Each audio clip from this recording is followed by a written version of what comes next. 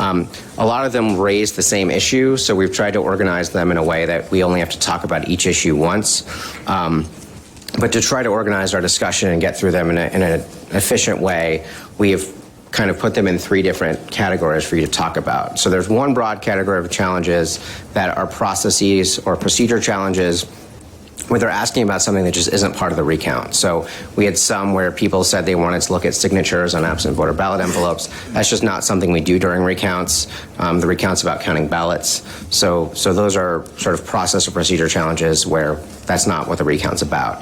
Then we had others that are process or procedure challenges that affected multiple ballots or all ballots, but are still process procedures that are done within the recount, but which Bureau staff and the county canvassers disagreed with the challengers. So those, again, are process procedure about the way the recount was done, something that actually is done during the recount, and there was disagreement about that process. And then the final category are individual ballot level determinations, where there's just a disagreement about how the recount assistants applied the validity standards to determine whether that ballot should be counted as a vote for one or the other. And those are individual ballots, so the board's just going to have to pull the ballot out and decide what they think is the right answer. I think we'll talk about some of the specific challenges as they come up. The one thing I'll just point out is there were a few challenges that are, saying, why can't we look at more things? Why can't we spend more time? Why can't we take pictures of both sides of the ballot, et cetera, et cetera? There are specific things that we're required to do when we conduct this recount. It is not a broad, wide-ranging investigation of every aspect of the election process. We are recounting the specific races that were requested. And it's whether we want to look at other things or not during that process, we have a specific statutory authority and a specific set of procedures that the board approved for us to do this recount. We also have to do this with taxpayer money. And so, yes, there's a fee for this recount, but that does not, certainly doesn't cover the total cost of what it actually cost the state. And as things were, doing the recount in the way we did them, conducting the recount of the races requested, we needed the full day in all these locations, or most of these locations, to just get that done. So in terms of taking extra days, having staff work extra hours, recount assistants work another day, getting the space for an extended period of time, we just don't have the capacity or the authority to do those extra investigations or things that people were asking for. We are doing a recount, and that's what we completed. Obviously, there are many other mechanisms. If people have additional things they want to look at, they can make public records requests. If they believe there was something unlawful, they can file lawsuits, and courts have authority to do other things that we don't. But many of these challenges are about things that we're basically asking us to look at other things or do more things that are not part of the recount. And we can talk about that, obviously, as we get into those specific challenges. But with that, we're going to start going through the challenges. To try to organize it, we're going to first talk about challenges that affected both proposals. And then we're going to do, I think, the challenges. Are we doing both first? Is that right? Yeah, we're doing both challenges to both proposals first. Then we're going to look at challenges that only affected Proposal 2. And then we're going to look at challenges that only affected Proposal 3. And then we have processes for the board to approve the results pending the outcome of the recount. So with that, I think we have challenger organizations that wish to speak. And I will pass it back to you, Chair Don. Thank you, sir. Very thorough and helpful. I have one question going back to relatively early, just for my edification and maybe others. When you mentioned the out of balance issue in Genesee County, what you were saying there was when there's out of balance following election, let's say that there's 104 names show on the poll book, but we're only 100 votes tabulated as cast. That's considered out of balance. But you get to the recount process, they open the box, there are 100 ballots in there that matches, so that is then recountable. Right, if it matches the number of ballots tabulated on the tape.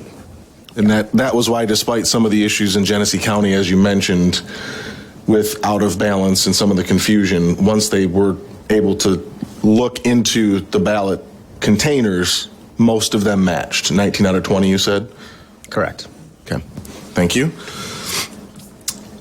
Before we start proceeding through this, there are a few names on here people who provided cards and indicate that they're a challenger but with a question mark. And so in order to kind of plan appropriately, I'm just going to read the names, and if you could indicate if you are either a challenger or an attorney speaking on behalf of a challenger. So Philip O'Halloran? You are a challenger? Okay, thank you. John, and I cannot make out this last name. I think it starts with an S. Okay, and are you a challenger? Okay. And then Trish Oliver? You are a challenger as well? Okay, thank you.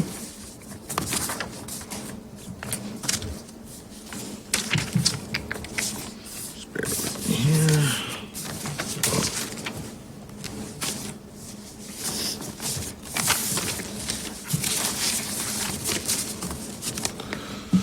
And if I do miss somebody who is a challenger on one of these items, just please, politely kind of let me know that I've missed you. It's not intentional. I'm trying to keep all this paper straight. So, as Director Brader said, we'll move into the issue of handling challenges related to proposals 2 and 3. And we have 1, 2, 3, 4, 5, 6, 7 of those. And of those, they are divided. There are 3 of them that were into that first category that was laid out by Director Brader. 3 of them related to the second category, and then 1 that will require us to open and make a determination. So, I guess, looking to staff or fellow board members on kind of proceeding through this, I can just essentially lay out what we've got here. We've got the 3 that are in the first. 1 is from Oakland County, and 2 of them are from Muskegon County. 1 is ballot stubs, absentee voter ballot envelopes, and secrecy sleeves are not present or available at the recount. Challenges were prevented from challenging eligibility of voters prior to Election Day and challenging the process the clerk's office used to determine voter eligibility. And as was laid out by Director Brader, those are items that are essentially beyond the scope of the recount. How would fellow members like to proceed on this? This is agenda item number 2, and I have a few folks here that have indicated number 2. Mr. Hartman, are you seeking to speak on this? Yes, sir. Okay. And then Mr. Brewer, you've put, so I have, according to what I've got before me, there are 2 individuals who would wish to speak on this agenda item. Generally, we bring up the challenger first and then the rebuttal from the, I guess, I don't even know, opponent, supporter. It's all confusing at this point, but basically it'd be Mark. So Mr. Hartman, if you would like to come up. These mics are a little different. There's a little guy yelling at the bottom. Make sure that's green. And we'll give you 3 minutes within reason to state your case, and then we'll have questions if necessary. To be clear, we're addressing the 3 dark gray items at the top of the form? Correct. Okay. So specifically the Muskegon challenges, which are items number 2 and 3. This was a challenge that was filed by Chris Kyla from Muskegon, and Mr. Kyla had, prior to the election, served the Muskegon County clerk with the name of 52 voters who had, from a national change of address, moved out of the jurisdiction more than 6 months before. He was told by Muskegon, citing the Secretary of State manual, pages 17 and 18 of the manual, that the challenger is not permitted to make a challenge to the eligibility of a voter. This is a violation of MCL 168-733, which indicates that is the duty of the challenger to challenge a voter that is not eligible to vote. When this was done at the election, they refused to accept the challenge, and Mr. Kyla reinstated that challenge at this event because those ballots should not have been counted in the recount. And the fact that that challenge was not heard, he believes, is a violation of election law. And I want to just address something that Mr. Brader said in his opening remarks briefly, and he indicated that the scope of this was limited to counting ballots. The statute that I would ask you to, it's in the materials I provided you to look at, is MCL 168, and that is under 872. And that indicates when there is probably a violation of state law that the Board of Canvassers is obligated, both the state and the county level, to conduct an investigation. And I believe that is on page, let me help you find the page number where that statute is actually cited.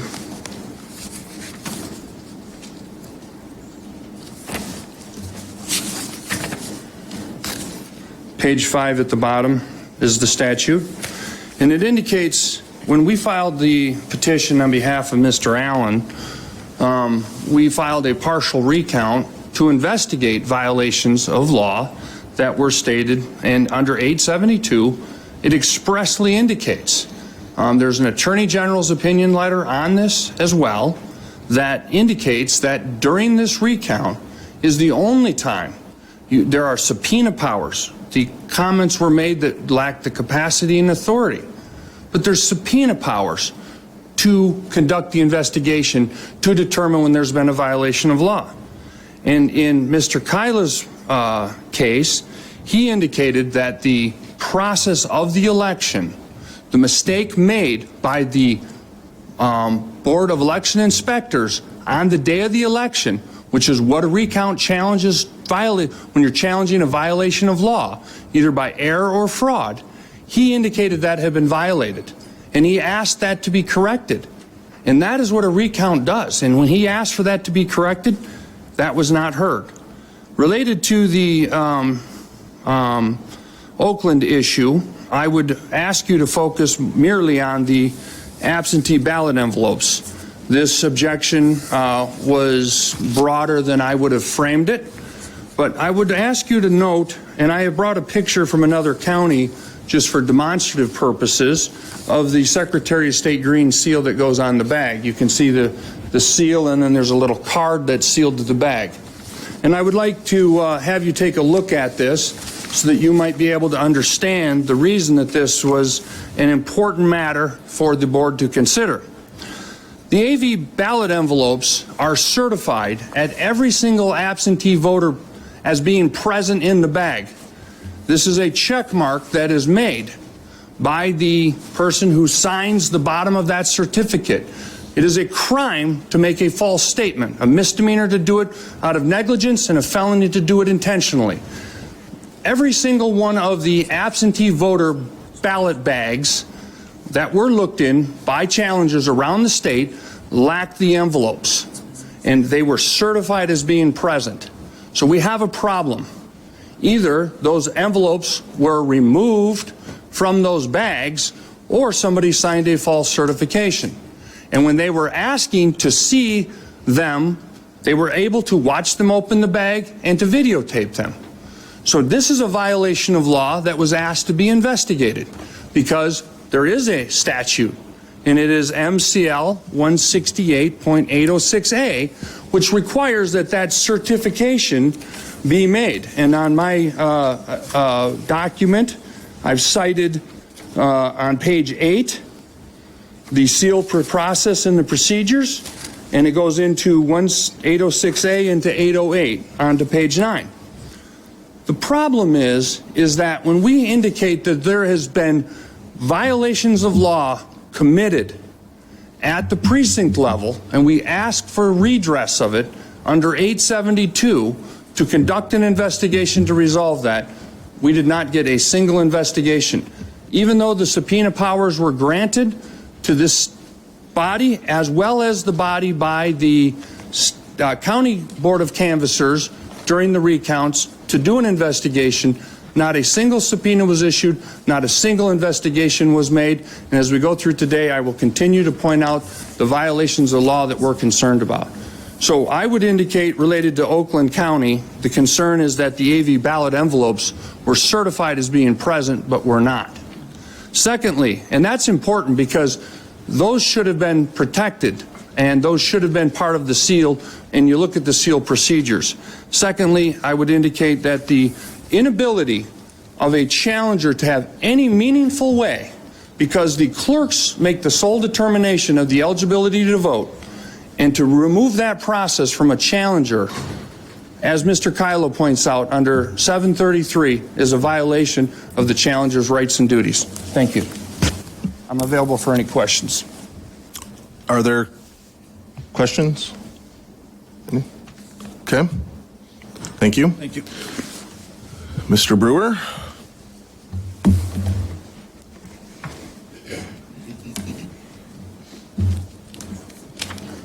I did forget what I've been doing dozens of times. Please state and spell your name for our reporter. She probably knows most of these folks, but it's process, so moving forward, please do that.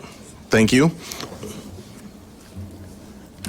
My name is Mark, M-A-R-K, Brewer, B-R-E-W-E-R, thank you, of the law firm of Goodman Acker. I am general counsel to Promote the Vote. On behalf of Promote the Vote and Promote the Vote 22 and the Reproductive Freedom Ballot Question Committee, we filed this morning a detailed written memorandum responding to each of the challenges in order to assist the board and expedite this matter. I understand that you have an electronic copy of that and a written copy as well. But before I address that and summarize that memo for you, I have some overall remarks that I would like to make for the record. Promote the Vote would like to thank the voters of Michigan for making their voice heard in all the elections that took place this year, and want to thank all the election officials, up to and including your staff, for the very hard work that they did administering these elections, including these recounts. It's clear that the voters of Michigan trust our election processes. They turned out at historic levels this year, and they strongly supported the two proposals that were the subject of these recounts.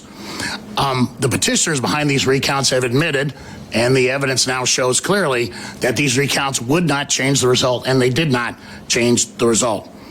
The petitioners have abused this process to advance their own organizational agendas, and we hope that changes will be made to the law to prevent this kind of abuse in the future. Recounts are just that, as Director Brader has indicated this morning, a recounting of the votes cast in a given contest.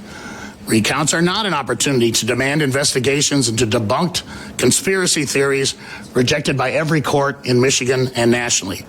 Recounts are not an opportunity to threaten election officials with criminal prosecution because they know the law and are following it.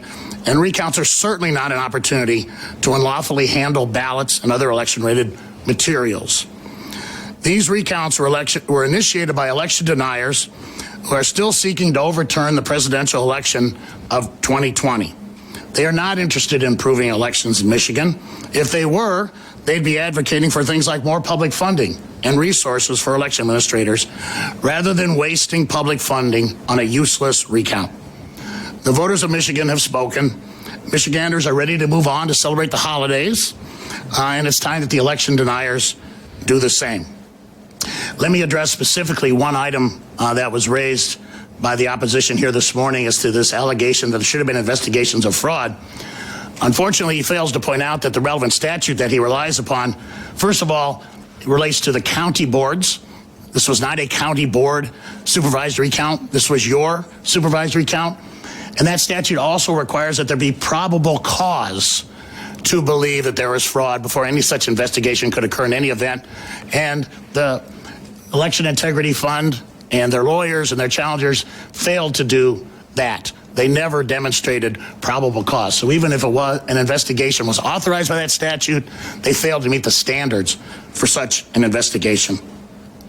Now, as to our joint written memo that we filed this morning, we tracked and followed the document that your staff prepared and provided a response to each and every one of them in the same format as you did, so it'll be easy for you to follow.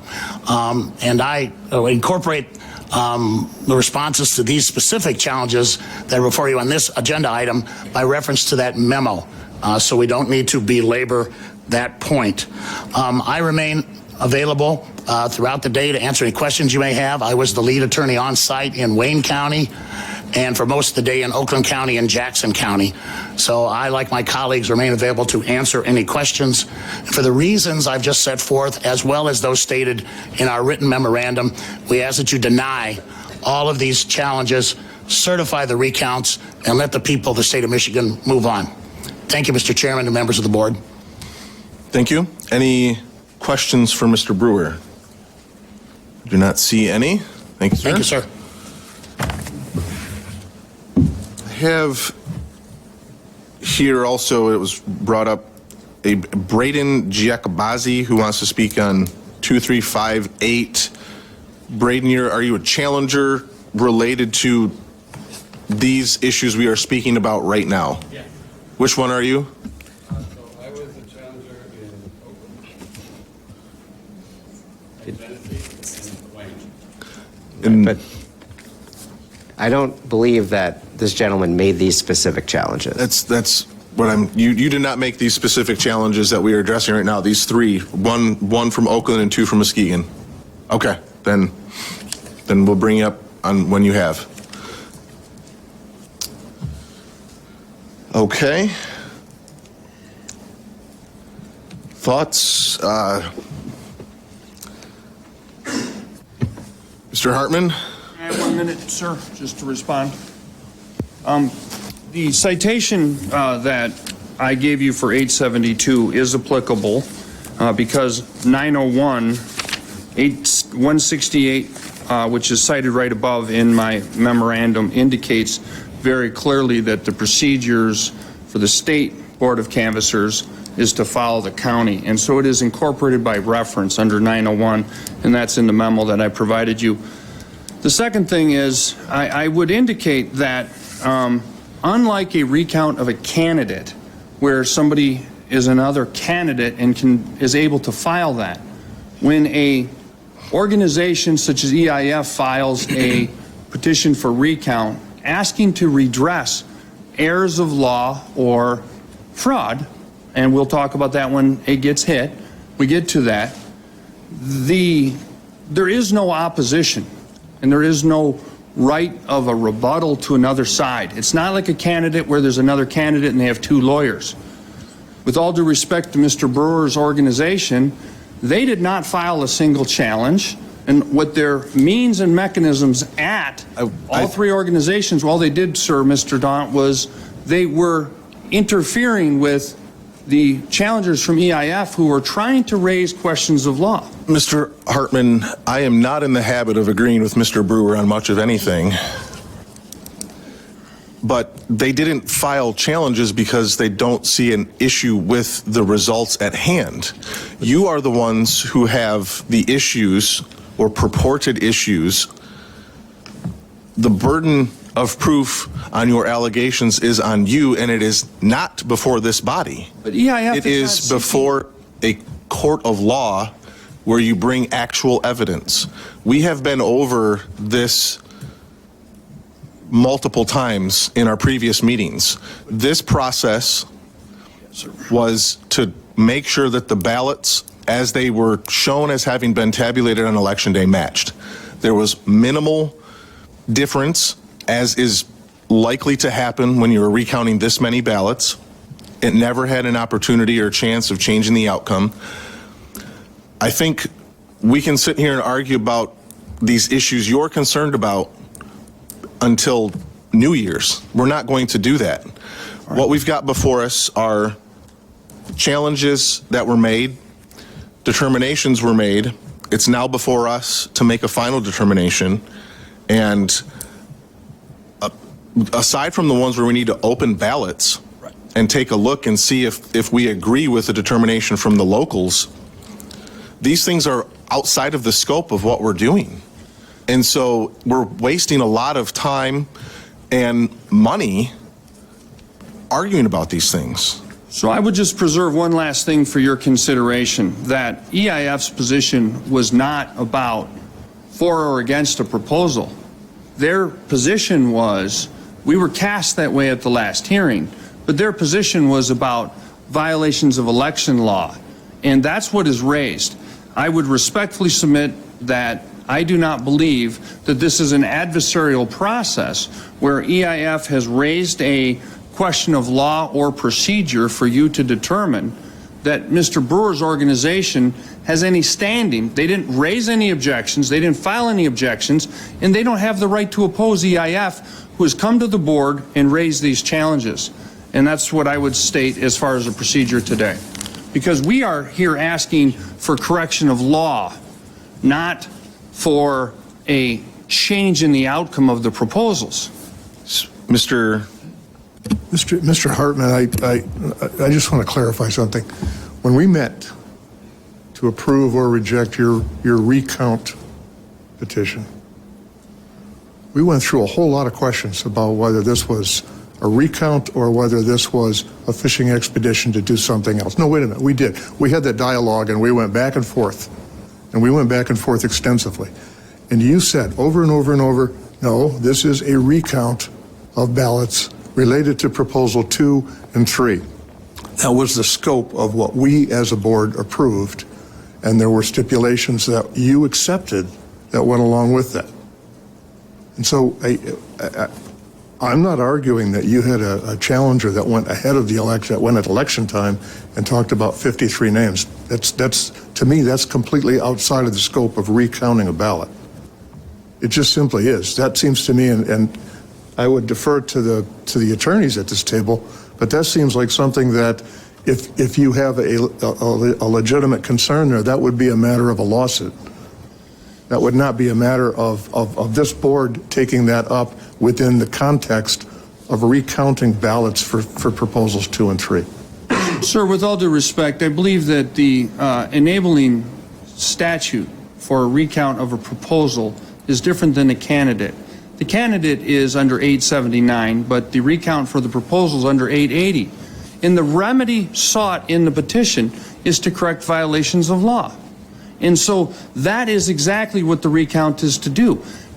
Please be aware, sir, that I didn't write the statutes, but the statutes give subpoena powers and an obligation when a challenger raises probably cause to believe that a violation of law has occurred, that there is a duty that is then imposed that requires them to follow through and to investigate that. And when they make a determination that there was a violation of law, it's supposed to be referred under 872 to the probate judge and to the attorney general.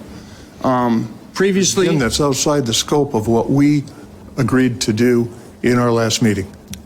What you signed on to and what we agreed to and what we voted on, and I have it here, was a process of recounting ballots within a very limited and very well-defined scope of operation. correct. And when violations of law were raised, they needed to be addressed. We talked about your investigative powers and your subpoenas then. We never resolved it. We took a break, and you never went back to the business of that. We took a break. I spoke to the Attorney General on the right-hand side of the room. When we came back from the break, it was never addressed again. We resolved it by virtue of what we voted on and put forward as the procedures that would be followed. That all right. End of story. Okay, thank you. Did you have a question? I just have one comment to make to Mr. Hartman, and that is with regard to his objection to the rebuttal of his challenge advocacy, and that is that we recognize both Promote the Vote 2022, Promote the Vote, and Reproductive Freedom for All as interested parties in this recount. And that gives them the authority and responsibility to respond to the assertions that you make with regard to your challenges. Thank you.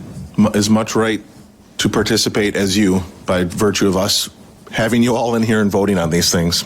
So, any other questions, discussion, comments? So I believe I'd be set to entertain a motion on these challenges, these 3 challenges that are pertaining to proposals 2 and 3.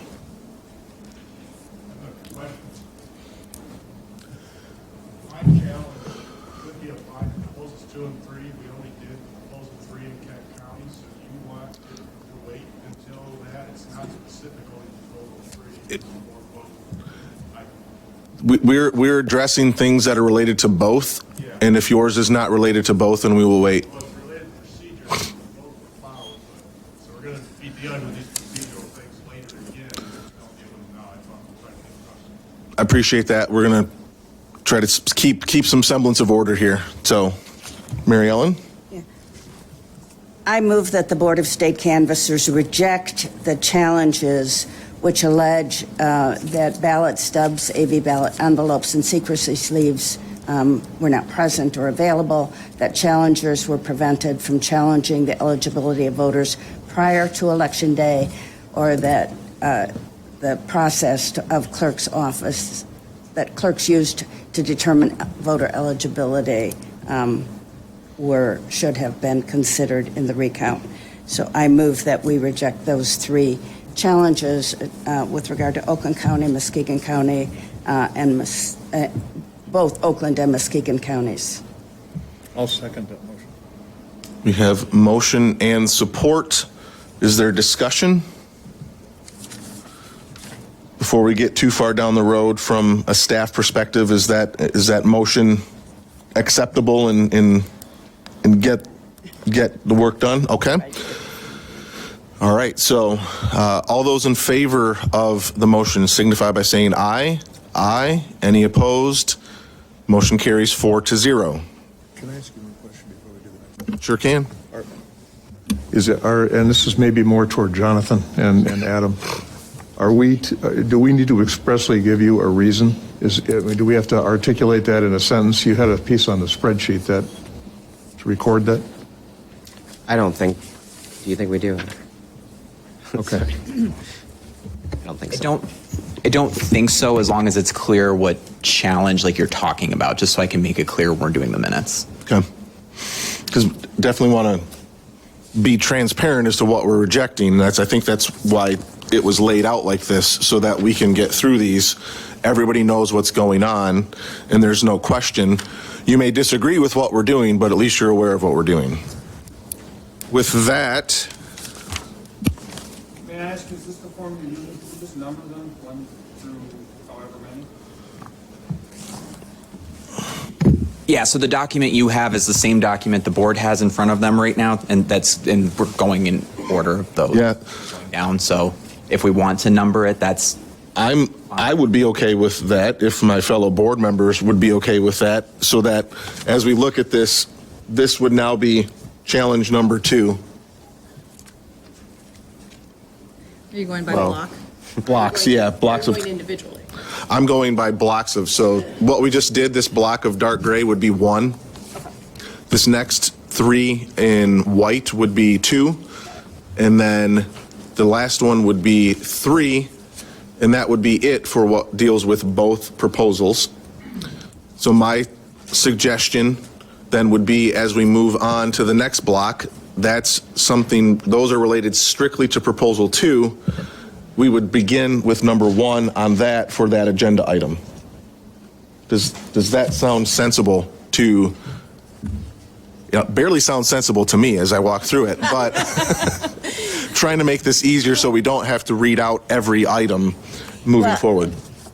I would suggest then, since we have all of these listed, that we number them 1 through whatever, 1 through 119, so that we could efficiently, instead of trying to frame the motion as I just did, if I could say that I move that we reject 1, 2, and 3, I think that would be, for the record, which Mr. Hartman may want to challenge later on, I think that would be the most efficient and clear way to proceed.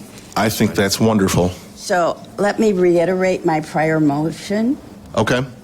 I move that the Board of State Canvassers reject challenges 1, 2, and 3. I Second the motion.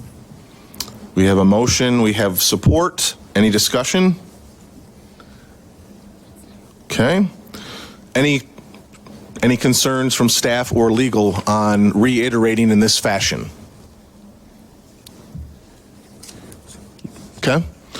All right. All those in favor of the motion signify by saying aye. Aye. Any opposed? Motion carries 4-0. Under this newly established Gurwitz rule, Hartman-Gurwitz rule, we'll call, these are numbers 4, 5, and 6. And these are items, So, I've pilfer through my paper here. so these are procedural challenges, but it requires opening the envelope to look at what's inside to resolve them. And they're sealed, so we couldn't open, right? We can now. Yeah, but we didn't previously because they're sealed. Okay, so these are procedure, but they do still require us to open, okay? And all three are from Muskegon County. And this is need to open abuse, it says it right there. Basically, we did. This is still agenda item 2. Why don't we bring these, hand them down, we'll open these and see what we're looking at. Yeah, so we don't know. The process challenge is not apparent to us from just looking at the outside of the envelope. So we my need to open them. suggestion is because they may be different, I'd say we would probably just hit one at a time. Okay? So what procedures do you want to do about opening these? I think probably best just to have me unseal it, so everybody sees me doing it, and then pass it around. They appear to be, this first one, challenge envelope exhibit number 15, County Muskegon, process challenge inside. Ruling by the County Board of Canvassers is to reject the challenge. The ruling by representative of Board of State Canvassers is reject.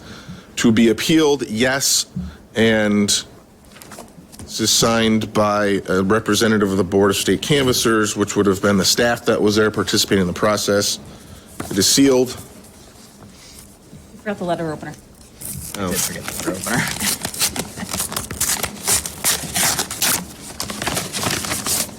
Chairman Don, would you label the envelope number 4? Sure. I don't think we can. Can we put a sticky note on it? Yeah. Sticky note or something? Let me see if I have any. This one,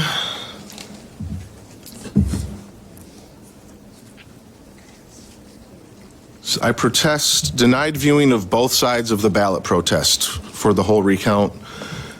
I protest that I am not being permitted my rights under MCL 168.874 to observe each ballot, to have an opportunity to review for this 803(1) or 795(2) protests. Limiting exposure to one side of the ballot is unlawful. I can read the whole thing if people would like me to. Otherwise, it's essentially a reiteration of some of the things we've heard. And it is signed by Christopher, I think that might be Raymond, and, I'm sorry? Kyla. Christopher Kyla? Okay. And then is Christopher here? I will speak on his behalf. Okay. 1 minute. I have memorialized this on page 3, item number 4. I have cited that, once again, 891 indicates that the That memo he gave us. selected by the Board of State Canvassers. It references section 861 in SEC, and then we cite 874, section 3. It says a candidate or person interested in the ballot question, their counsel, watchers, talliers. Oh, yeah. Thank you. Apologize. 168.874, parent 3 indicates the candidates or persons interested in the ballot question, their counsel, watchers, and talliers shall be allowed to observe each ballot as it is called and take notes as they desire for their own records. And it was indicated that during this recount, some of the reasons that were cited, because this issue will probably need to be ruled on one time because I believe it'll be duplicated in other portions. So I'll make the argument once so we can move through it. As you rule on this one, I assume that will control if it comes up again in a later challenge. The reasons cited by the challengers as not being able to see the front of the ballot were, number one, the law permits it. Number two, the front of the ballot identifies both the precinct and the ballot type, and to make sure that it was the right ballot in the right ballot type. Number three, a ballot with the word written duplicate on it is noted on the front side of the ballot. And then there was a process by which duplicate ballots were to be compared to the damaged ballot. A ballot that has tape indicating a challenge has previously been filed would be only on the front of the ballot, because they would write the ballot number on it to match the poll books and cover it with white tape. We weren't allowed to see that. And MCL 167.8031, which specifically requires the ballot with distinguishing characteristics during a recount, would be deemed void. You would not be able to see if somebody had made a distinguishing characteristic or mark, and therefore the challenger would be unable to comply with 8031A.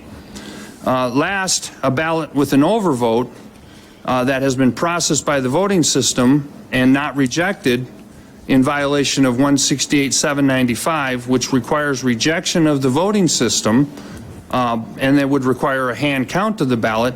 There would be no way of determining without being able to see the front of the ballot if the machine were programmed in violation of MCL 168.795-2. I have on section 4 of my objection on page 3, and it goes on to page 4. Under that objection, set forth the law, which indicates, and it is our belief, that the inability to observe the front of the ballot and to make notes is a violation of the procedure of the recount, and that was done pretty much universally in the process of this recount. Thank you. Thank you. Any questions before I move? Are there questions? Mr. Brewer, you were moving as though you would like to come up. Come on up, sir.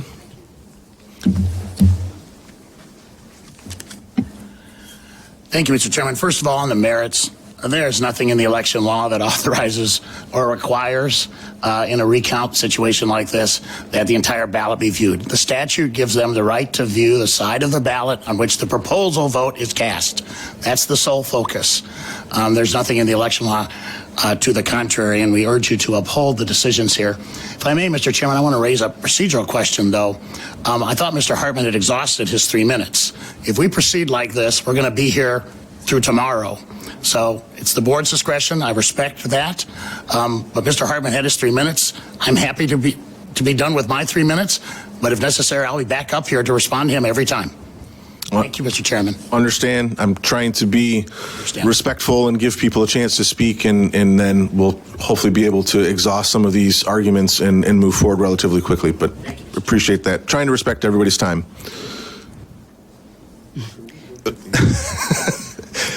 You can come up if you want. He's jumping in his. Just on this procedural, Mr. Chair, may we have our speaker, please? Chris Trebilcock, I'm an attorney at law, TREBILCOCK, representing Promote the Vote 2022. And I just know, in terms of these challenges that we're going through, there's a process. And at the last meeting we were here, we recognized interested parties who have standing in this process challenge. The individuals who made challenges at the various recount sites did them on behalf of the interested parties. They do not have individually have standing. Rather, pursuant to the Bureau's board notice, it's the interested parties, and then the attorneys were limited to 3 minutes per side on behalf of those interested parties. So I would argue and urge the board to consider that as they're determining their procedures for today. It's the interested parties on both sides, and then whatever procedure you want to use to allow the interested parties to address each challenge. I believe the procedure that was set forth was 3 minutes per side, per group of challenges, per agenda item. We're more than willing to respect that and think that that's adequate. Thank you. Thank you. Do you have a question? No. Mr. Chair, Yes, go ahead. for efficiency, I know I said we'll do into the, so I guess my curiosity is if the other two are the same challenge. I would imagine that to be the case, so why don't I open them? Yes. And we'll take a look at them, and then we can proceed. Thank you.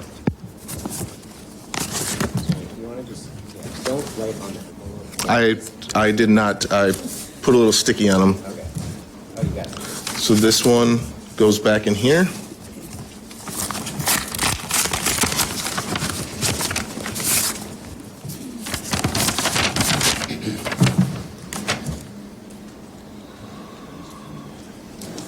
This is related to electronic voting systems. So I guess that is different. Signed by the same individual. Signed by the same individual. And we're identifying this as challenge. That's number 5, yep. And then this is challenge number 6.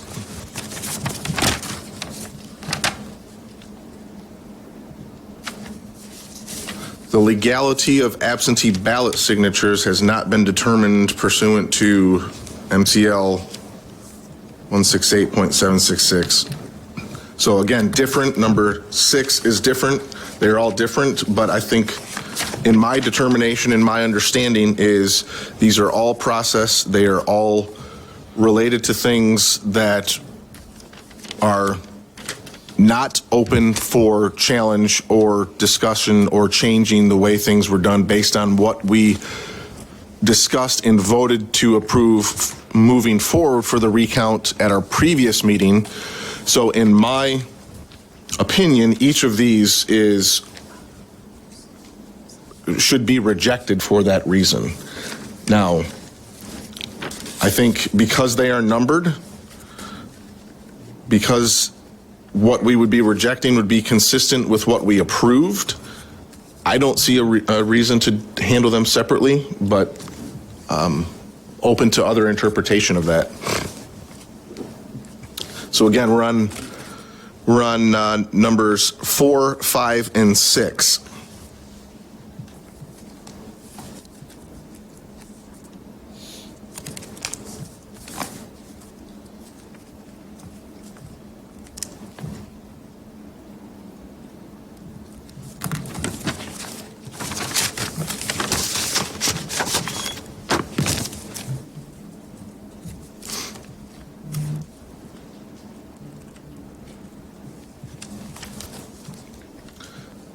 Back down. So, I think I would be entertaining a motion, or would staff anything to indicate? Ken?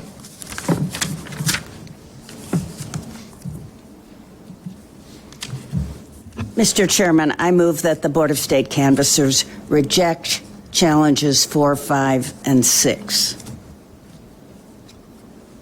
Mr. Chairman, I'll second that. We have motion and support. Do we have discussion? All right. All those in favor of the motion signify by saying aye. Aye. Any opposed? Motion carries 4-0. We are now on the challenge number 7. This is a challenge related to a bleed through and use of marker and stray marks. It is something that is going to require a determination from us on whether we agree with the recount team. So I will open that. We will take a look at this, and then we will make our determination and a motion. I don't envision a need, because this is simply something we are taking a look at to see if it matches the procedures and confirming or denying what they did. I do not see a reason for attorneys to come up and speak about this. We need a number. Yep. It's number 7. And this is challenging decision because believes the ballot is invalid due to bleed through and stray marks. And I'm looking at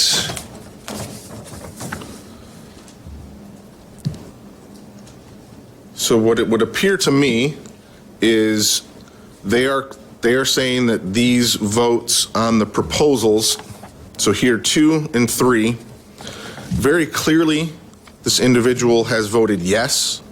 They've fully shaded the box. There is bleed through from what they did on the front into the back, but it does not impact their marking of their yes vote. And I would, in my mind, would reject this challenge because, again, human eyeballing this will tell you that it's very clear this individual wanted to vote yes. I don't think any of us want to be in the business of throwing somebody's vote out because of some Sharpie markings on the other side. Can I ask a couple questions on that? Sure. Can I look at it? Yep. The bleed through has been an issue that's been raised a couple times by different people. The Sharpie bleeding through. Am I allowed to hold this up? Sure. Yeah. So what's happened here is, without having you see more, is that the bleed through is coming 2 inches away from the boxes that are being checked for an actual voting action. And my understanding is that the machines are calibrated to read only the position where the boxes are. So if there's a bleed through, that's not something that the voting machine is reading. Is that correct? Is there anybody that disputes that? I believe that's correct. Okay, so that's question number 1. So that would not change this ballot. If there was a bleed through, it doesn't affect it. The second question is that if there was a challenge, if there was a problem with the machine, am I also correct in assuming that rather than being counted on a bleed through, this would, if the machine had a problem, it would reject it, correct? Correct. Which on the tape would show that it was a rejected ballot? Well, it would, if, it depends. Okay. So if the entire, if it read the bleed through in a way that it thought that the races were overvoted, it might reject the votes for those races. But if there were still votes that was able to read for other races, and the overvote, assuming this was an in-person ballot, was still accepted by the voter, or in the case of an absent voter ballot, if the election inspectors counted it for the ballots for which there was no overvote, then it would still record votes for those races. Okay, okay. And generally, this type of thing will happen with an absentee because they send it in, they are not there when it's processed. And so because when you put something into a machine while you're there, it'll push it back out and say, hey, you did something wrong, take a look at this. So yeah, I mean, if somebody so in this case, I don't believe the tabulator actually rejected this ballot, so it didn't cause a problem for the voter. I think what the challenger is saying is that even though the tabulator accepted it, it should not be counted because of these bleed-through marks. But in the case, it is in the case if you were in person and it did reject your ballot, it would come back out and you would have the opportunity to spoil that and vote a new ballot. Or if you just didn't care, if your vote didn't count for that race, then you could accept it and it would still go in if you're in person. Chairman, don't have 1 minute? No.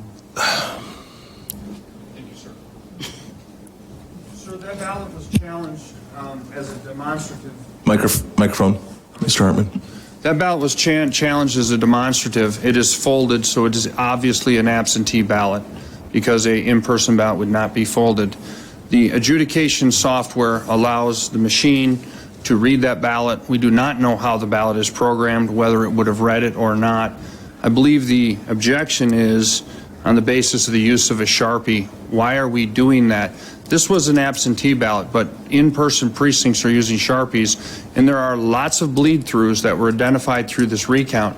We do not know whether the machine, both the tabulator that is at the precincts has an override button that you can accept the ballot if it has an overvote, which is a violation of 795-2, as well as the adjudication process allows it.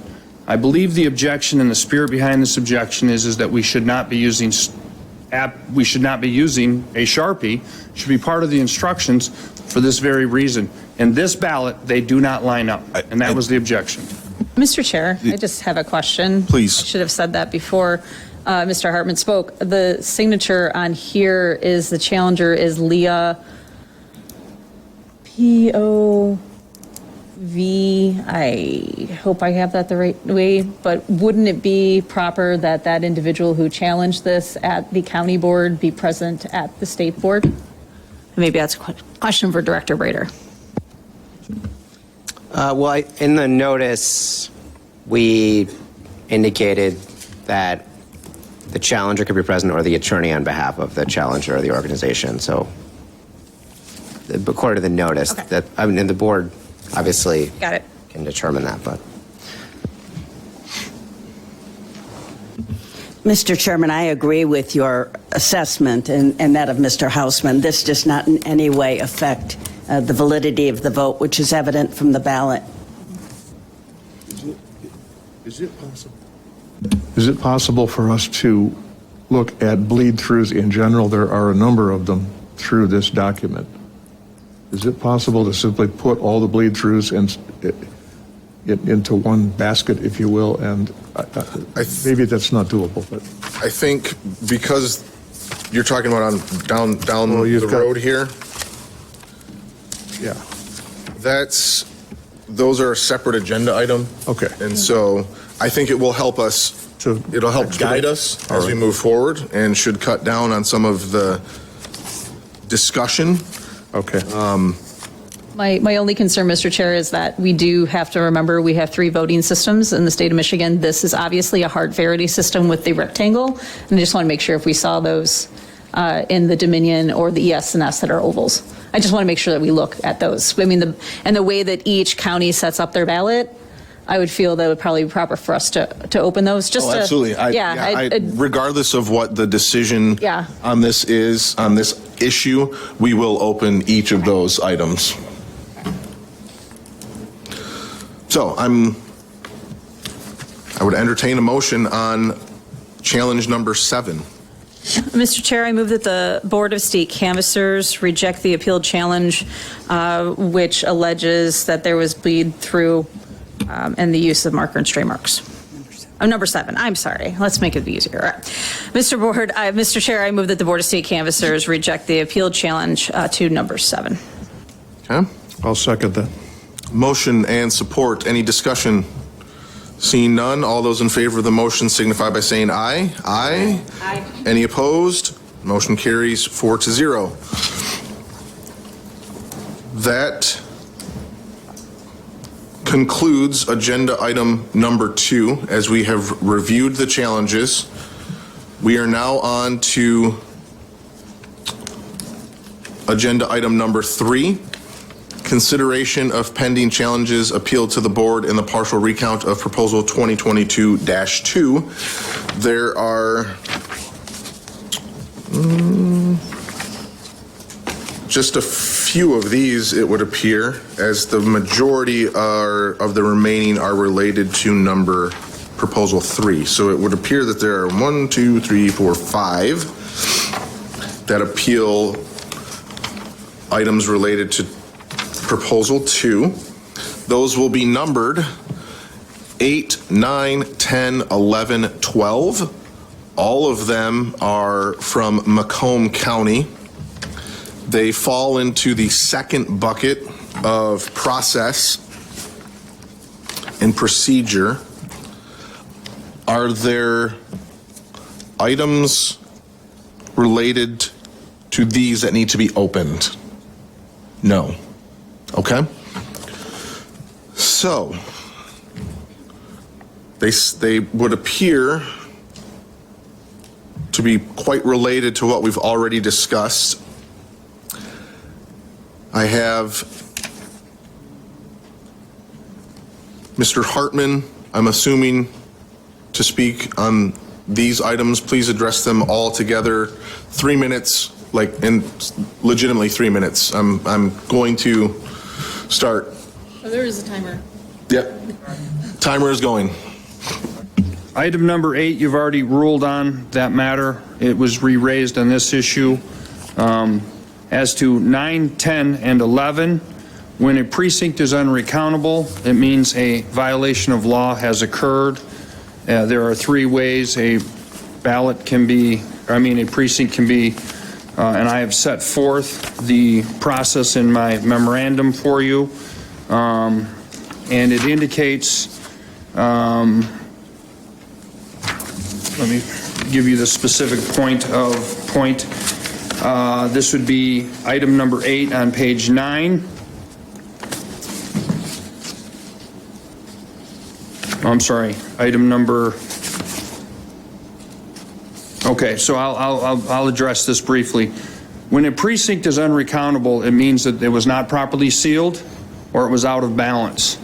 There are statutes which require that a ballot box be properly sealed, and there are requirements that say in 801 that the duties of the election day precinct inspectors is to make sure it balances and to stay there till they do. And when it is not balanced, they have violated their statutory obligation under 801, and it's a violation of law, and a full and complete investigation should be done under 872 because there's probable cause. Specifically, as to item number 10, Shelby Township 27 AV, what's extremely disturbing about that one is that was 100 ballots exactly less than the tabulator reported.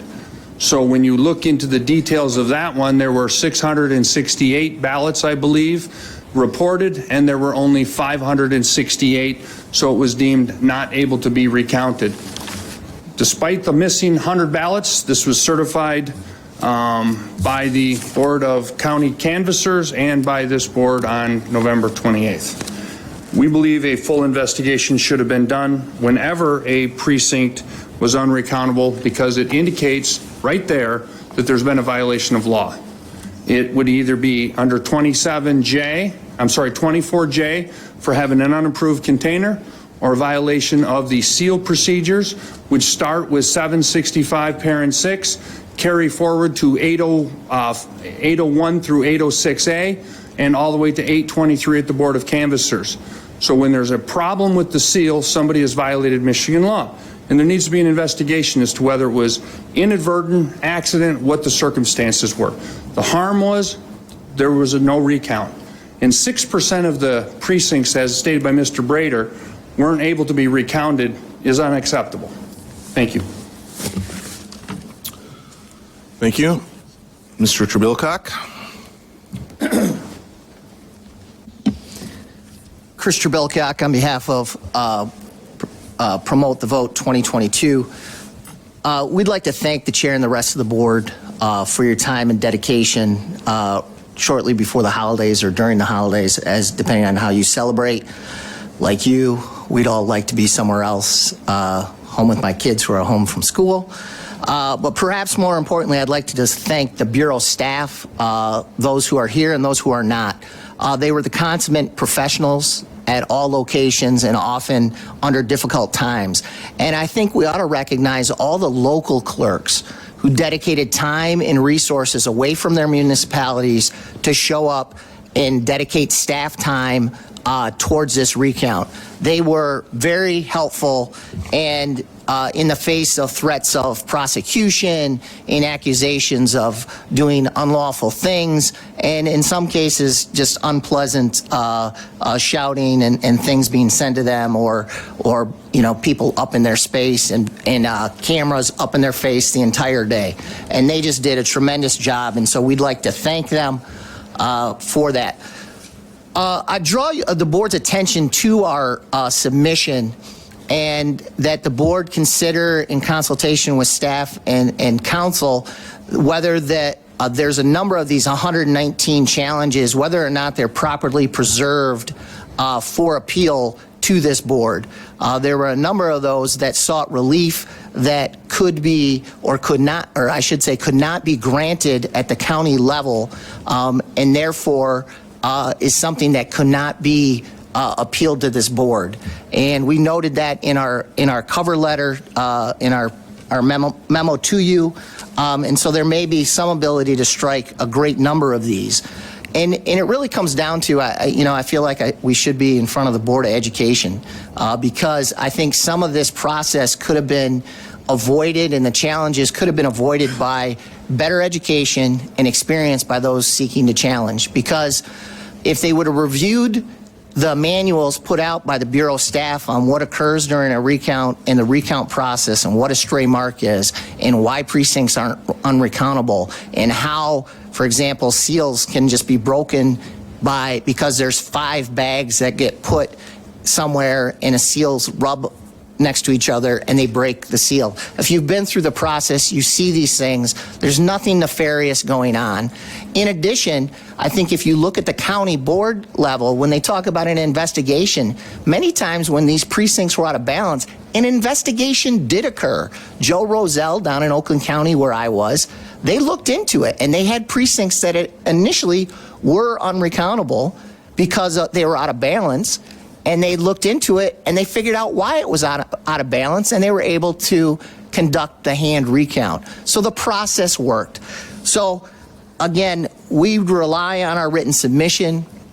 We'd encourage the board to review these procedural challenges that are not properly preserved for appeal and reject these uniformly. I'll be here available as my colleagues for any specific questions, but again, we urge the board to reject all these challenges affecting Proposal 2. Thank you. Any questions for Mr. Trebilcock? Okay. Mr. Chairman, I have a question for Mr. Brader. You have provided us with all of these challenges and suggested that we need to address them. Mr. Trebilcock has said that a number of them were not properly preserved for appeal. Can you please advise us whether there are challenges which we should not need to consider? So in putting this list together for you, we did not identify, Bureau staff did not identify any that we presented to you that we didn't think were properly before you for appeal. I would obviously defer to the Attorney General's office if they believe there's a legal basis for saying that they were not properly preserved, but that's not a determination that we made. Come on out, Steve. Turn the mic on, state, spell your name. Thank you, Mr. Chairman and members. Stephen Liedl of Dykema, appearing today on behalf of Reproductive Freedom for All.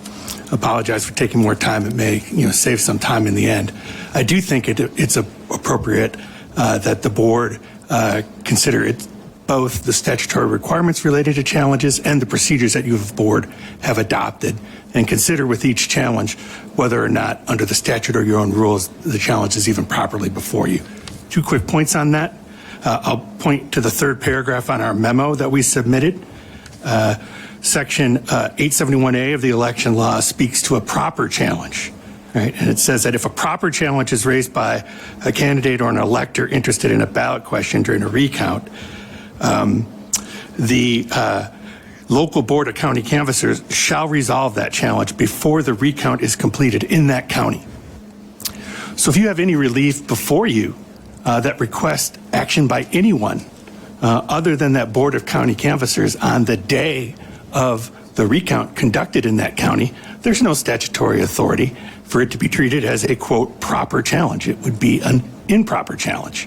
So I think you have the ability, when any time a challenge requests action by anyone other than a county board of canvassers at any time other on the day of the recount before the county portion of the recount is completed, to not consider that as an improper challenge. Secondly, under the procedures that the board adopted in another category of challenges, the challenge is supposed to be detailed at the time it is made in real time under your procedures, and then it has to be reviewed by the challenging person or entity and signed. And your own procedures do not provide for any sort of supplementation or additional arguments or additional challenges relating to that. So I submit to you that you should only consider the written materials that were presented under your procedures and signed by an individual. And if those information do not appear on the outside of an envelope signed by the individual as requested, you should not consider anything. And it also means that you shouldn't take any time to consider additional information or arguments relating to a challenge other than the information submitted under your own procedures. Your procedures do not provide for supplemental challenges. Thank you. Any questions? Okay. Mr. Chair, I would like to see what we have from the Bureau. Okay.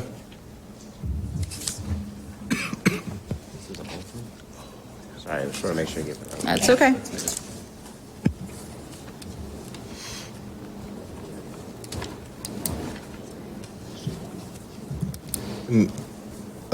These So are this items. envelope that I'm handing you relates to challenge number 8.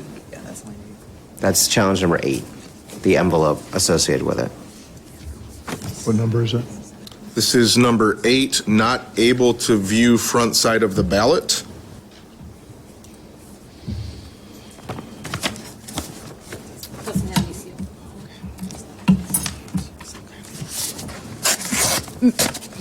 Director Brader, the challenge that we have in front of us does not have a seal, obviously because it doesn't have any document inside of it. So is that properly presented to this board?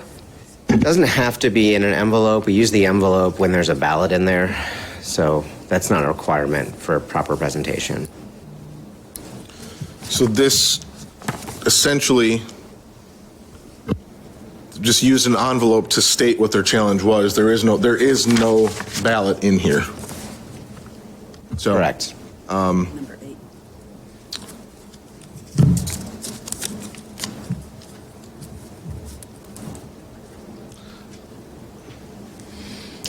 Are there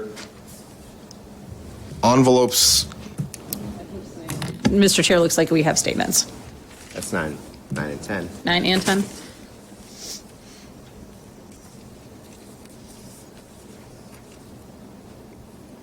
Chairman Dunn? These are 9 and 10 and 11, precinct unrecountable one investigation. I think we've been over this multiple times. 12 is on that list, too.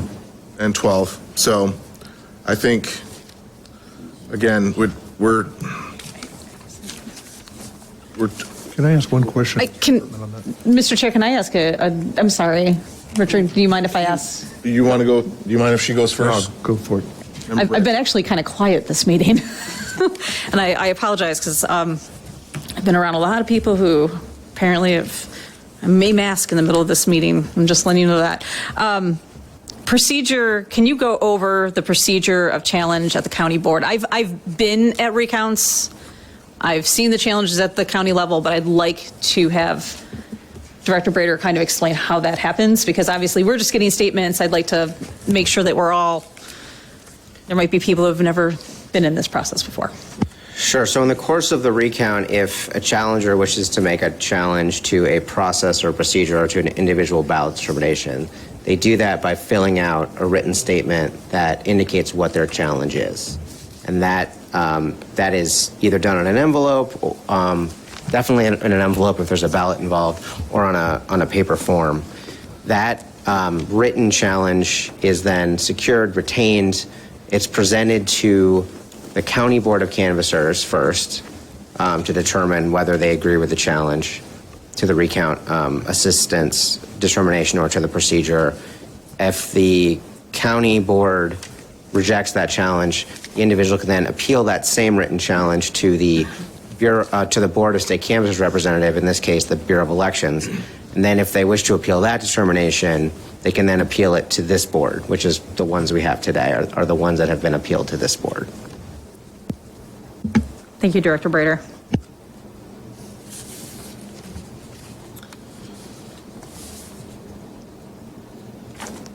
I'm of the mood that I think a motion would be in order on items 8 through 12. 7, I think, right? Oh, no, sorry, you're right. I'm sorry, 8. My fault. I'm struggling, but not struggling that bad. I'd still like to ask Mr. Hartman a question. Oh, yes, sorry about that. Go ahead. Mr. Hartman, if I could. It's a pretty simple one. I'm looking at the reasons why these precincts were uncountable, or why these precincts were unrecountable. And the question is do you know if the clerks in those counties had already addressed the fact that these were unrecountable? So in every case, an investigation was asked for to the Board of County Canvassers to make determinations and findings of fact and determine if there was a violation of law. Because it was recountable, we believe that established probable cause. In 0 cases throughout the state where 6% of these precincts were deemed unrecountable for violations of law, was an investigation conducted. I think I'm asking a different question, though. Okay. The question I'm asking is a little more human. It's not law. Okay. The question I'm asking is, in each of these counties, there was a county clerk that at some point in time, and a board of canvassers in the county, and a representative of the state board of canvassers, who recognized that a precinct was unrecountable. Agreed. Agreed. So in each of those cases, was that like a huge revelation that the county clerk said, well, we're going to stuff this somewhere, we don't care, or we're not going to look into it?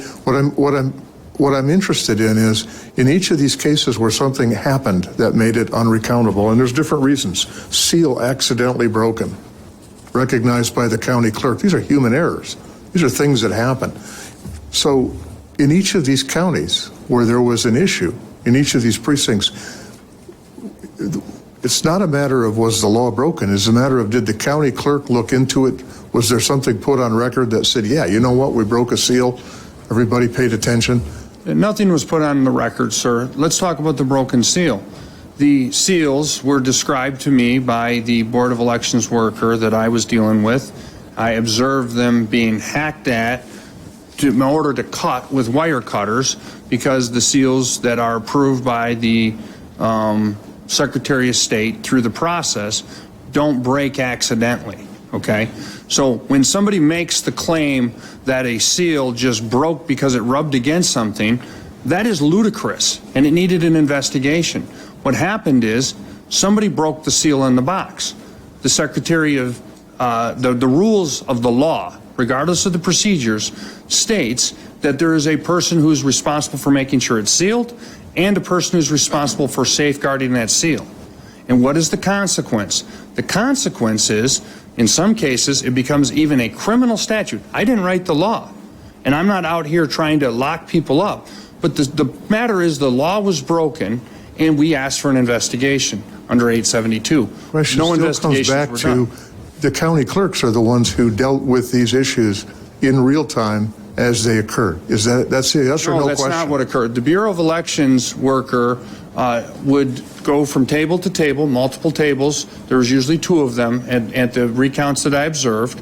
And when they were made a determination, there was 3 reasons. 1, the bag wasn't approved, which is a misdemeanor for a clerk to use a bag that's not approved.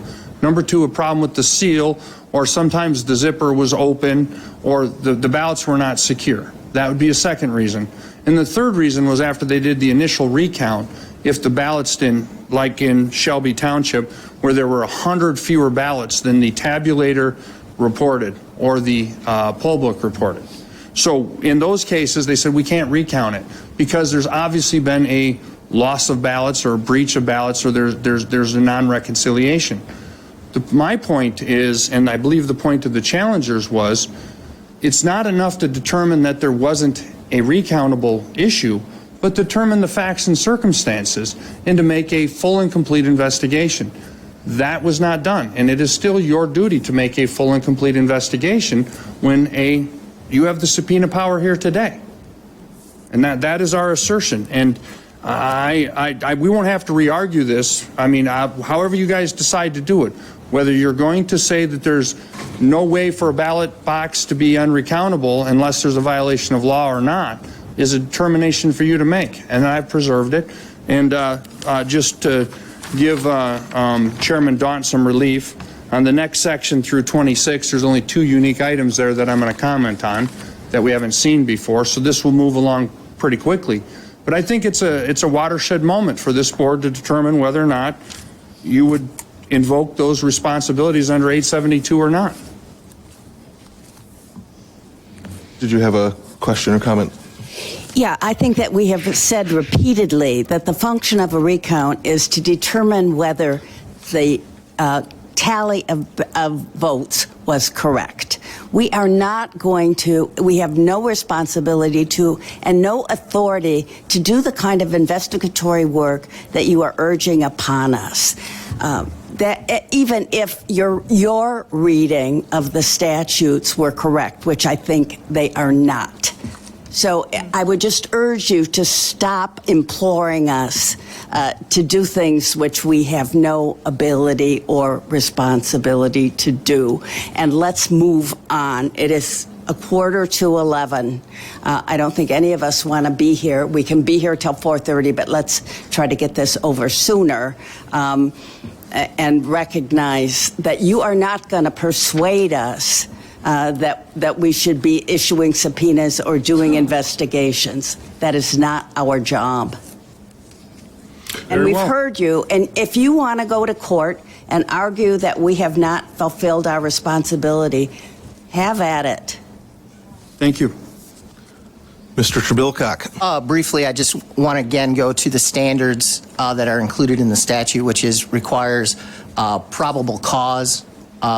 There's no evidence of probable cause of some sort of fraud. They say just because a precinct is unrecountable, it's per se demands an investigation. That is not the standard in the statute. I'd also note for the record that at least one of the clerks, which Mr. Hartman challenges, is Stan Grott in Macomb County. And the one with 100 ballots missing is Stan Grott, well-known Republican, who's challenged a lot of these same things. And if he believes that there was fraud or illegality in Mr. Grott's jurisdiction, there's a county prosecutor, former Senator Mr. Lucido, that Mr. Hartman can petition to investigate Mr. Grott, and that would be where that avenue lies. So I'd encourage him to do that. Thank you, sir. Gentlemen? You can put the hand down. I'm not going to recognize you, so. Again, on items 8, 9, 10, 11, 12. Mr. Chairman, I move that the Board of State Canvassers reject challenges 8, 9, 10, 11, and 12. I second that motion. Motion and support. Discussion? Seeing none, all those in favor of the motion signify by saying aye. Aye. Aye. Any opposed? Motion carries 4-0. Based on my reading, that concludes agenda item number 3, which would take us to agenda item number 4, which is the certification of the partial recount of proposal 2022-2. Director Brader, anything to add to this? Is there anything special about what we're doing essentially, or is it just essentially we are saying recount occurred, we recognize the results, nothing changed in those results, end of story? No, I mean, because the challenges were rejected, the adjusted vote totals as a result of the hand recount are basically being certified by the board now. So this will change the vote totals by a net of 6 for this proposal, and we'll subsequently update that on the official website. Thank you, sir. You want to add? Just Adam's going to explain it better. Just to be clear, what's in your packets under tab 4, you've got, and what is posted online as well, it reflects the final numbers. So if you accept the challenge, we will have to adjust the numbers from what's in your packet, if that makes sense. And then we, on our website, will compile this from the counties to have a total number overall. The Director Brader did read what that is already, but we will be putting that online as well. Thank you, sir. So, agenda item 4 would be seeking a motion on certification. Mr. Chair, based on the examination of the partial recount of the votes cast at the November 8th, 2022 general election regarding Proposal 2022-2, I move that the board certify that the attached is a true statement of the votes given in the election. I further move that the Board of State Canvassers certify the state Proposal 2022-2. Passed. I'll second that. Passed, sorry. I still second it. Okay. Motion and support. Any discussion? Seeing none, all those in favor of the motion signify by saying aye. Aye. Aye. Any opposed? That motion carries 4-0. That concludes agenda item number 4. Halfway there. Agenda item number 5. Consideration of pending challenges appealed to the board in the partial recount of Proposal 2022-3. That would be challenges 13 through the rest. I have not numbered them, but in terms of the various blocks that are before us, and 13 through 26. thank you. I was trying to talk and write numbers. So we are on 13 through 26. I'm going to take a wild stab that these are things we've already discussed today and at previous meetings. I think this board, number one, the staff has done phenomenal work putting all of this together for us to review and look at. And reminder, we get this a little bit ahead of time, but because we're a public body and this is an open meeting, we don't talk to each other about this stuff. We conduct these things in these meetings, so we're working through this the same way many of you are. I, as chairman, and the rest of my fellow members want this body to be open and transparent and give people an opportunity to state their case, but at some point we reach rapidly diminishing returns on some of this. We've been over these things numerous times. I think we're going to have the same arguments. I know that there are items that we need to open, and I think we want to get to those and do that because that is required of us. But frankly, 13 through 26, and then 27 through whatever that would be.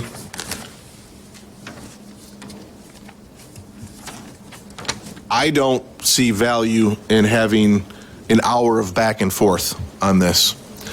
I had just only the unique item on this move that we haven't discussed. Which one is that? Number 18, sir. What is, can you read that? Number 18 is Grand Traverse. Can you please use the microphone? Yeah. Coming up, I will give you 3 minutes on this, and then Mr. Liedl, I believe you're here on this one, let you come up and address. So 13 through 26, I would indicate that the board has already made a precedent as to how the rest would be decided except for 18. In that one, it indicates that the Board of Canvassers lacked a quorum. There was only 2 people present for Grand Traverse County. And how the board wishes to deal with that, that was what the objection was, that there was not 3 members of the Board of County Canvassers present. Were the 2 members of the board, were they, just out of curiosity, were they separate parties or? I wasn't at that board, I'm not certain. But the other ones, I believe, would be, you have already made a determination and heard discussion on. Thank you. Mr. Liedl.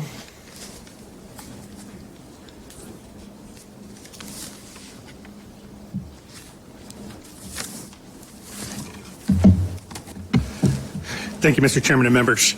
I'll be brief.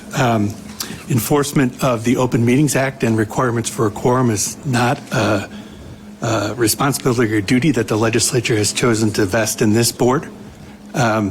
Certainly, if there is an issue with the quorum, there is a mechanism under the Open Meetings Act at any time for the board to meet again and remedy any violations of the Open Meetings Act. But I don't believe this board has any authority to deal with quorums or lack thereof at boards of county canvassers. Thank you. Thank you.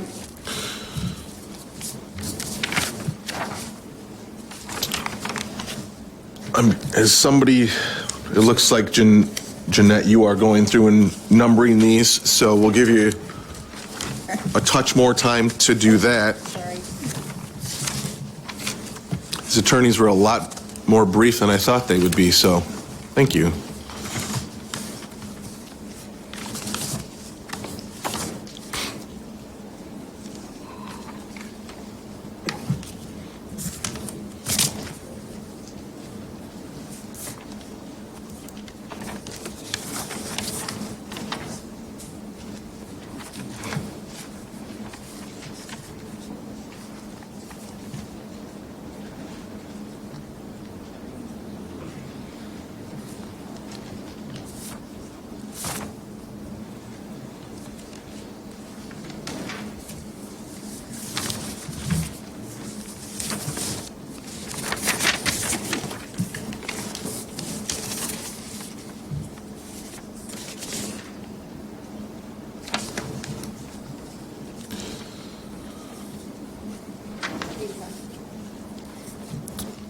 So 85. 27 through 85.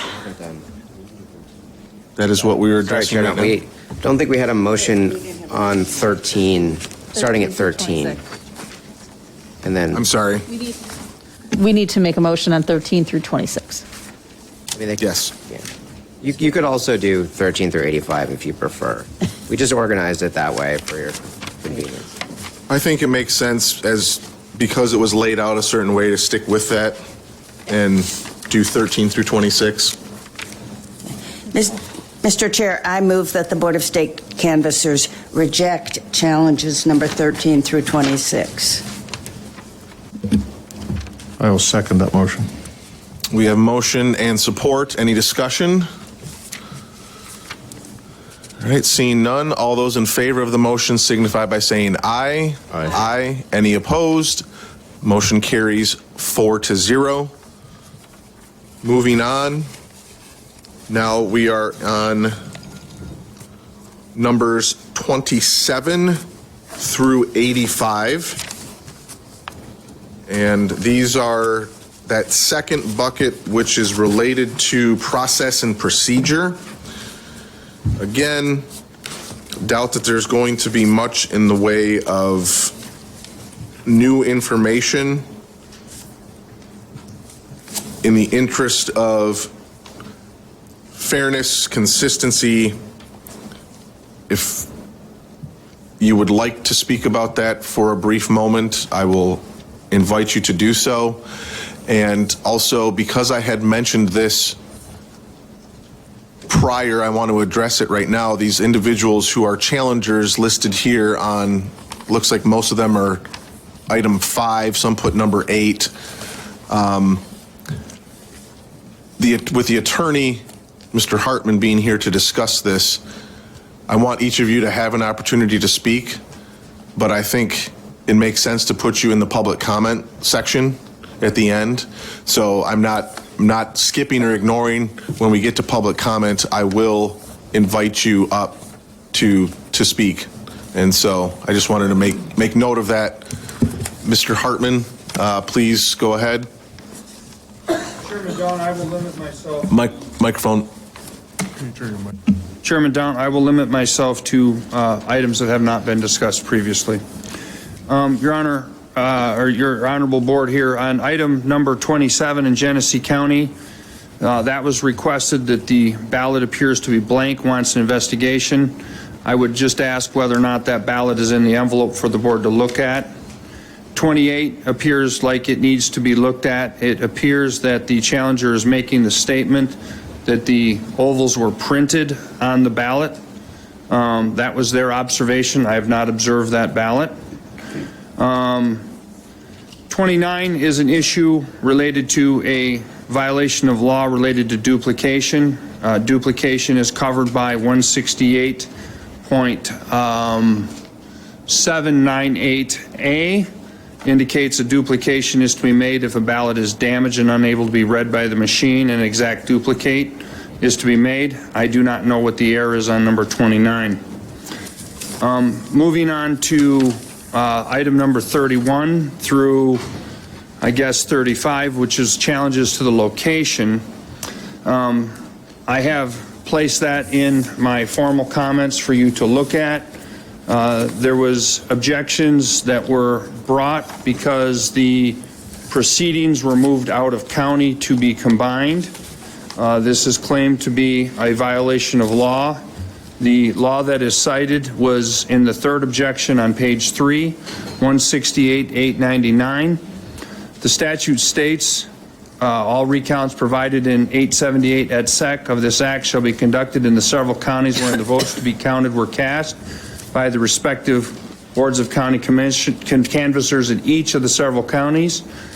The reason that this became an issue is because when there was time that people were disenfranchised because they were unable to travel, or because host police officers were unwilling to investigate issues that were arising related to counties that were not their county, and sheriffs and police that were from a host county were unwilling to travel into another county to do an investigation.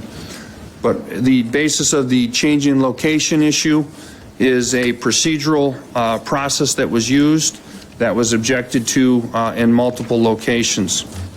Related to 36 and 37, they're claiming the ballot appears to have been printed, and meaning that it is a machine that filled in the ovals, and they've requested investigation on those. There's the duplication error issue that needs to be addressed when we're unable to find the original, and could not make a determination because the ballot was marked duplicated and there was no original.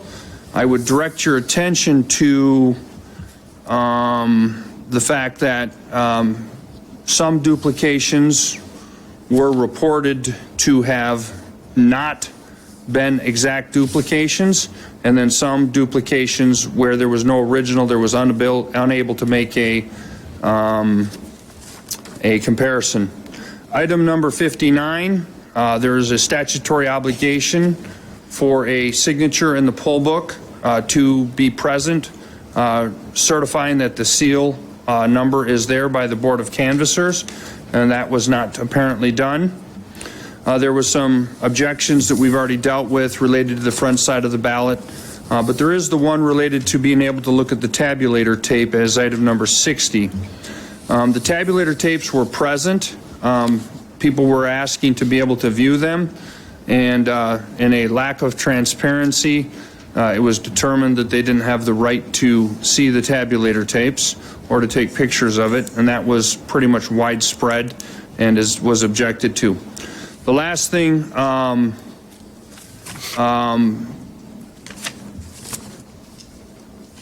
so in Kent County, item number 86. So, we're 27 to 85. oh, I'm sorry. Mr. Hartman, I think that your numbers are not the same as mine. I numbered So them. for your clarification, for a correct record, I would urge you to renumber. Okay.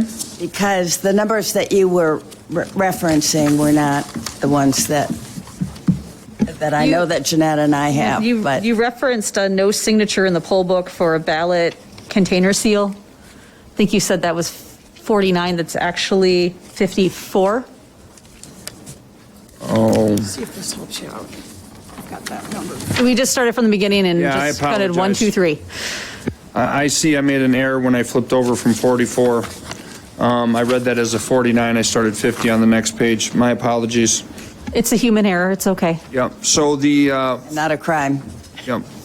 49 through, so the item number 75, I'm sorry, item number, let me look here to be clear here. Number 84, in Genesee County, they indicated that the Yes, no did not match the tabulator. I don't know if that ballot is there, but that is a unique item that I would ask you to address. Related to the lack of signature that I referenced earlier, that'd be item number 54. And inability to see tabulator tapes, that'd be item number 55. The duplication errors were cited throughout here, as well as the printed ballot issues were items 36 and 37. So those would be my comments related to those. If you have the ballots where the people have indicated that they have identified the ballot as a concern, I would ask that you would examine those. Thank you. Thank you. Mr. Liedl? While he's getting situated, staff, are there items in this bucket that have something for us to open? So I think when we initially put these in this category, we believed that it was a challenge to a process or a procedure. Right. Are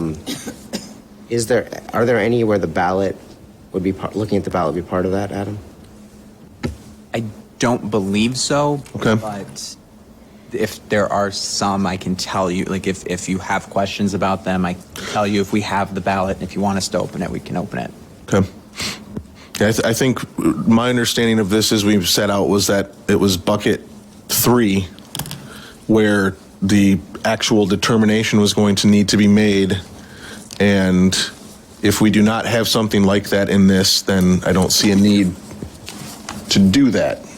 But again, I want to make sure we are following what we've laid out. Yeah. Well, so for 27, which is a blank ballot, I mean, I think the reason that we classified it as a process procedure is that there's nothing, I mean, some people do choose to put a blank ballot in, like I don't know why. I've heard that some people just like to have a record that they voted, but they don't actually want to vote for anybody or anything. So there's nothing about doing that or counting that ballot, but we do have the blank ballot here if the board wants to look at the blank ballot. Okay. Probably, I guess we will take a look at the blank ballot, make sure there's not some secret message. But Mr. Liedl, go ahead while I open this. Sure. Thank you, Mr. Chairman, and members will be brief.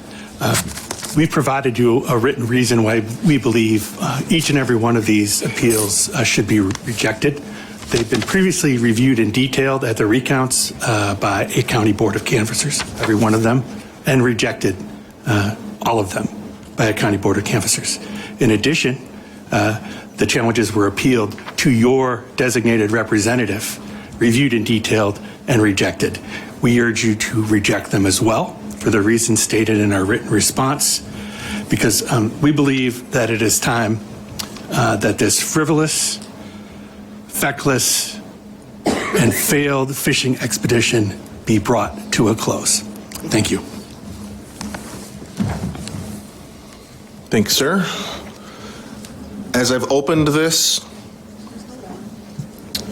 there's, again, the point of this recount was looking at items, the proposals 2 and 3. And so was it just 3? Yes, this actually was part of only 3. However, so on the back, yes, this is blank. But, and I'm not in any way advocating that they should have had the ability to do this because it was not part of the scope. You look at this and they have voted for a straight party, and then the mayor they invalidated their vote, but they voted for the city, for mayor of Flint, so they have voted. So this isn't just a straight up blank ballot. They had a point they wanted to make, they had people they wanted to vote for. There's nothing that indicates that you have to vote for every ballot item. So there's no reason to proceed to accept this challenge. In my mind, do you even want to see this? Here's the envelope. So, sir? Yes, I was told by the Board of Elections to come here to appeal my challenge. I was told by this gal on item 5 I would be able to speak to my challenge. And Drove all the way over here from Kent County for this. your name is? Dale Keith Hinkle Jr. on the blue form myself, and also on the challenge envelope with the information inside. And which one is your challenge? My challenge, your numbering system, I didn't bother to imagine it's on top of page. Number 30, challenger provided a picture of a ballot that did not challenge at the time of counting. This is a procedural challenge. What's labeled on your list here is not able to view the front side of the ballot. What can, so I do have your name on here. And as I mentioned previously, just before we started this item, because you're misrepresenting so much information here that I can help address. I'm not misrepresenting anything. I think This whole board, this whole room, these lawyers, folks have said things. I can help correct those if you want to have the record. we have public comment at the end of this meeting. This was item 5. I was told I could come here by your staff to speak to. I'm going to, perhaps against my better judgment, I'm going to, please sit down, turn the microphone on. You have 3 minutes. You need to specify what it is you are referring to here. Kale Keith Hinkle Jr., Kayle, Keith, Keith, that's what I go by, that's why I say it, Hinkle, Hinkle Jr. I am here, like I just said, without the microphone. I'll repeat, for the microphone, we were told that we could come here to appeal this. My own county clerk, Lisa Postumus, when we brought these procedures up there, said these are procedural challenges. This is not the right board to look at them. His characterization that they looked at them closely is totally false. They did not look at them all. They simply said they're not going to look at them and told us that we needed to come here to do this today.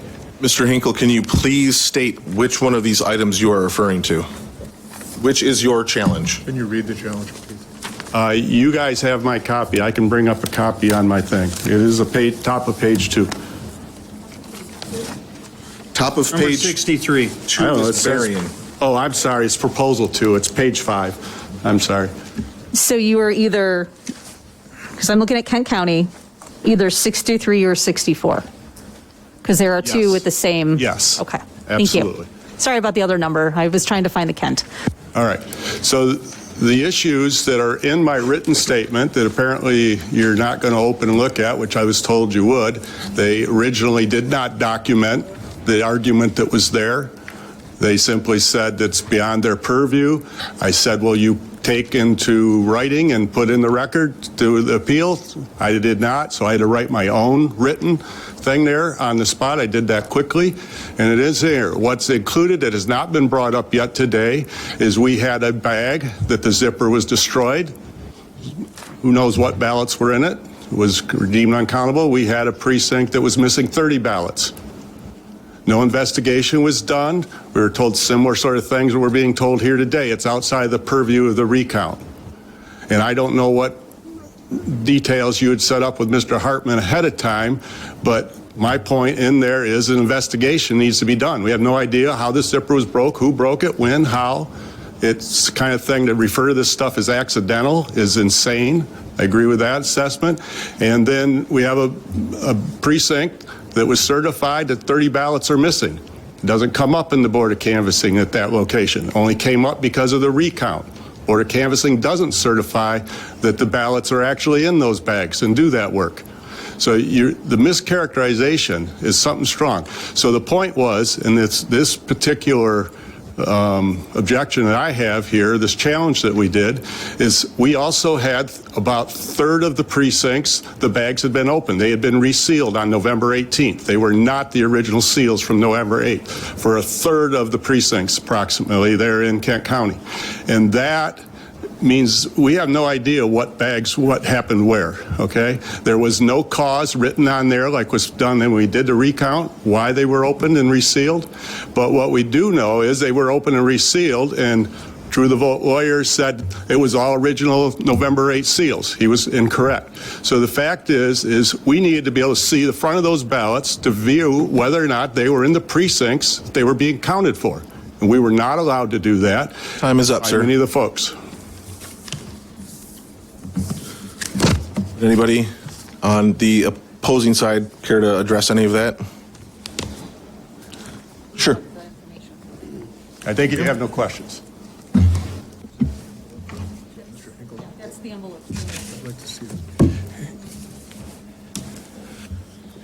Thank you, Mr. Chairman and member. I would just like to remind the board and others of the procedures that the board has adopted. Appeals have occurred. Right? Under your procedures, challenges were made at the time of the recount. They were processed and challenged. They had the opportunity to appeal to your staff, and then at that recount, the appeal could be made to this board. Your procedures do not allow for any sort of consideration of additional information. Section, let's see, 4B of the procedures that you adopted says that all challenges will be fully documented at the time the challenge is made. So this board has no authority under your own procedures to consider additional information today. Secondly, under the instructions that you sent out and the procedures that you adopted, all of these challenges have been made on behalf of an interested party. The Election Integrity Fund or Force or both, depending on which name they use. They have a representative here today. Your instructions for this meeting indicated that there would be one person allowed to speak for up to 3 minutes for each agenda item for each interested party. Now, someone here represents a challenge not made by someone representing an interested party, the EIF. Perhaps that's different. But we would encourage you to stick to your own procedures and dispose of these matters as expeditiously as possible. Thank you. Thank you. That's actually a violation of your procedures. We have wide leeway and discretion here, and I think if I'm doing my job, everybody's going to be upset with what we're doing here in some fashion. So, again, I think it's important that people have an opportunity to speak. I've laid out the public comment process,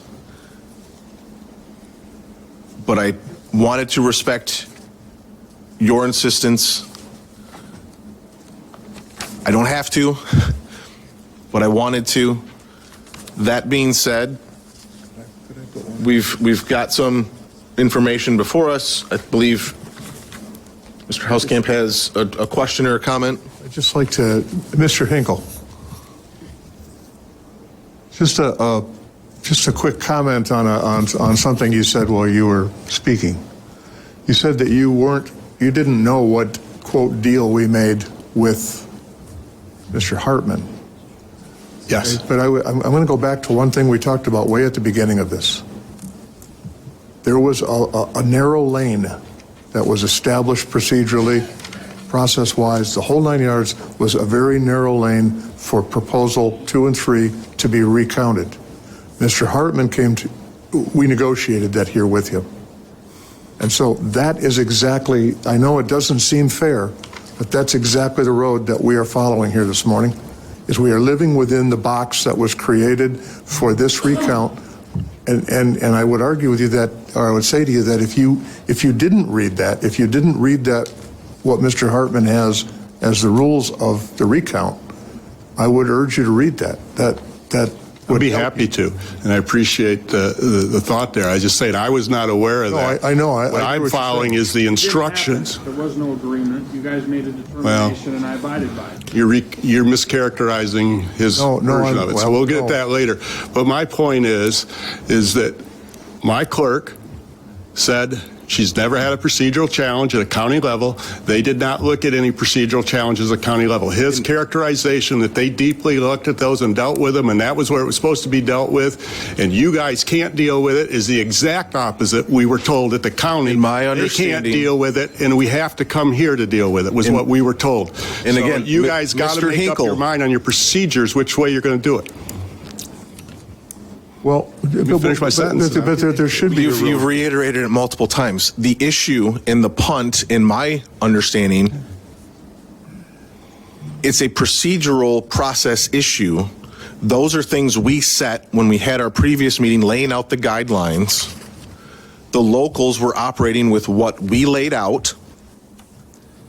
because you are challenging what we laid out, they said, come to us and talk to us. And what we're saying right now is, that's not what we agreed to. It's not within the purview. Your people told us to come here. Your Board of Elections guy told us to come here, not me.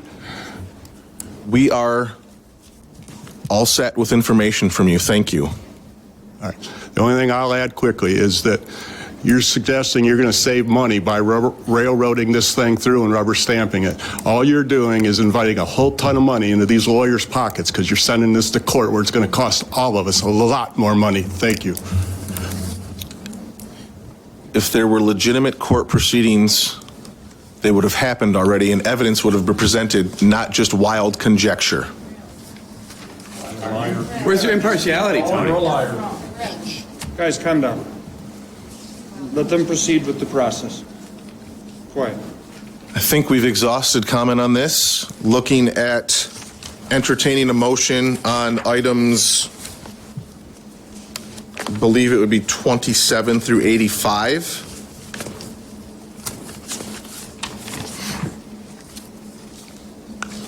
You all set with this?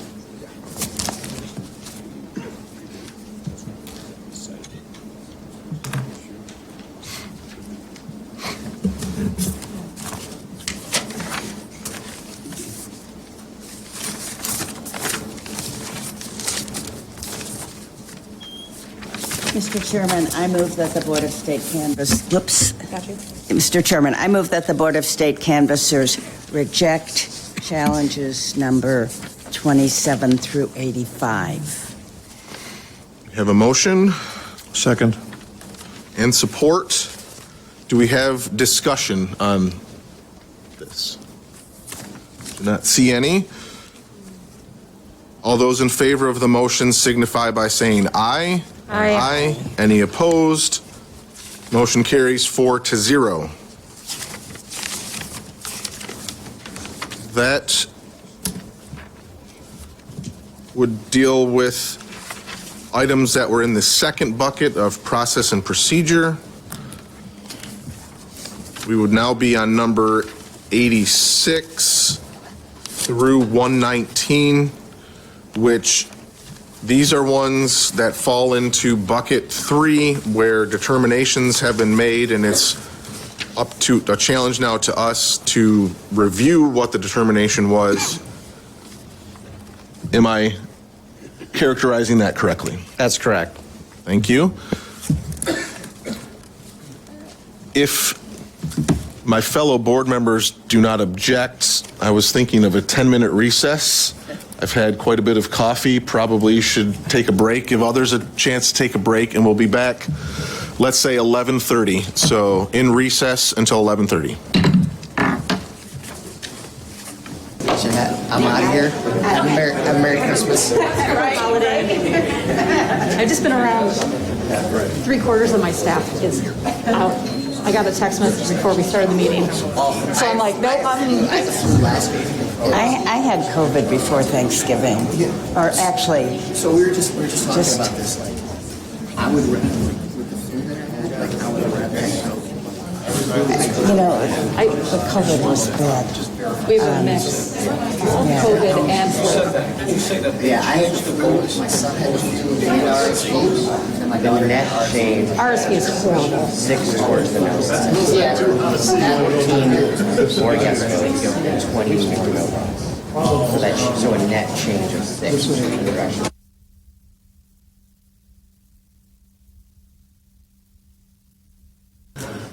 Just just reiteration of kind of where we are. We're still on agenda item number 5. What we are left with are items 86 through 119, which, based on the bucket and the issue at hand, will require us to open each envelope and look at the ballot and make a determination. So we'll do these one by one. We'll try to keep it quick. I know there are a couple of people they are the challenger. We will give them the 3 minutes that was mentioned to discuss. I'm hopeful to be out of here relatively quickly, understanding that with 30 some of these, it'll take a little bit of time. So with that, We are on challenge number 86. It is Marquette County, and got a fancy little tool here, and that the challenge is that the ballot is crumpled.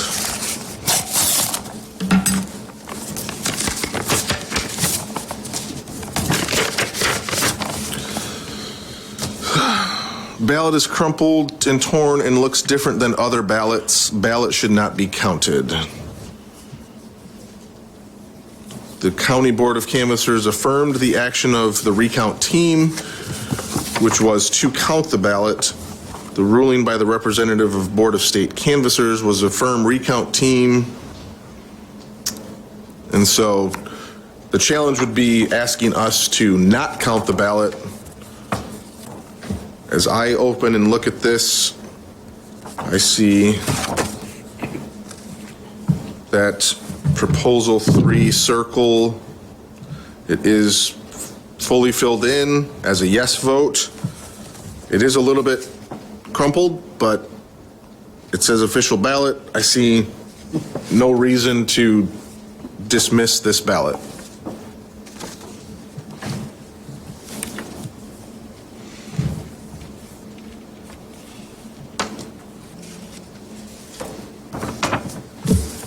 Well,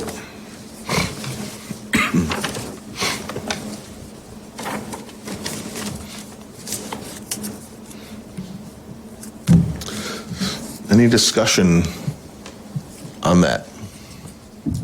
It looks fine to me, and obviously the ballot was readable by the tabulators, so I think we have no reason to reject it.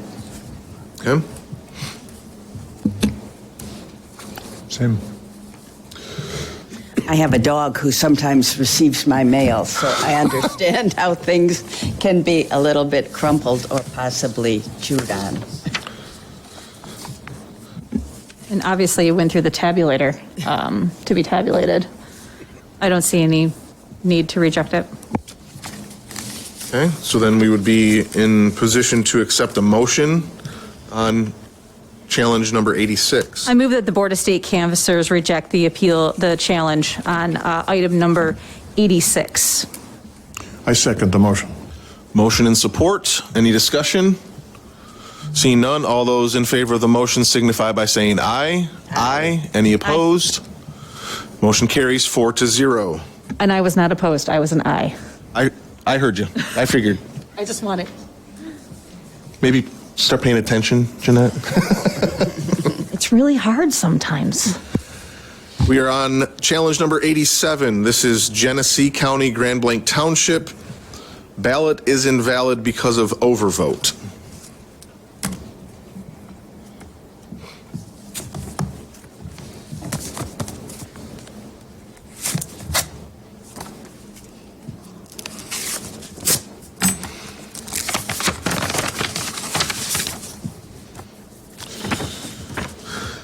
The entire ballot is invalid because of the overvote. And open this, what we have here on proposal 22-3, they filled in both the yes and the no. It is in blue ink.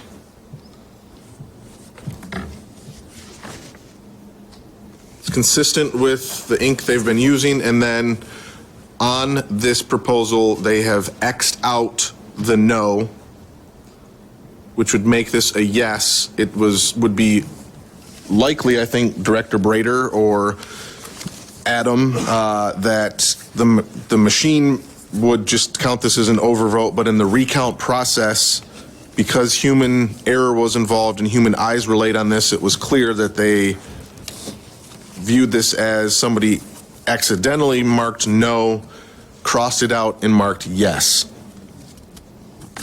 The ruling by the County Board of Canvassers and the representative is to reject this challenge. In my mind, I would affirm that and therefore reject. But fellow members, if you would like to take a look at this.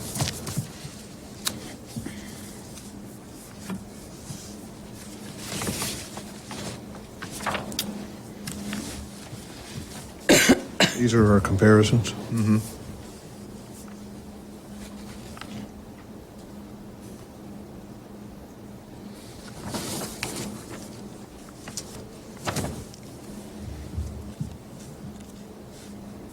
May I ask Director Brader a question? Please do. Director Brader, in the guidelines you provided for valid corrections, you show an X through the box, but you, in addition to that, show a call out with the word mistake written in there. Are both of those required to make it a legitimate correction, or is it one or the other? So either one of those would be an example in which the voter corrected their marking, crossed it out. And so either one of those would be a situation in which, according to the validity standards, the vote would be counted for the oval or the square that's filled in and not for the one that was X'd out. So a simple check through, a simple X through is a valid correction? Yes. And if, as I'm reading this, the challenge is that the entire ballot is invalid because of the overvote. It's not even simply related to proposal 22-3. It's that they are saying the entire ballot should be tossed. That's how I read it. So am I correct in reading it that way? I'm not sure what the intent is. What's the exact wording? The exact wording is entire ballot is invalid because of the overvote. Right, so that appears to be the claim. So in that case, I mean, there'd be two separate issues. One would be whether the ballot, whether the vote for that question can be counted based on the voter's correction. And then the other question would be, even if it weren't, if that were determined to be overvoted, would all the other races on the ballot have to be invalidated? And the answer to that would be no. Thank you. So that would, even in my mind, further strengthen a rejection because there's a mistake on one portion of the ballot in one race or one proposal does not in any way invalidate the entire ballot and therefore the entirety of that person's participation in the process. I agree. No, I don't have a question. Okay.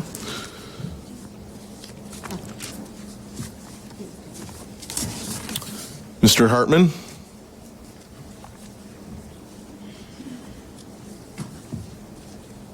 I see three quick issues. The first issue is that a valid mark, despite the Secretary of State guidance, is governed by 168.803, and therefore it is in fact an overvote. Number two is MCL 168.795, parent 2, clearly indicates that the machine is to be programmed to reject an overvote. When the machine is programmed to reject an overvote, if it is an in-person ballot, which I'm not clear, the voter has the opportunity to spoil the ballot, fix the ballot, and resubmit it. If it is an absentee vote, the statute indicates very clearly that it is to be rejected, the ballot. This is in compliance with HAVA, Section 301, which indicates that there is a requirement that the machines be programmed to reject to give the voter an opportunity to correct an overvote or a blank ballot. I would also point out that they address the absentee votes to make sure that people are not disenfranchised with a three-part plan. One part is to make sure there's voter education, number two is instructions, and number three is the procedure and the training of the clerk staff. That is all part of the definition of a voting system.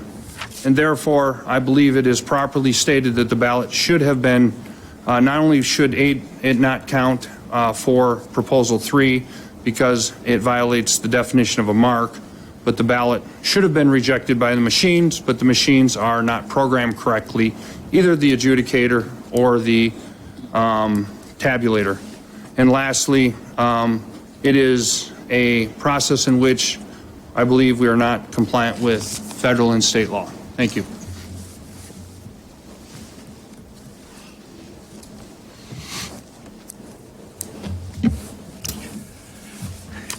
If Mr. Hartman would like to see changes in how the election law is administered, he may be close to the right building, but he's in the wrong room and in front of the wrong body. The 102nd Michigan Legislature convenes on the second Wednesday in January, and he's free, as is his constitutional right, to petition the legislature for changes in the election law. Thank you. Thank you. Mr. Chair, may I ask a question of Director Brader? You sure can. Okay. Director Brader, when we went through the process of getting new voting machines, I remember distinctly asking questions. They basically, that process going through the mock election, if a voter overvotes, the tabulator will let them know that they overvoted and rejected. But is it possible for a voter to override and have it accepted, but that one certain race is not accepted? Is that a correct statement, or? That's correct. The tabulator is programmed to reject. For an in-person voter, the voter then gets the choice of whether they want to spoil that ballot and start a new one, or if they want to just put it through and have that vote for that office not counted, they can do that.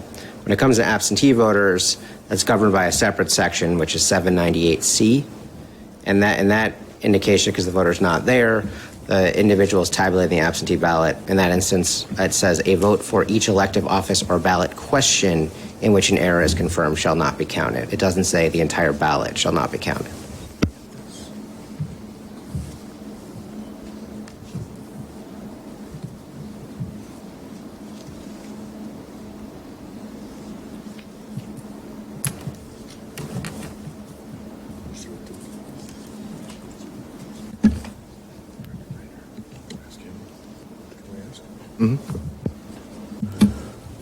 Director Brader, I've got a question for you. And I'm referencing the documents that we were provided for guidelines. And I already asked you about the X mark, and you said that's valid, but on the next page of that, there's examples of called false read situations requiring duplication of the ballot. And when I look at the diagrams and I look at the false overvote ballot correction, was that ballot that we just looked at something that would have required a duplicate? If it were to be put through the tabulator, yes.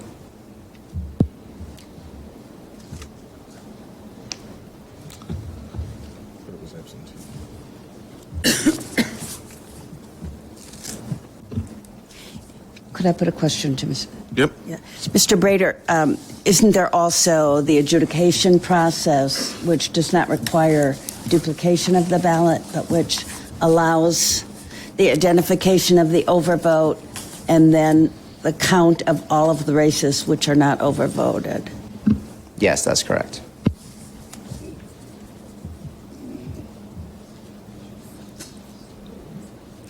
But I think that it does it in the adjudication process where there's a correction, then that process allows to take account of the correction, does it not?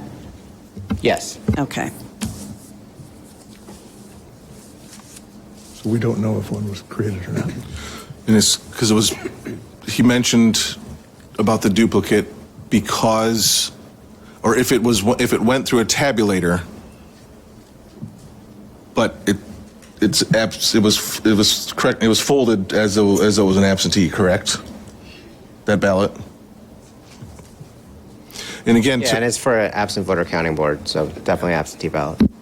and again, the issue at hand is the invalidation of the entire ballot because of this.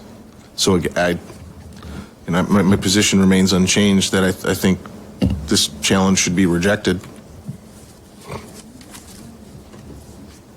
Mr. Chairman, I would also note that this argument with regard to rejection of entire ballots where there is a single overvote is one that Mr. Hartman made in a lawsuit prior to the election, and that argument was quite appropriately rejected by Judge Timothy Kenney in Wayne Circuit Court, as were many of the other arguments which Mr. Hartman makes to this board as justification for engaging in this frivolous recount. Other questions? No. I would entertain a motion.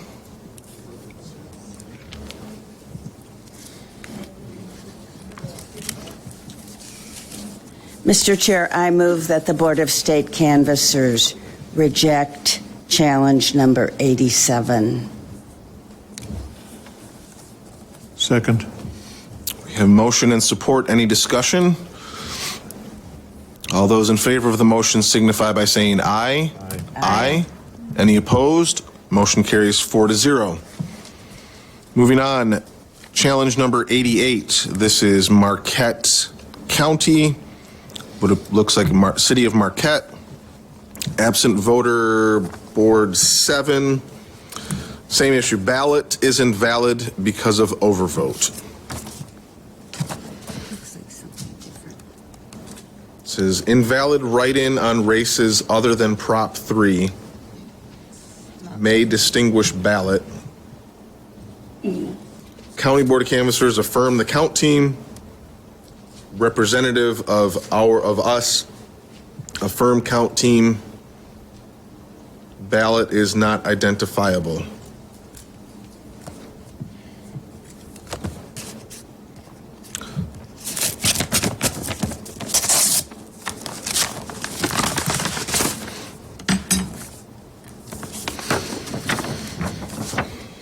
So, again, they are saying invalid write-in on races other than Prop 3. Yeah, that's something different. And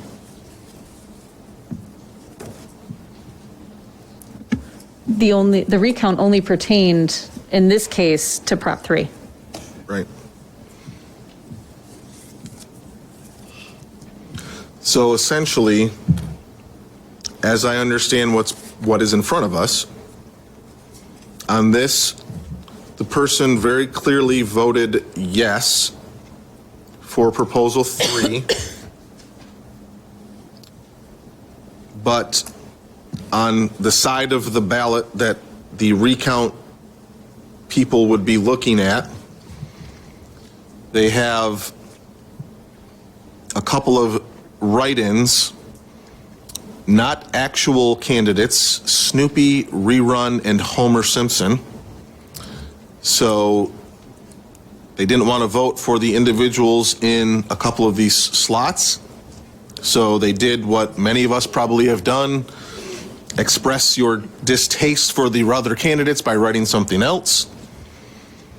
And this challenge is saying because of that, we should reject their ballot and therefore their vote on Prop 3.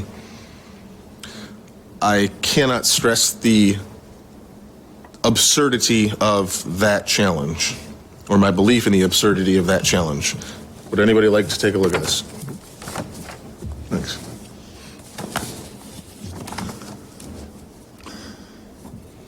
Chairman Don, 803(1)A is very explicit. It states that if a ballot has been marked in a way to distinguish it, such as using Mickey Mouse or Donald Duck or Snoop Dogg or whatever you wish to put in there, that it is an appropriate challenge, and the statute says the ballot would be void. The question is whether or not this was made as a distinguishing mark. I would ask you to review the statute. The statute prescribes the ballot is void. 803. Mr. Hartman,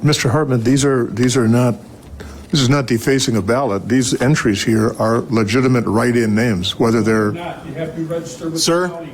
You have to be registered with the county for write-ins. Sir, that is incorrect. You can write whatever you want. It just will not be counted. That is the law. The write-in candidate has to be registered with the county clerk's office. Anything else, Mr. Hartman? Let me just read the exact language, and that way there's no confusion. Will this take 90 seconds or less? Yes.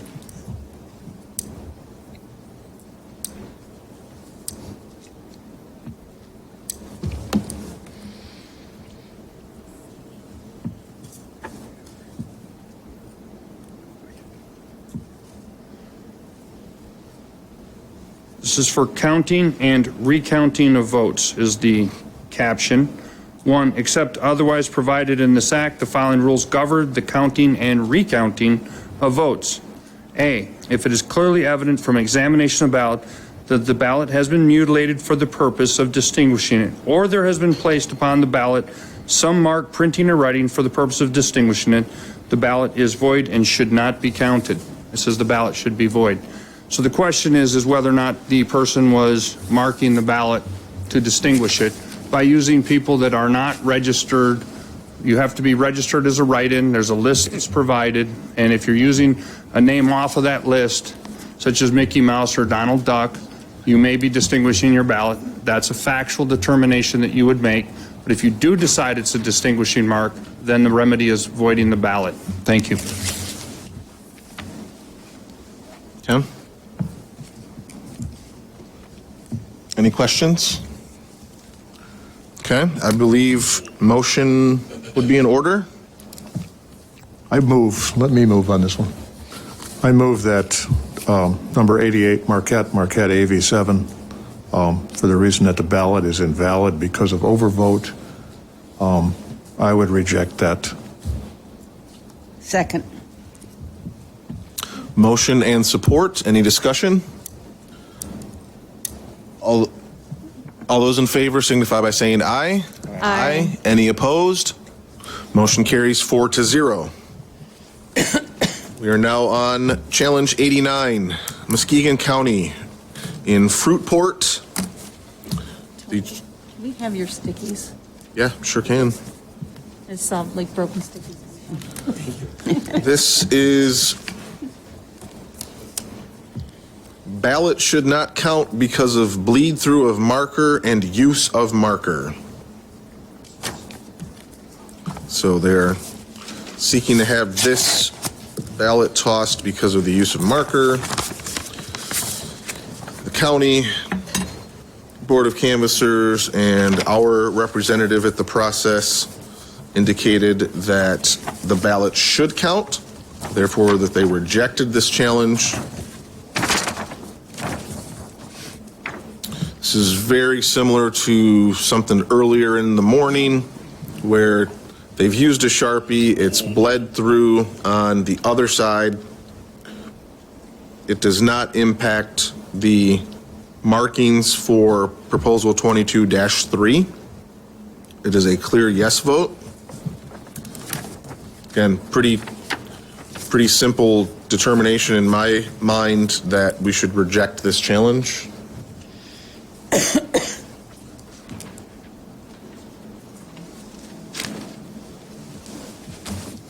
Mr. Chairman, the challenge seems to suggest that we should reject it because they used a marker, which is an additional reason to reject it. Yes.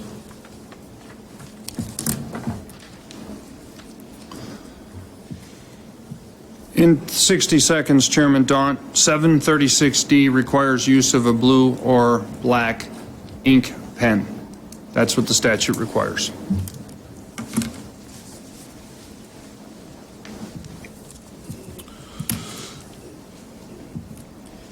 Motion would be in order on number 89. Mr. Chairman, I move that the Board of Canvassers reject challenge number 89.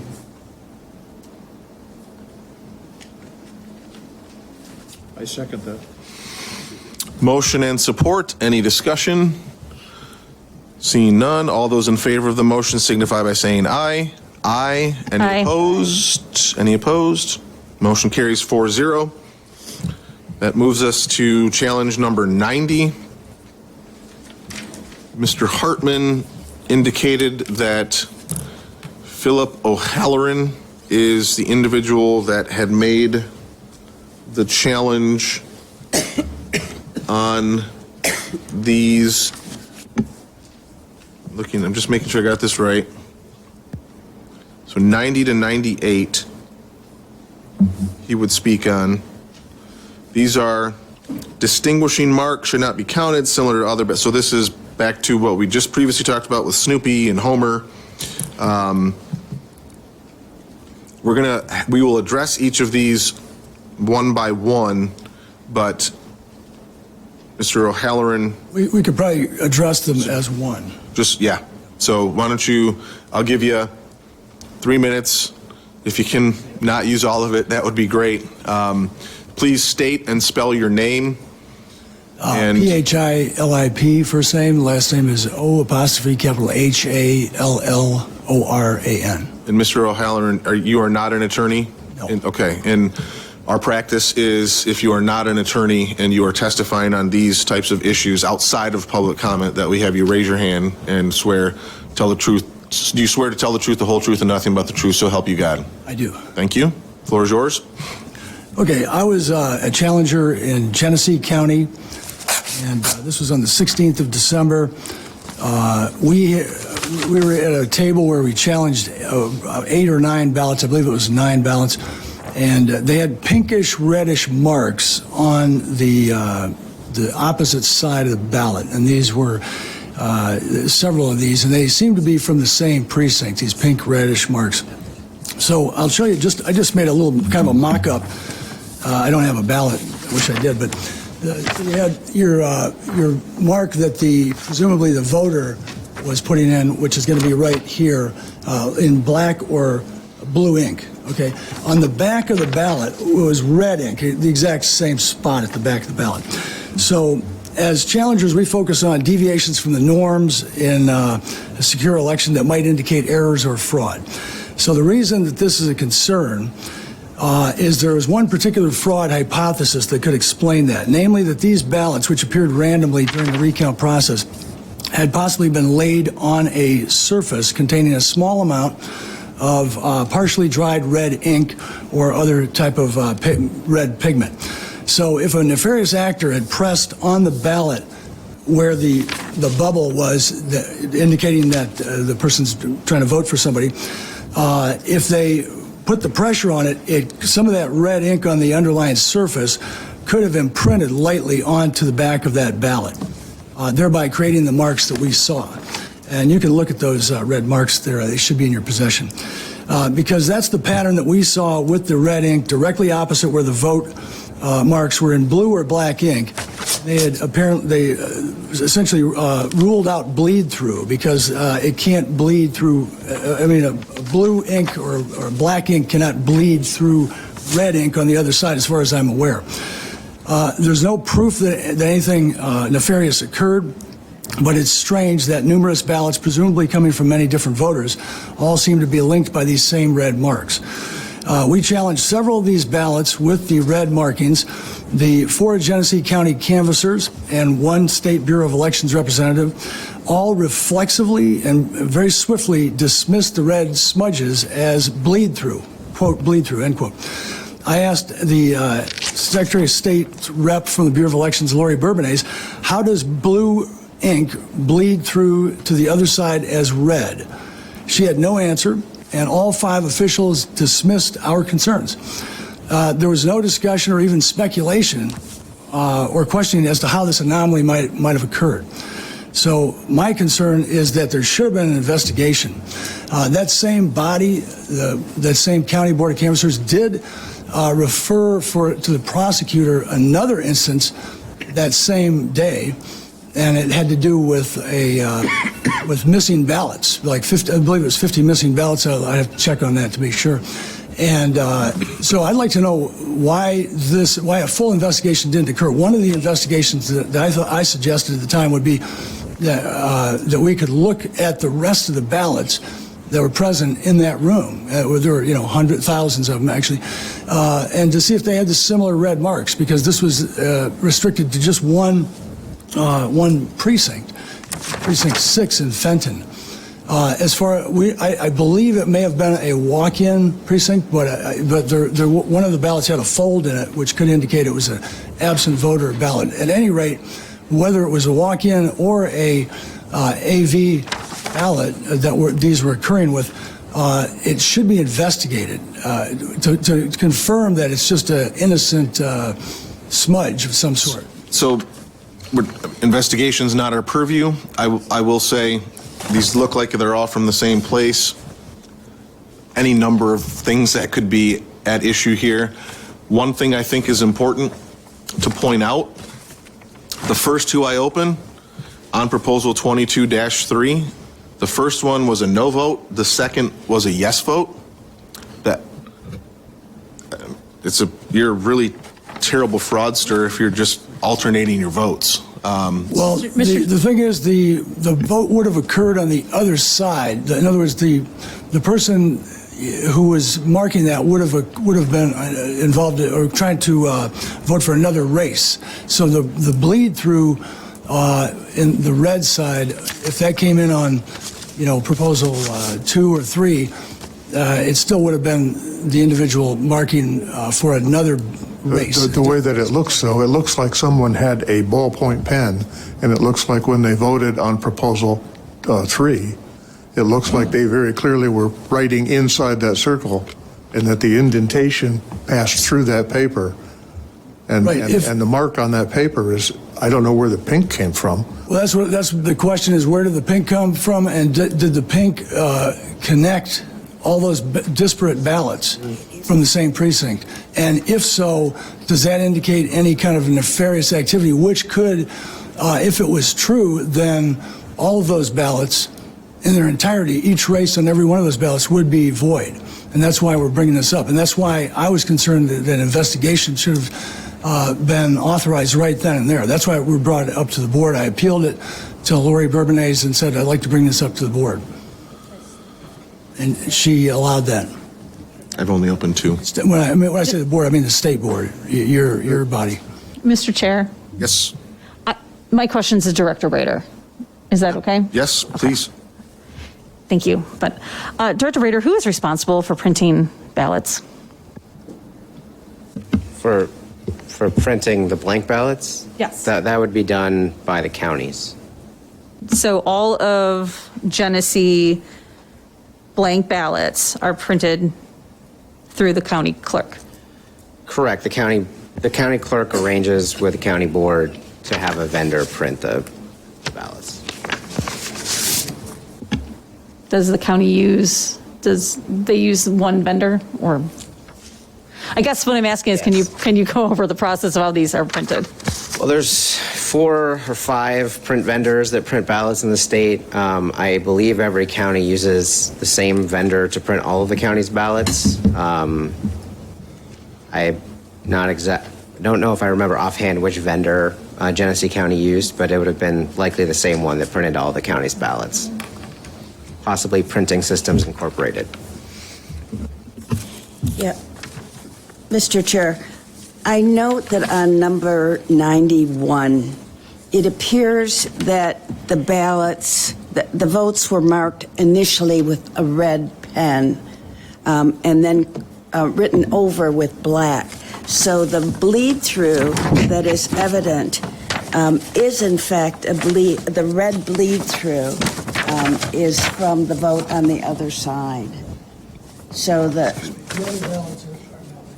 I don't know about the other ballots. I'm only looking at this one. And the red mark on the other side. That would be more indication that the person, that a nefarious actor may be at play here because of the fact that. I'm sorry, it may be indicative of what? Yeah, my mic is. I'm sorry. Oh, there we go. Sorry. Yeah, so that would be more indication that there is potentially a nefarious actor if you're seeing a red mark, red pen being used on one of them, then it's possible that that same red pen could have bled through from the other ones. Especially if one person is doing all of these red marked ballots, then that would be definition of fraud. So what I'm saying is that you're mentioning that there is a red pen on one of the filled in bubbles, right?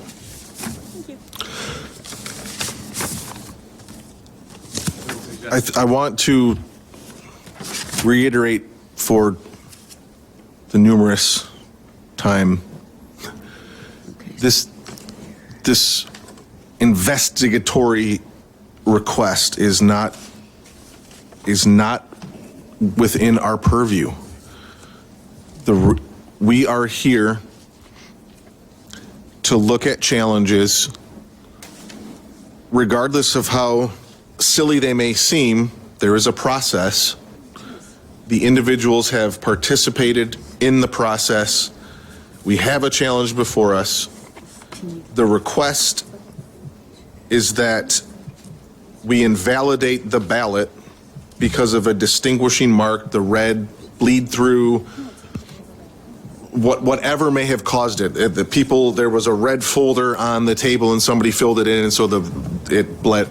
Whatever the case may be, in my mind, the request that we invalidate the ballot because of this should be rejected swiftly.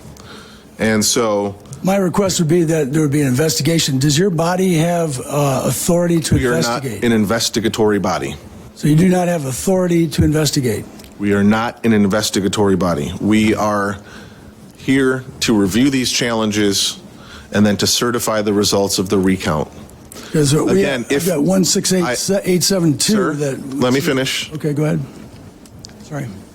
If people have reason to believe that a crime has been committed, there are appropriate channels to take, and that involves forwarding the concern with evidence to the local law enforcement officials.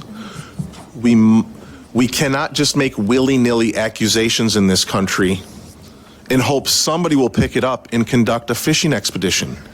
That is a recipe for disaster. We have the rule of law in this country to avoid that, so that you are not determined, your justice is not determined upon who is in control and whether or not they agree with you. Mr. Chair, I'm sorry, I don't mean to interrupt you. I know that I would like to see the rest of these. Okay. Is that okay if we open them, or? I can only you please- avoided opening multiple so we didn't get confused. No, I know. That's a good idea. We will keep them with them. I just would like to see, I mean, it looks to where those marks are. I mean, black ink is not just, I mean, to get the color black, you have to use other colors. And it looks where those are kind of scribbled around. It matches the pattern of where the person had marked their vote. And when you flip it over, even the impression is the same of where those marks are. And so I just want to make sure that we open every single one, that we just want to make sure we don't mess them up. But the intent of the voter is there, and I understand you have... We're not concerned about the intent of the voter. It's more the eligibility of the voter, and if the voter is eligible versus a person That's who's not about committing the recount was to look at, on this one, Proposal 3, and there are votes for Proposal 3. But the And that's recount what would the be, recount board had to look at. but the recount would change. The count would change if it was determined by investigatory bodies that the ballots were fraudulent and not eligible. That would change the recount. It would subtract 9 votes. And then that says nothing to the fact that there might be others like it in that same jurisdiction. Sir, can I it's just completely outside of this, of where you went with that, but this is more than just I know that you're doing a recount. Part of what we look at up here too is this represents a Michigan citizen. And so do these. These represent people who got up on the morning of Election Day and they went to their poll and they voted and they have a vote and they had a right to vote. And to invalidate some, and by the way, there's some of these that are marked yes for Proposal 3 and there's some that are marked no. With all due respect, I didn't suggest that we invalidate them. I suggested that we investigate these ballots and other ballots in that jurisdiction because of the the possibility that there could be something nefarious going on. We also are it was in the same jurisdiction where 50 ballots were unaccounted for, just poof, missing, and they did refer those to the prosecutor at our insistence, and they complied. The Board of Canvassers complied with our requests, and so would it be that? There'd be that unreasonable for us to ask that your body or anybody would add this series of anomalies to the investigation of the prosecutors. Would that be out of line, or am I being presumptuous? And it may be completely innocent. In fact, I'd say it might even be likely that it's completely innocent. But I think the voters deserve to have the board do their duty. And I'm reading here 168.8 872. It says if there is probably cause to believe that there has been fraud, and again, that's arguable, either way, debatable, wrongdoing or a violation of the law in respect to the said election for which said recount has been petitioned, the said canvassers shall make full and complete investigation of the same. Said canvassers shall have full power and authority to subpoena witnesses and to open any ballot box, regardless of the condition in which same may be found, and may break open, if sealed, the seal thereon, and examine the ballots contained therein.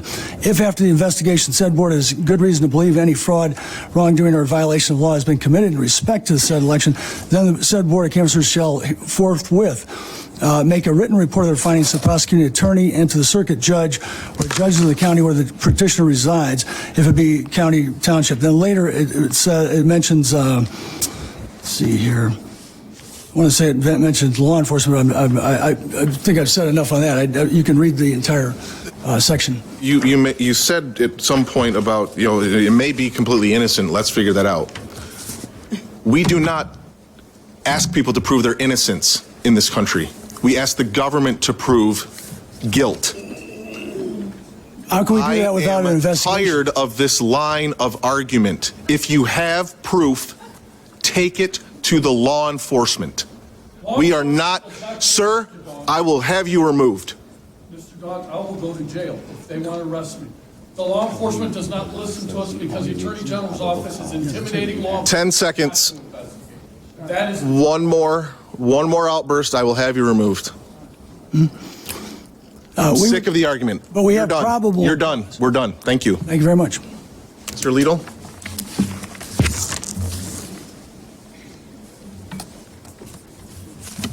A couple quick items. I happen to have been lead attorney for the PTV 2022 and RFFA coalition, and I was president in Genesee County and did observe a number of these ballots myself. Procedurally, first I'd urge you to consider these as a whole. As you review them, the issue is the same. The marks appear to be the same issue. And in the interest of time, you could dispose of these as was done by both the County Board of Canvassers and your representative in Genesee County that day. Secondly, I'd remind you that under your procedures, you may only consider as part of a challenge the information that is submitted in the signed challenge, not any extraneous material submitted today. And then lastly, with regard to the substance of this claim, if I understand correctly, the official color of the Chinese Communist Party is red, right? One could speculate that an agent of Red China transported himself or herself to Fenton Township and marked the ballot. One could speculate that that agent of Red China did so in a nefarious manner, but that is nothing more than rank speculation that is not a matter for this board. Even under the statute that the proponents of this recount misrepresent, there must be one probable cause that either fraud, wrongdoing, or a violation of the law occurred, right? Any sort of fraud or violation of the law with criminal intent requires criminal intent. We have no evidence. We have simply rank speculation that is not under the election law a matter that this board should spend any time on. None. Thank you.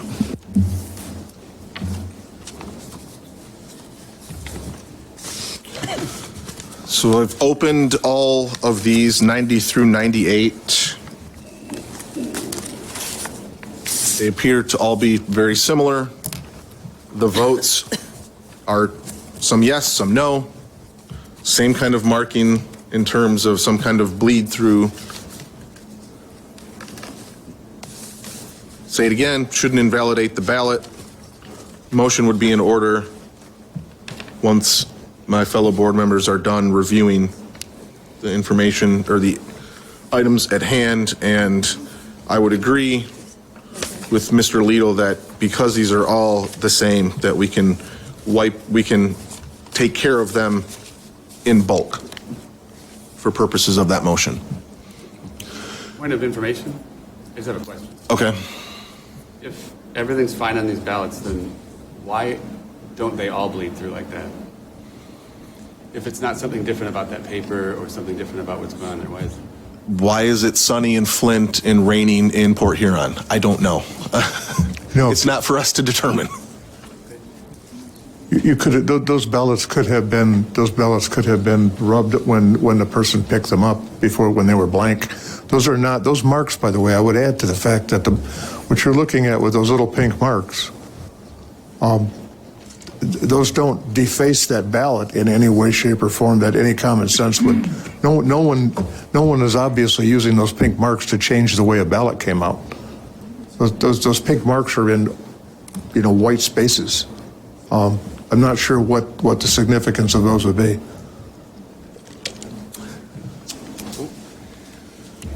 Mr. Chair, I move that the Board of State Canvassers, whoops. I got you. Yeah, I move that the Board of State Canvassers reject challenges number 90 through 98. I'll second the motion. Motion and support. Any discussion? All those in favor of the motion signify by saying aye. Aye. Aye. Any opposed? Motion carries 4-0. Number 99, challenge number 99, Wayne County, City of Detroit, absentee voter counting board 72.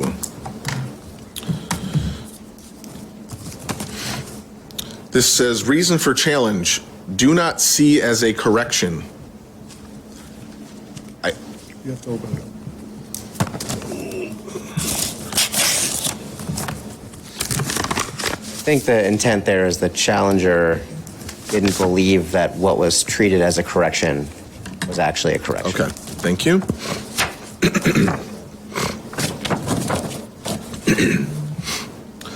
So we have proposal 3. There is they filled in both ovals, yes and no. They put an X next to the no, which would mean it was then counted as a yes vote.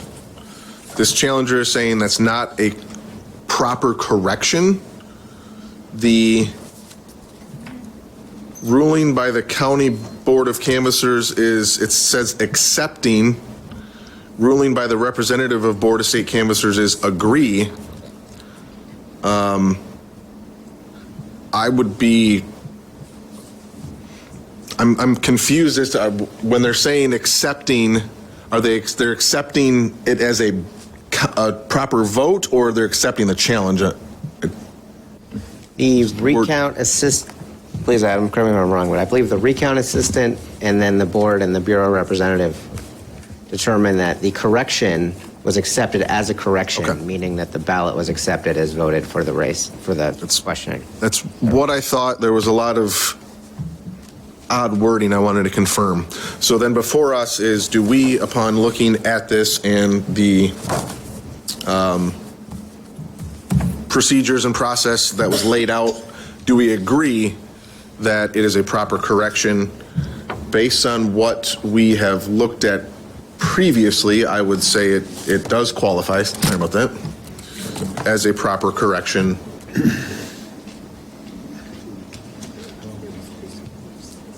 No, it actually does not. Is that X outside the box? But the oval is filled in now. No. Yeah. So we have, That's an invalid mark. what we have here, Member Housekamp, the oval is actually filled in, and those that the ovals are not filled in. 'Cause that's what my thought was. But I think what he is saying, and where I have a question actually, would be both yes and no are filled in. The X is not on the oval, it's next to the no. And looking at what's provided here, this is not given a specific example. No, Where- I don't have that example. Chairman Don, if I might be so bold, the X could either indicate that they were trying to cancel the no or that they were marking the no, because when you look at the definition of a valid mark under 803, an X or a check mark can constitute a vote. Under the Bush versus Core debacle of 2000, if you recall, after that, HAVA passed a rule that said a mark has to be clearly defined, and we're not supposed to get into a question of a hanging chat or dimple chat or unequivocally applying it. In this case, because it is ambiguous, we cannot discern the voter's intent, and there should be no vote.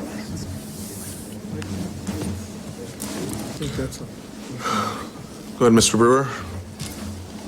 Thank you, Mr. Chairman. The only reason I approach is that I was the lawyer for the coalition in Wayne County, and so I addressed this. I think I recall this ballot. I think it's very clear that the voter is indicating that he was correcting his ballot and saying that no vote was a mistake, and that was the unanimous ruling of the Wayne County Board of Canvassers, sustained by your staffer on site.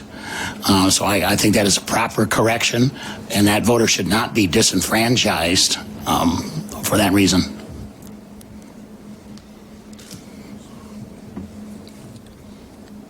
I understand your point, obviously, and in looking at, this is where I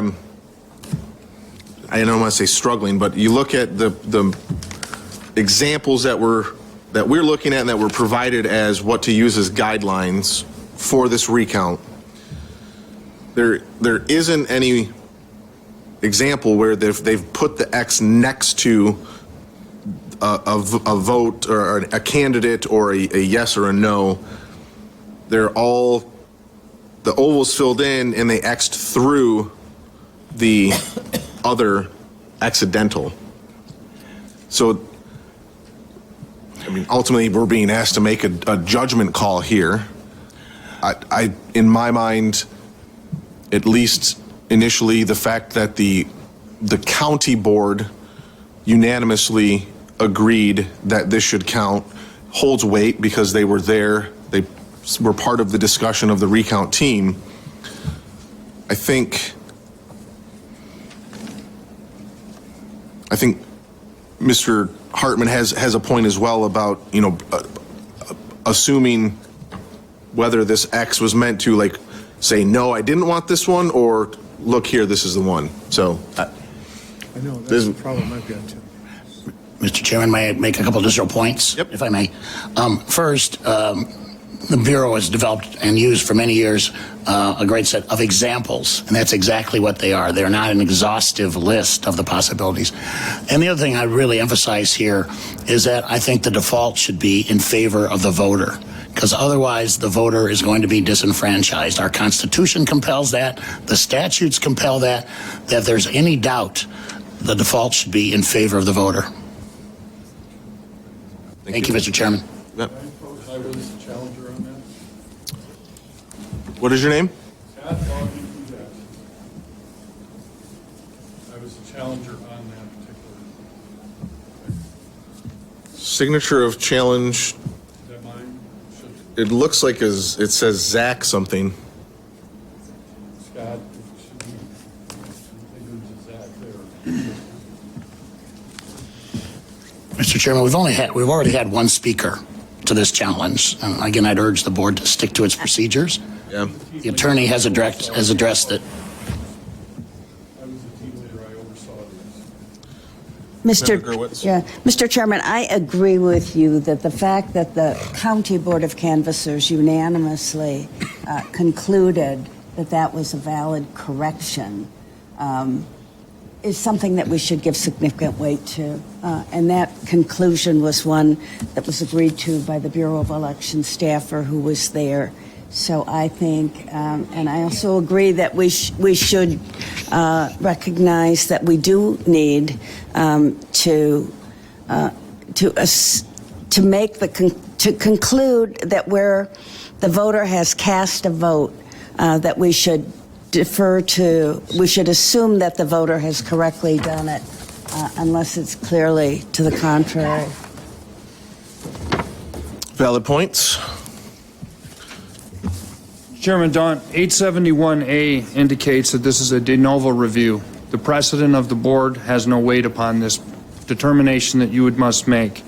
The case of Bush versus Gore from 2000 states it's a denial of equal protection to discern a voter's intent when it's not clear, because you are substituting your judgment for that of a voter. To count this vote, which is ambiguously marked, it is not clearly a correction, would be a violation of equal protection. And I think as this board, we've in the past had multiple instances where there's difference of interpretation of what's before us. We've gone to court here and there a few times, and the courts have settled these things. I think we need to make a decision, and then it's on the parties involved to take it to court if they see reason to do so. You know, on this one, I'm really confused. The no vote, there's a yes vote and a no vote on Prop 3. They've both been marked. The yes vote has been marked in very heavily. The no vote has been marked in with less pressure. And the X is by the no vote. So my question is how was this counted? Was this counted as a yes or a no? In the count that we're talking about here, was this regarded as a yes vote for Prop 3 or a no vote for Prop 3? Could we review the ballot in the envelope just to make sure?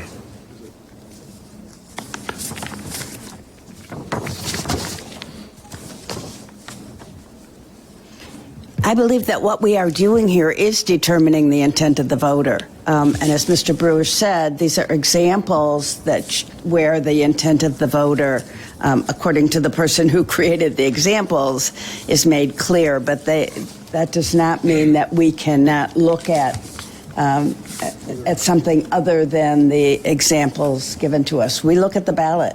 What do we think that the voter was indicating here?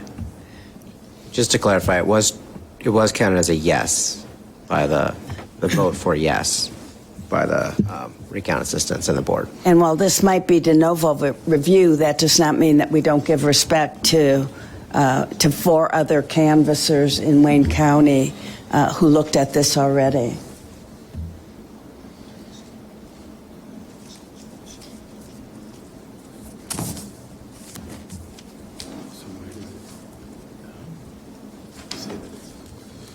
So I believe, did you have other questions, or? I believe a motion at this point would be in order on challenge 99.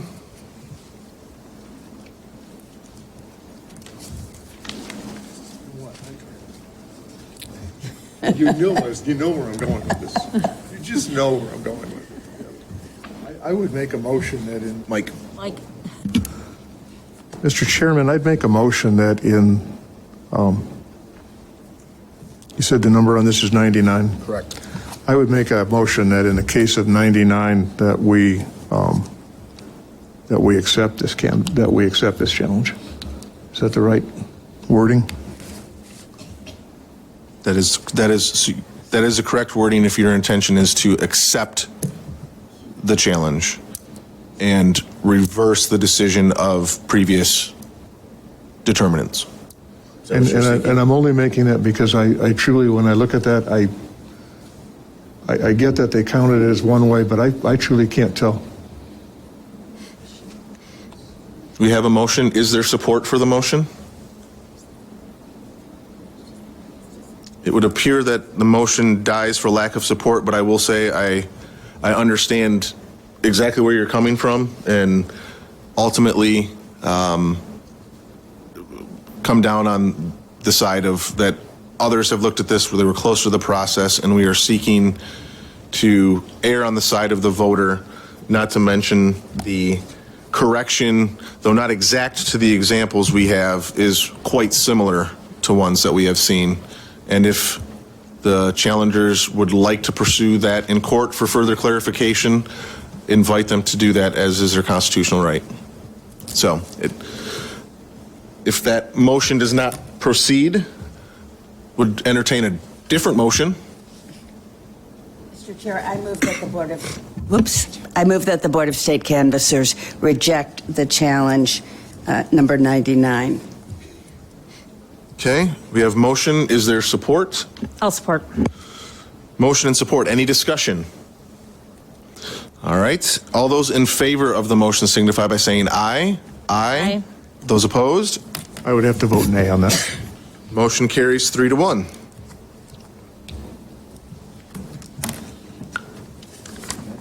challenge number 100.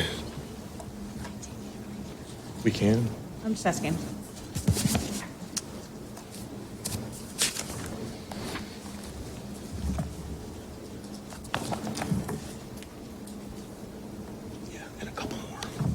After this one? Yep.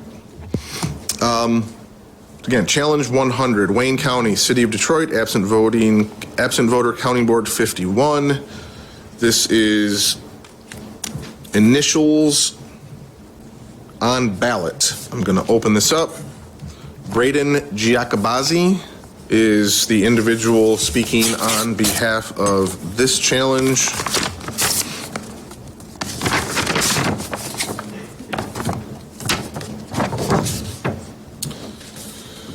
What we have here is proposal 22-3. Both ovals are filled in. The yes is much more heavily filled in. The no is slightly filled in, but they've kind of crossed out the no, which would indicate they're Xing it out. And next to it are initials, MLE. Those initials do not appear anywhere else on this ballot. Mr. Giacobazzi, please, if you would, you're not an attorney? If you could state and spell your name, and then I will administer an oath, and then you'll have 3 minutes to state your case here. Braden Giacobazzi. And what else was it? Sorry. Spell your name. BradenGiacobazzi. Did you get that? Was this the one where there's initials next to an oval, or where somebody appears to have filled out their whole name? It is initials. Okay. And if I'm going to administer, you're not an attorney, correct? Nope. If you could raise your right hand, do you swear to tell the truth, the whole truth, and nothing but the truth, so help you God? Yes. Okay, floor is yours for 3 minutes. So clearly there are initials on that ballot, which makes it a distinguishing mark, and it ties back to a voter, which is also illegal. And there's no reason why. I mean, the law is very clear on this, and regardless of how we feel about, this person's vote, the law is very clear about how this should be treated. 8031A, the law, 168.8031A. Any questions for Braden? No. Mr. Brewer, come on up. Thank you, Mr. Chairman. A couple of points. First is, as we all know, it's very common when people make corrections, they put their initials by them. So that's a very common thing that we see, and I've seen it on ballots before. And frankly, a couple of initials is no way. There's no way you're going to be able to identify that ballot. That voter has not given away her or his identity by the fact of those initials. So again, I think the unanimous Wayne County Board of Canvassers and your representative at Wayne County made the correct decision and properly counted this ballot.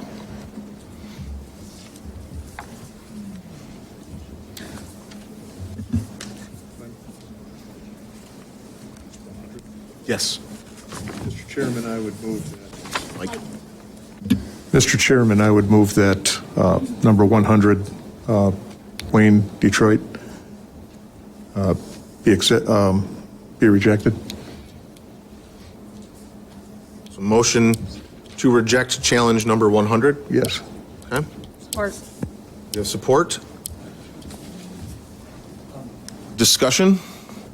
Point of information on this, I had thought this was a different challenge when I was coming up.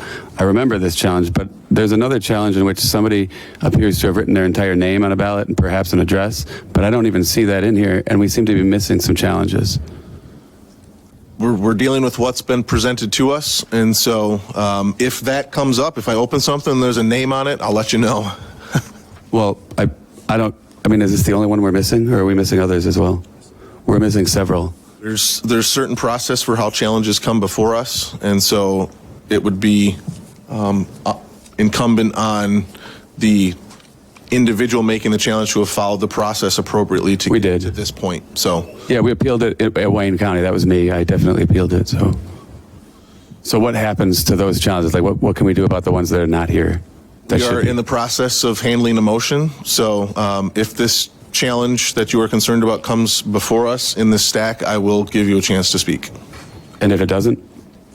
Then the challenge was not properly presented and appealed through. Not properly presented by you guys, not us. There is a. I will note that. Thank you. It's noted. We have a motion. Was there discussion on that motion to reject challenge 100? All those in favor of the motion signify by saying aye. Aye. Aye. Any opposed? Motion carries 4-0. We have, I think, 19 or 20 more of these to go. They seem to be taking about 3 to 5 minutes apiece. It's 12:43. I believe it would be wise to give folks an opportunity to take a break, maybe grab something to eat. Why don't we shoot for a recess until, does 1:30 seem appropriate to staff? Works. Nobody's saying no. So I'm going to recess this meeting until 1:30 p.m.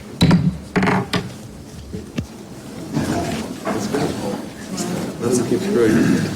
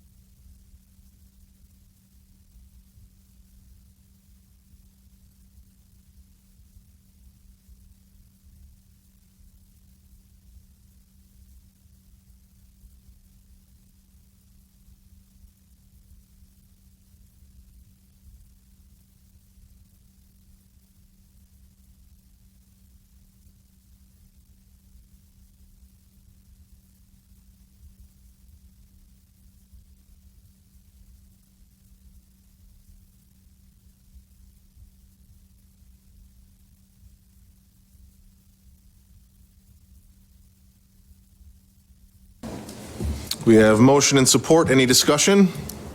Seeing none, all those in favor of the motion signify by saying aye. Aye. Any opposed? Aye. Not opposed, but aye, sorry. Trying to get ahead of this. Let's do that again, just for clarity. Thank you. All those in favor of the motion signify by saying aye. Aye. Any opposed? Motion carries 4-0. The County, City of Flint, it looks like based on the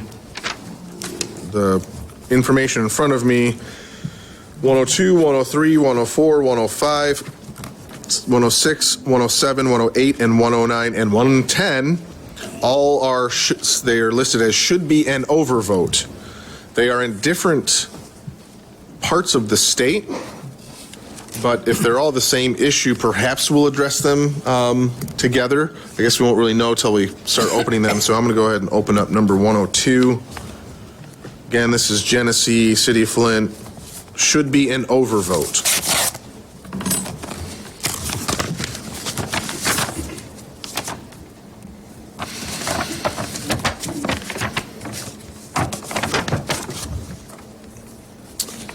Proposal 22-3, we have here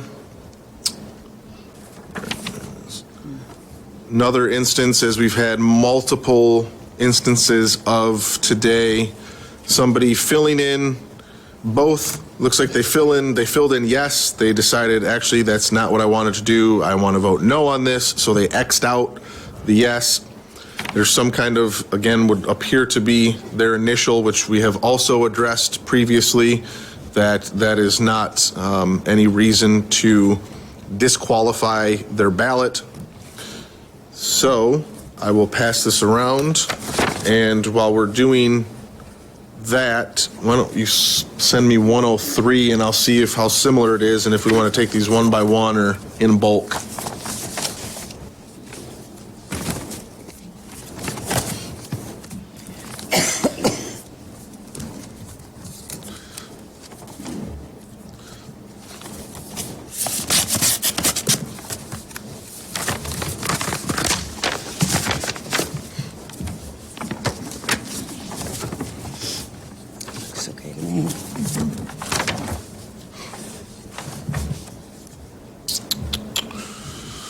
This one, slightly different in terms of their markings, but virtually the same. It's the same issue where they've accidentally filled in a choice, then went back and realized their mistake and made multiple efforts to let us know that they wanted to vote yes on this.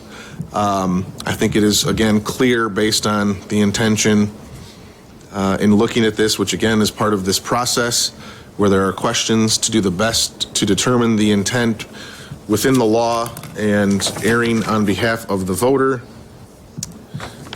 So this one, in my mind, would be the same issue, but I'm certainly open to hear thoughts from my fellow board members. It's the same.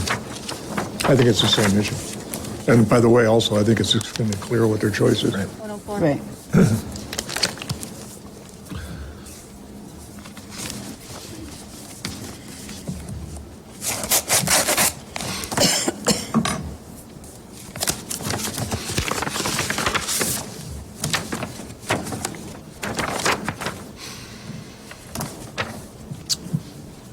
This one, proposal 22-3, they have voted yes and no, but next to no, they wrote the word void. Fairly clear that they wanted to vote yes. And so, all members, keep them coming if you want. I'm not hearing anybody object to this.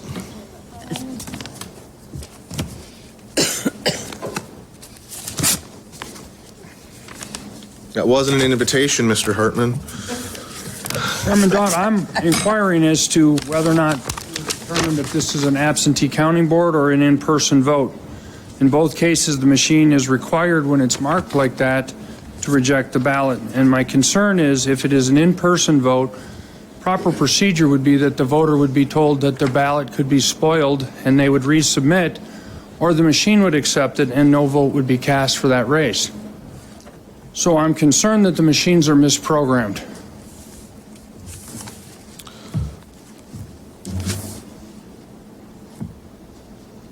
I think the issue of machines and things being spit out or duplication, we have an instance where a recount has been requested, and therefore these ballots are being looked at by individuals who are then making determinations. That is likely why there might be a discrepancy in what the machine may have done and what now this is providing through the recount process. But following that through logically, if you were at the precinct, that appears to be a precinct ballot. If you were at a precinct and you fed that into a machine, that would become a spoiled ballot. It would not go into the machine marked both ways. And therefore, either the machine has overridden its programming, or that should have been marked as a spoiled ballot. You would never see a ballot that's overmarked like that if the machine is programmed and we're following election procedure. That tells me that that somehow has circumvented our election process. And it's not an isolated incident. Can you address that, please, Mr. Brider? Sure. So there's multiple ways that this could have occurred. So one, you could have a situation where a person voted in person, corrected the ballot that way, the tabulator rejected it because it read it as an overvote, and then the voter chose to have the ballot accepted with that overvote. And then subsequently during the recount, human beings would determine that's how the person voted. Similarly, with an absent voter counting board, they could have been looking at that ballot and made one determination or the other on election day in terms of whether to count it, determine that it was a correction or not count it as it because it was a overvote, and then that could also have been reviewed during the recount. In either case, it would be possible for there to be a ballot that was being considered during the recount that had either been had treated as an overvote or as a correction.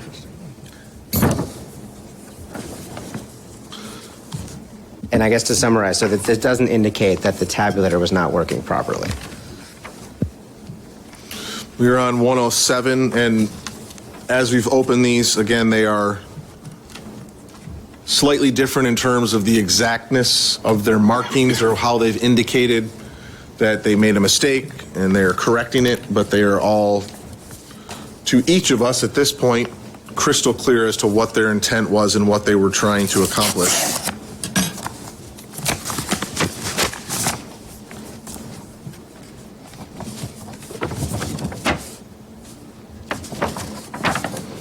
You have not been called up? I thought he talked. I did them. 07. Chairman Don, he's the Wayne County one for 107, 108, 109. Does he has he filled out a sheet? He did go over and attempt to do that during the break. He actually does have a sheet. He does, okay. Then, Do I reserve a minute to speak a public comment as well?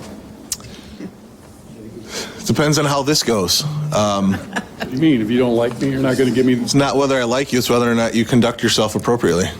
Well, sir, I'm dealing with the law. Please sit down. Sure. Go ahead. Let's go. And may I see the ballot because I did not have an opportunity to review it at the Wayne County canvassing.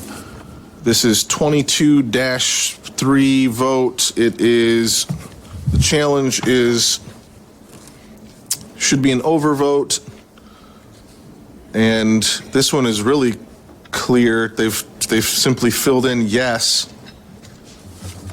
May I approach to review it? Mr. Brader, is that something we allow? I don't want to touch it. I just want to review There's it. no problem with him looking at it. It's been a while since I touching it. reviewed. Thank you. Chairman Dodd, if he could identify himself for the record too, when you get back. Yeah, thank you.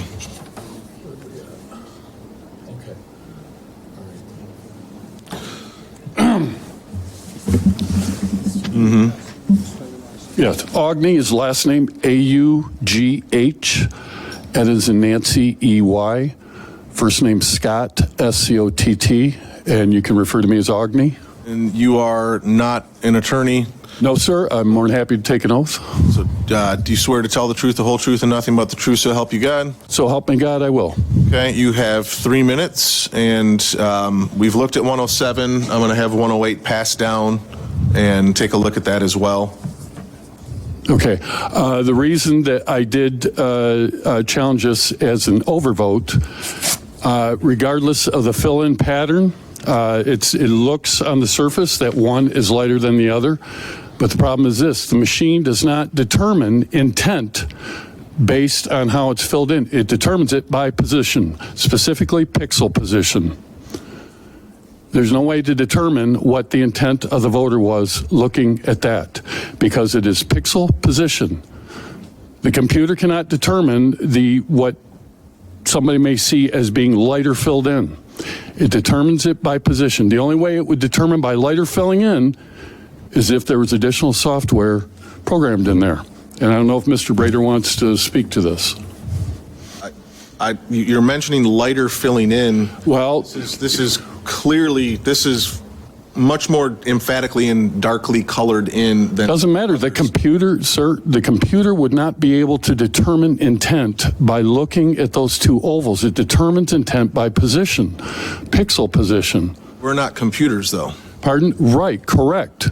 My point is the computer would not be able to determine that, okay? And therefore... Getting back to the previous point that was brought up by Mr. Hartman, okay, and what Mr. Brader addressed, we are looking at these because a recount has been requested. Yes. So that's going to lead to the involvement of humans. Yes. Their discretionary decision making. Correct. How was this logged? How was this logged? As a yes or no?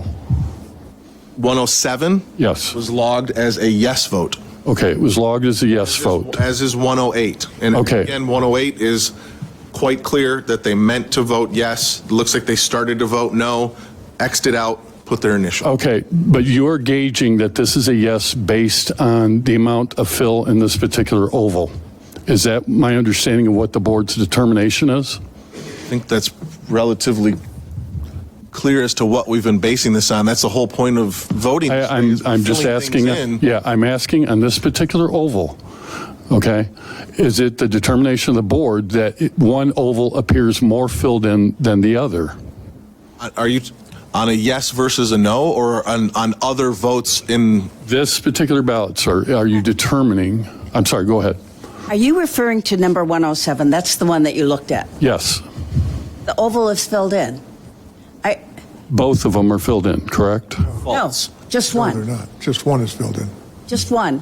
And the voter was obviously really enthused about this one and also scribbled over the yes. So yeah, I see two. Yeah, I see two there filled in. Is it side by side? And yes. The one is not an oval. The one is the word yes. But scribbling over the yes is not going to be discerned by the tabulator. Correct. When we look at it, what we see is that this voter was really emphatic about voting yes. Ma'am, that is a presumption. That's a presumption.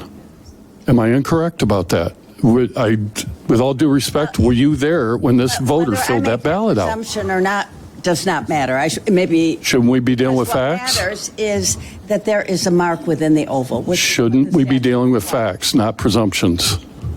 What matters is that there is a mark within the oval.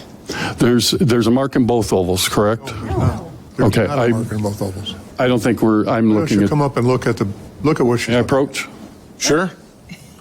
Approach the bench. This is the one we're talking about. Yes. There's a mark on the oval. Yes, and there's. That's not an oval. Okay, they have crossed off the other and did that. Okay. Tabulator would have never seen that. Pardon? Tabulator would have never seen the mark through the word yes. Sir, with all due respect, if we could, with regard, and that's done in ink, correct?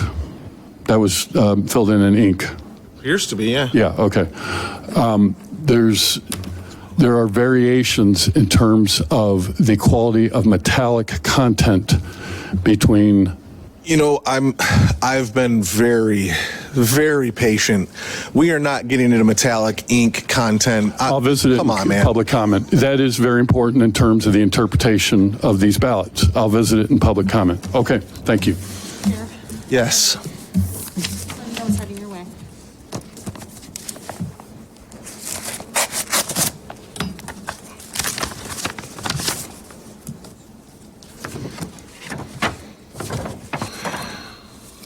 $109. Yeah. Same challenge. Again, very clear. Marked no. Just realized that they made a mistake. X'd it out. Filled in yes. Is that one, may I approach to see that one again? That's a Wayne County, right? Yes. Wayne County. That's Van Buren County, right? No, this is 109. So yes, it is Wayne. May I approach? Sure. Okay. Would you like to speak on this? That's one that I was looking for. 60 seconds. Okay. That uses both ovals are filled in, and there's an X on the no. The computer, and how is that registered? As a yes? Yes. Okay. These computers, again, recognized by pixel position. The only way it would be able to ascertain an X there is if it had alternative reading software, which would be OCR, optical character recognition, sir. It would have to be installed to read an X. If we are talking pixel position, there's no way that software can discern which one's accurate. Mr. Chair. Yes, please. Mr. Brader, on Election Day, those ballots that have the double, and I'm going to say oval, rectangle, because we know we have both, and one has an X through it, what would they be recorded by the tabulator on Election Day or when tabulated if they were an AV board? Well, the tabulator would read that as an overvote, because you'd have both ovals filled in. And we are in a recount situation, which means that these are now being observed by humans doing a recount, correct? Yes. Thank you. And these are AV votes, so this would have been something that they were. They would have seen that. They would have looked at that before they even read it in, right? So when we're, Director Brader, how many added votes for yes and no in Proposal 3 occurred in Wayne County after the recount? Let me pull up the chart.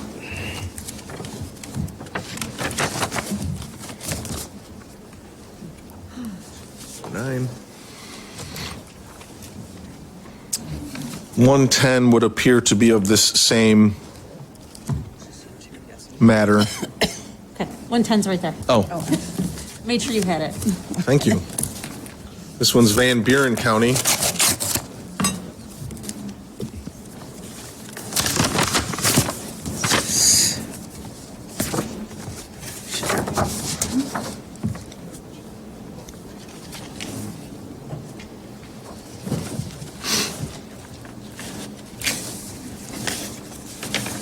So just to follow up on that, in Wayne County, following the hand count, the number of yeses increased by 2, and the number of noes decreased by 20. Thank you, Director Brader. On this 110, on Proposal 3, they have filled in both ovals. Then they circled the no, indicating that that was actually what they intended to vote. So this would be registered as a no vote. And the county canvassers and our representative both upheld this decision to count this as a no vote. Again, based on what we've been looking at doing today, I see no reason to overturn their determination on that. Sorry, Jordan, can we just look at the envelope to make sure that that's what occurred?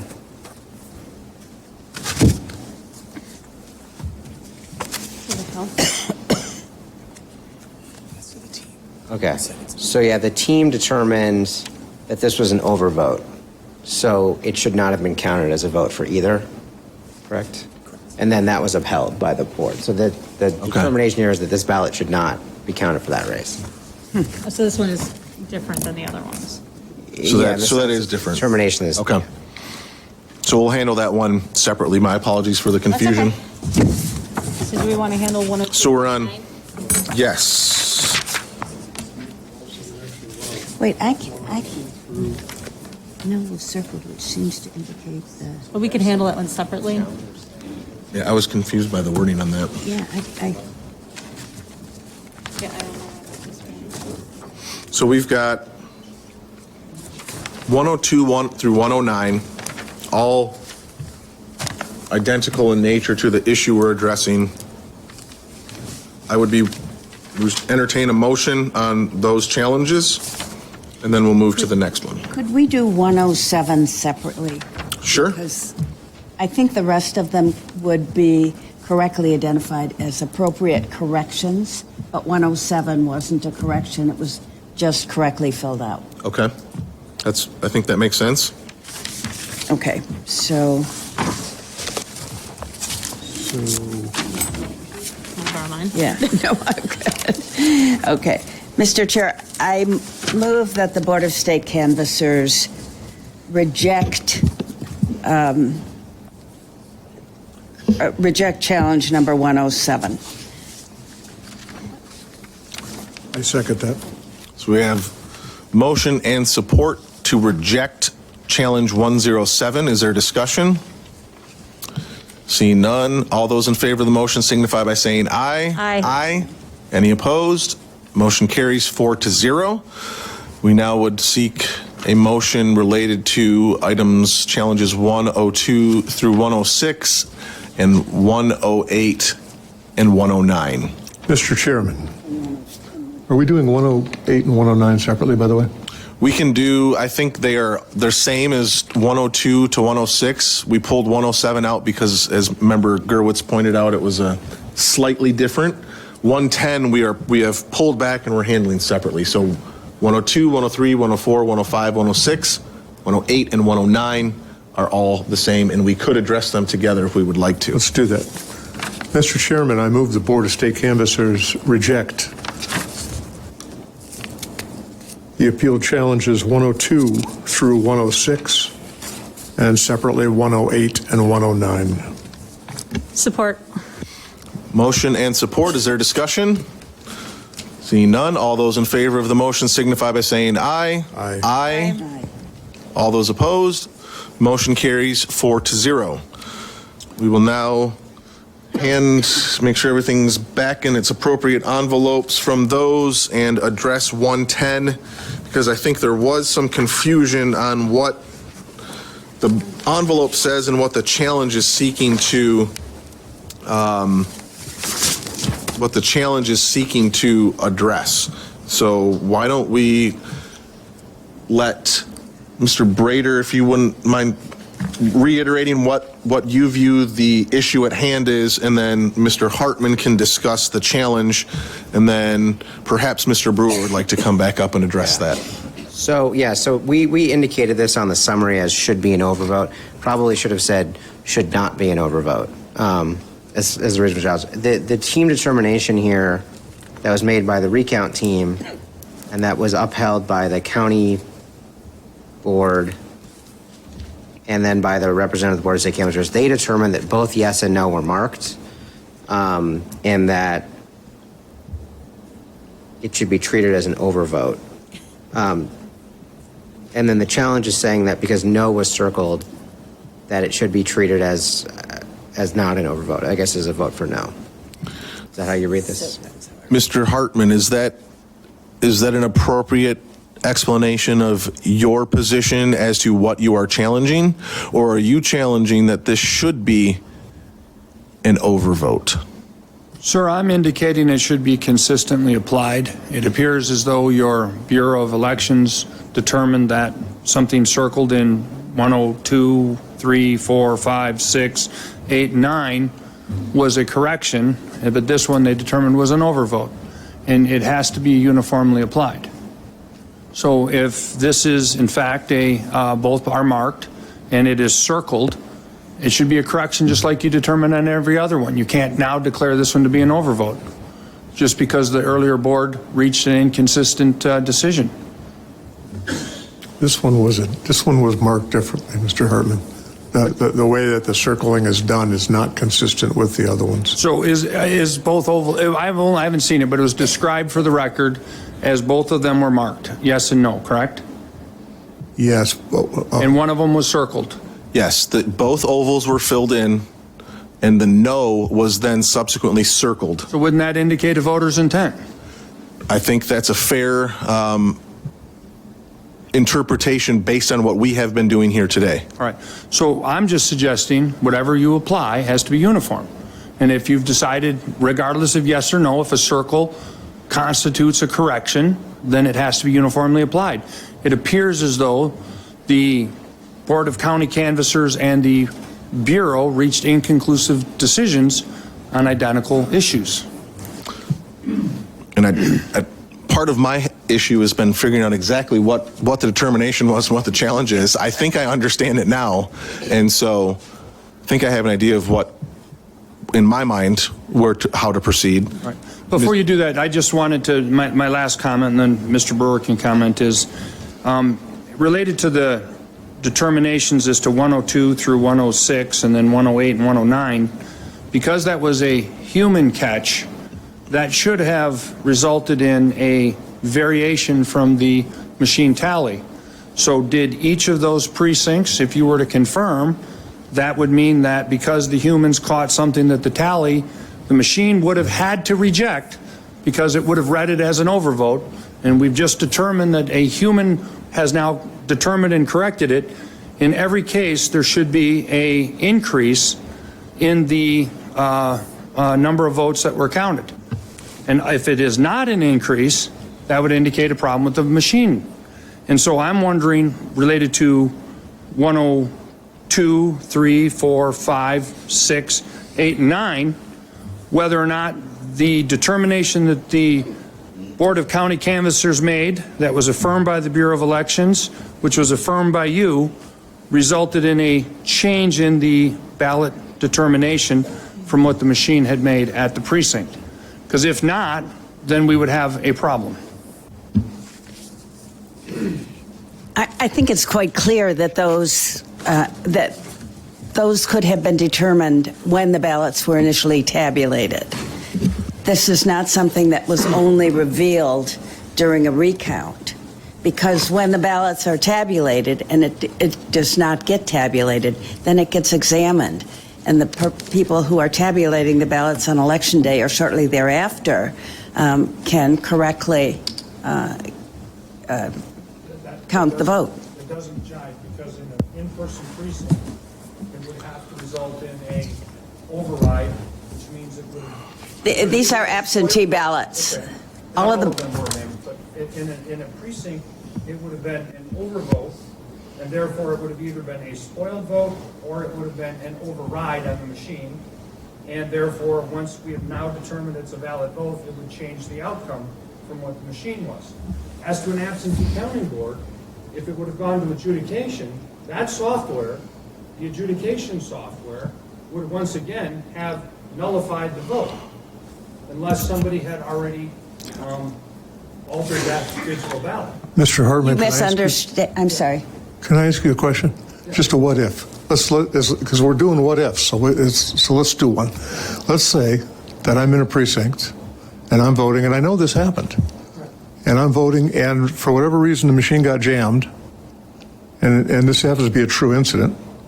Machine got jammed, and the election worker, instead of having people run through their ballots, they collected those ballots, put them into the bottom of the machine manually with witnesses, proper procedure, and promised the voter that when the machine was brought back up, the county clerk or the elections people would run those ballots. Is it possible that those marked ballots that you said, is it possible that the machine had gone down and those were run through later? There'd be evidence in the poll book, which you would have to make a determination to make that call. I mean, it's possible, but in But isn't that as realistic as any other explanation? well, that's the reason that we've requested an investigation. For the 1,875th time, we are not an investigatory body. Mr. Brewer. Thank you, Mr. Chair. Let me deal with this procedural argument here. There's a far simpler explanation. Look, the recount replaces the prior result, so you're counting from fresh. And you can't just pull one challenge out of context and say, oh, that should have made the total go up or down. I suspect that in these precincts, as has been reported, there were variations in the vote which were not challenged. And that is an equally valid and I think much more plausible explanation than there's some suspicion here of nefarious computer programming. So that procedural objection, I think, has no merit whatsoever. I would like, Mr. Chairman, on the Van Buren ballot, which I've not seen before, if I may approach and look at that ballot before I respond. Absolutely. Thank you.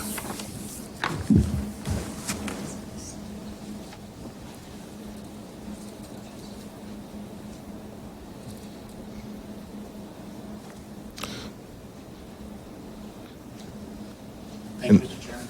You bet. And to reiterate, I'm going to try to reiterate this without following it up. My understanding is that ultimately it was initially determined that this was an overvote and the challenge would be that it should be recorded as a no vote because it is circled. Given the discussion we had hours ago, I think at this point, about what's listed as examples and then bringing into our judgment, I think in light of the things we have accepted and as being expressing the intent and maybe not being exactly as laid out, but we are humans, we're here to make these judgment calls, and if people have a problem to proceed, I would be inclined to accept the challenge and count this as a no vote. Mr. Brewer. Yeah, you have conflicting principles here. We've urged and you've respected the decisions of your local boards today, but frankly, the default position of promote the vote is to try to enfranchise, not disenfranchise voters. So we would have no objection to have a promote the vote if this vote is counted and it is not regarded as an overvote. Are we on reproductive freedom?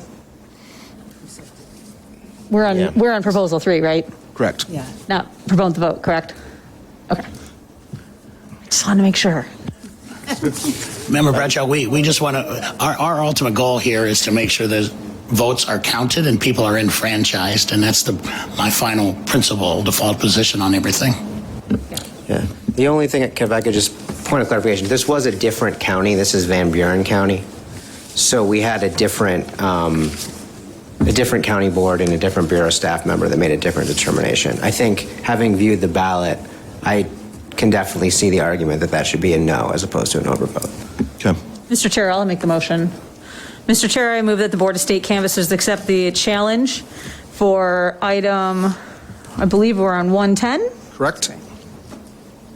I second that. Motion and support. Discussion. Seeing none, all those in favor of the motion signify by saying aye. Aye. Aye. Any opposed? Motion carries 4-0.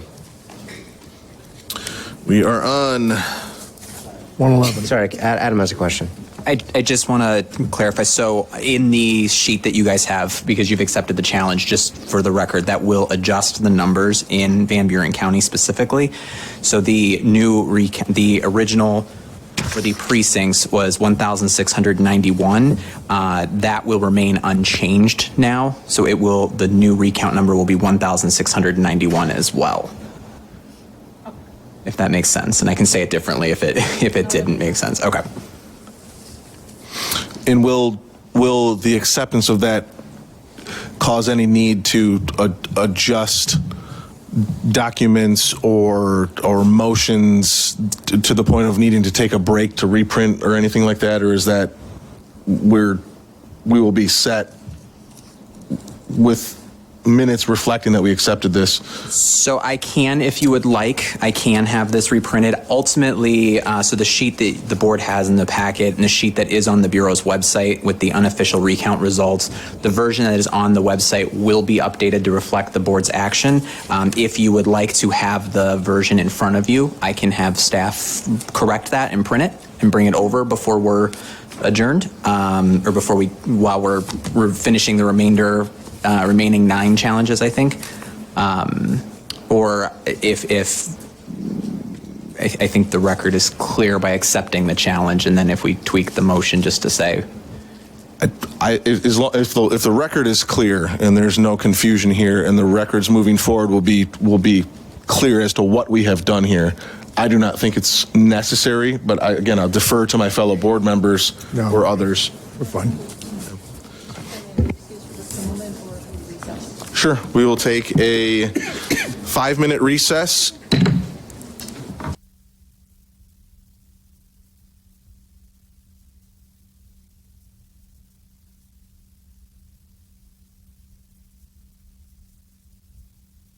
PM. We have just under 2 handfuls of these left to go. I think it would be beneficial. I think some side discussions after when we when we recessed about why sometimes a challenge and overvote decisions impacts the totals and sometimes it does not.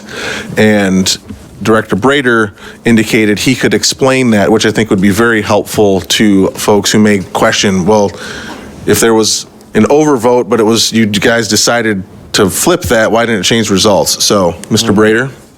Sure, yeah. So, I mean, one explanation is what was discussed before, which is that you're recounting the whole precinct. So you have to look at the total picture. So you could be one up for one reason and one down on another reason. But the other difference between certain jurisdictions is it'll depend on if they're using adjudication software or not for the absentee ballots. So a big jurisdiction like Detroit, several other large jurisdictions, in the absent voter counting board on election night, there is a bipartisan team of election inspectors who are looking at a screen that's bringing up the image of the ballot on election night after it goes through the scanner. And they're making that same determination that the board's making or that the county boards are making right now when they see some of these overvotes. And they may use that software on election night to actually indicate that it was a correction. And so it doesn't go in as an overvote. In that case, the recount team might just be making the same determination that they made on election night. So that's not going to change anything. If it's a smaller jurisdiction or jurisdiction that's not using that software, then it's just going to go in as an overvote, and no one's going to know that unless you pull it out for a recount. So it'll depend to some extent on what equipment was used to tabulate the votes. Thank you, sir. With that, we will move to item challenge number 111. Genesee County, Grand Blanc Township, absentee vote counting board should be an overvote due to bleed through. Ballot should be counted as overvote because of bleed through. The County Board of Canvassers and our representative disagreed with that.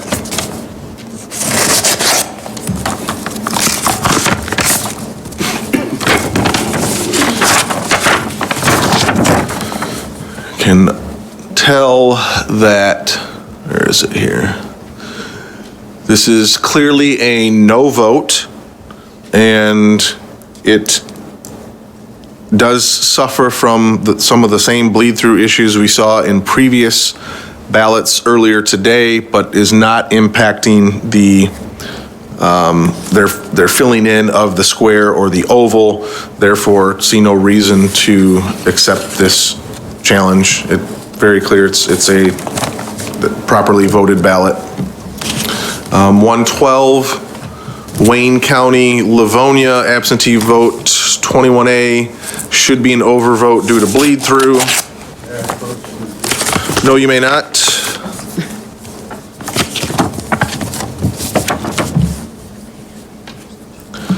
(22-3). This is a no vote.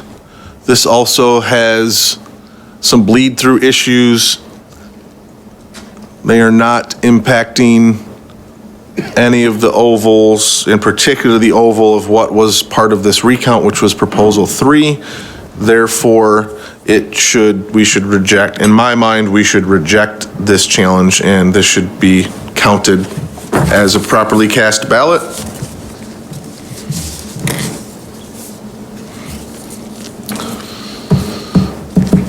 So that is 111 and 112. Same issue. I would entertain a motion once my fellow board members are done reviewing on these two items. Just 111 and 112. Sure. Mr. Chairman, I move the Board of State Canvassers reject the appeal challenge for item 111 and 112. Support. Motion and support. Do we have discussion? Seeing none, all those in favor of the motion signify by saying aye. Aye. Any opposed? Motion carries 4-0. We next have item challenge 113. It would appear that 114 and 115 are of the same nature. First one is Genesee County, Grand Blanc Township, and it is ballot should not be counted because of stray marks. County board and our representative said we should count it. Mr. Chair, we're only going to take 13 and 14. I'd like to see 15. 15 we're going to do separately. That's why I was letting the chair know that we were doing 13 and 14. Thank you.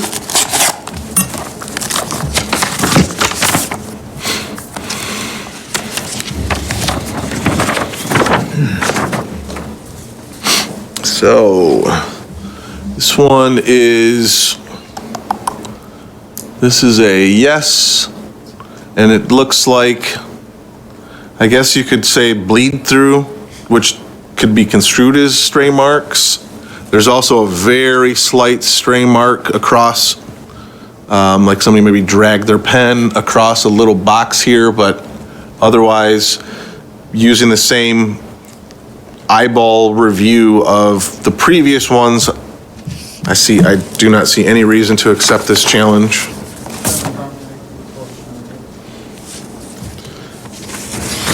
Yes, 90 seconds. It's just a standard bleed through. Like to see it?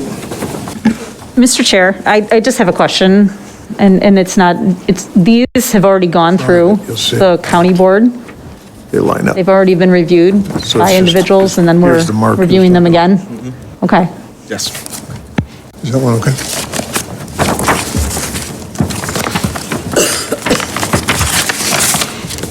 So that's 113. This one is Muskegon County Fruitport absentee voter count board, stray mark.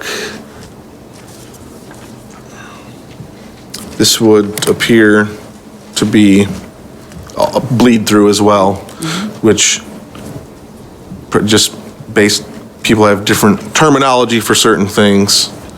So again, I think there's no reason to accept this challenge. This, though messy, still is easily discernible what the intent is. So that I would, Again, Mr. Hartman would like to see. I would entertain a motion once you are done reviewing 5. for 113 and 114. Those bleed throughs marked the same.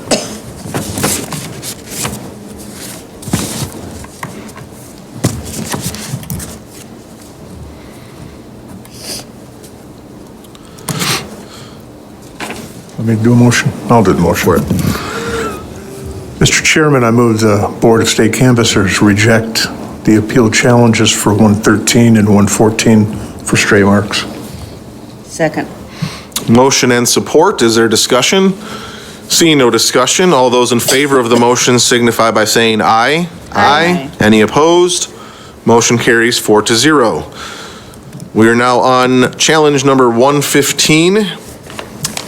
Going to open this up. It would appear, based on a little brief conversation just prior to this, that Braden, you would like to speak on this? You just want to see it? Okay. So this one also says distinguishing mark / stray mark, and the decision is that it's a valid vote. The county board has accepted and our representative agreed. So the challenge would be to reject because of the stray mark. And yeah, I'm just trying to make sure. So here we have, okay. So we have on here, it's a yes vote. Down at the bottom, there is a name and address and something else, some number, but essentially it is. Can I take a photo of that? Why? Are we sure not to vote them? Can we have an investigation to prove what you just said? Please.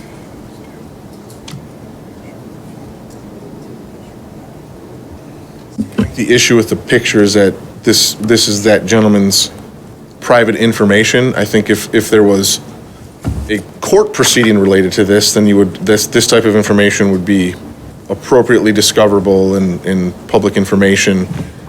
I'm not comfortable having this become part of some kind of social media expose or something like that. So, okay. I think we have an issue at hand here about an identifying mark.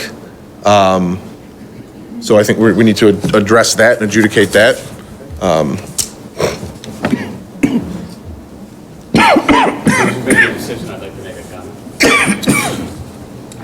If you would like, I actually would prefer for you to make your comment about what you think we should do prior to this. Okay. I'd just like to go over how this ballot was found. This was a challenge that I made at the Wayne County recount, and it was very clear that it appeared there was a name on that ballot along with perhaps an address or phone numbers or all kinds of, it was like a novel.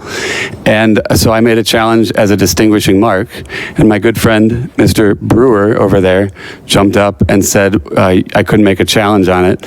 And then he looked at it and looked startled for a moment and then said, "Oh, that's just a stray mark." Yeah, it's pretty funny. And then, so I had a good chuckle too, because my eyes, I guess my eyes are really bad, and I thought I saw a name on there. And so I said to Mr. Brewer, "Mark, that's a very, very specific stray mark, isn't it, Mark?" And he said, "That's all I see is a stray mark." And I just want people to understand here the obstruction and intentional malfeasance by Mr. Brewer and his entire team throughout the entire day there and throughout this entire process, where they obstructed our workers and intimidated them and harassed them with things like what I just said. But it gets worse. Then, when he saw me take out my phone, which I wasn't doing anything with, he then jumped out of his chair again after trying to argue that I couldn't make this challenge. And then he said, "Oh, you can't take a photo of that." And I said, "Well, I wasn't taking a photo of that." And I said, "Can't take a photo of what, Mark?" And then he proceeded to say, "Oh, well, there's clearly a name written on that ballot." Because he's a deceptive, disingenuous, and manipulative little weasel. I've asked, hey. So, sorry, I apologize. He's deceptive and manipulative. Deceptive and manipulative. Him speaking about somebody like I apologize. I withdraw. I apologize, Mark. My good friend, Mark Brewer, is deceptive and manipulative, and that's a very clear indication, based on the story I just told you, that that's exactly what happened. And he was like this throughout the day, and this is how he instructed his people to work. And that's not how a recount should be done, and something needs to be done about my good friend here. Mr. Brewer, would you like to perhaps give him Thank you, Mr. Chairman, and I'll stick to the merits and not engage in personal attacks. My argument before the Wayne County Board was just vastly mischaracterized. In response to this challenge, I'll point out several things. First of all, the challenge was unanimously rejected by the Wayne County Board, and you have today been deferring to your local boards. It was upheld by your staff member. Now, arguably, and that's arguably at best, somebody signed his ballot. But there's no proof that it was the voter who cast the ballot. And this ballot will never be seen again unless a court orders it to come forward and be investigated. And so I think what we've got here is a situation where you're being asked to disenfranchise this voter based on an unexplained signature, allegedly, address, whatever the information is, that again will never be seen again and should not be used as a basis to disenfranchise a voter in this fashion without any further proof, which has not been provided either at the Wayne Board or here today about who signed this.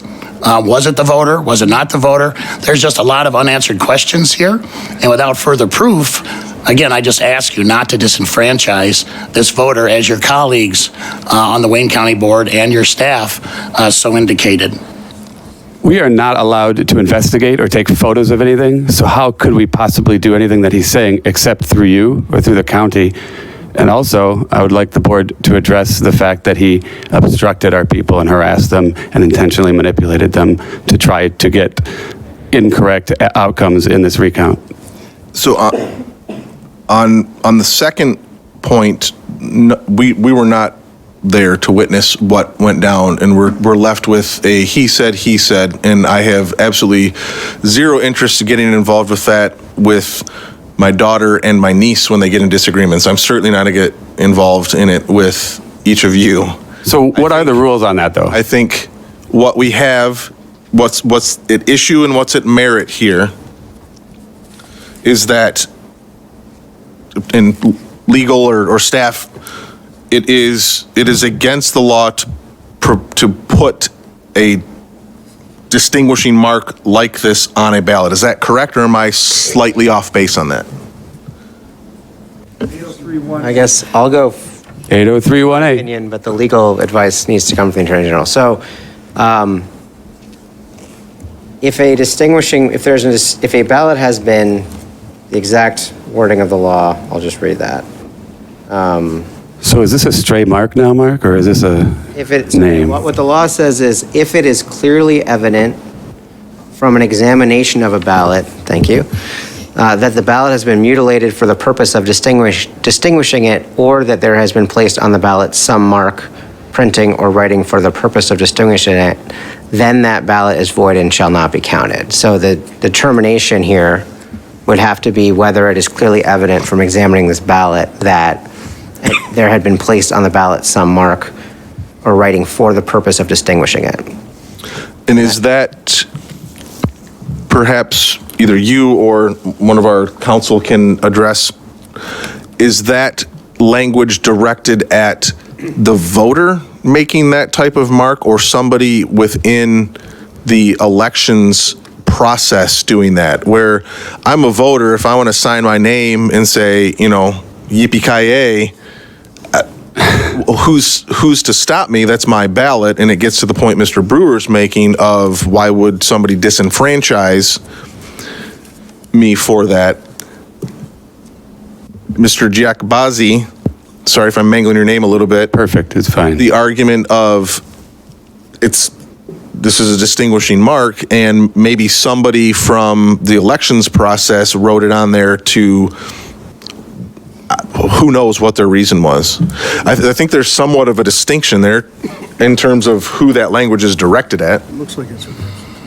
It looks like they put their name on it, and the date that they sent it in. So if you folks couldn't hear what my fellow board member said, he essentially said it looks like it's an absentee. They put their name on it and the date they sent it in, which would tend to indicate the voter did this, and he did this because he wanted to make sure that if it got separated from its envelope, that somebody knew that this was, his ballot and he got credit for voting. Again, we're making a lot of assumptions here. I think there's a legitimate concern of identifying information. The issue in my mind is what was the intent, and I don't think we should just brush it aside and say, hey, well, we're never going to know. I think that's too cavalier towards the issue we're dealing with. I don't want to simply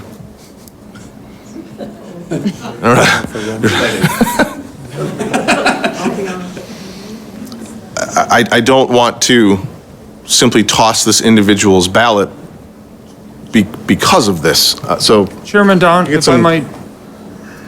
We get some, are you doing some, looks like our council is looking into this, so Mr. Hartman? Your Honorable Chairman, the law is clear that we have a secret ballot.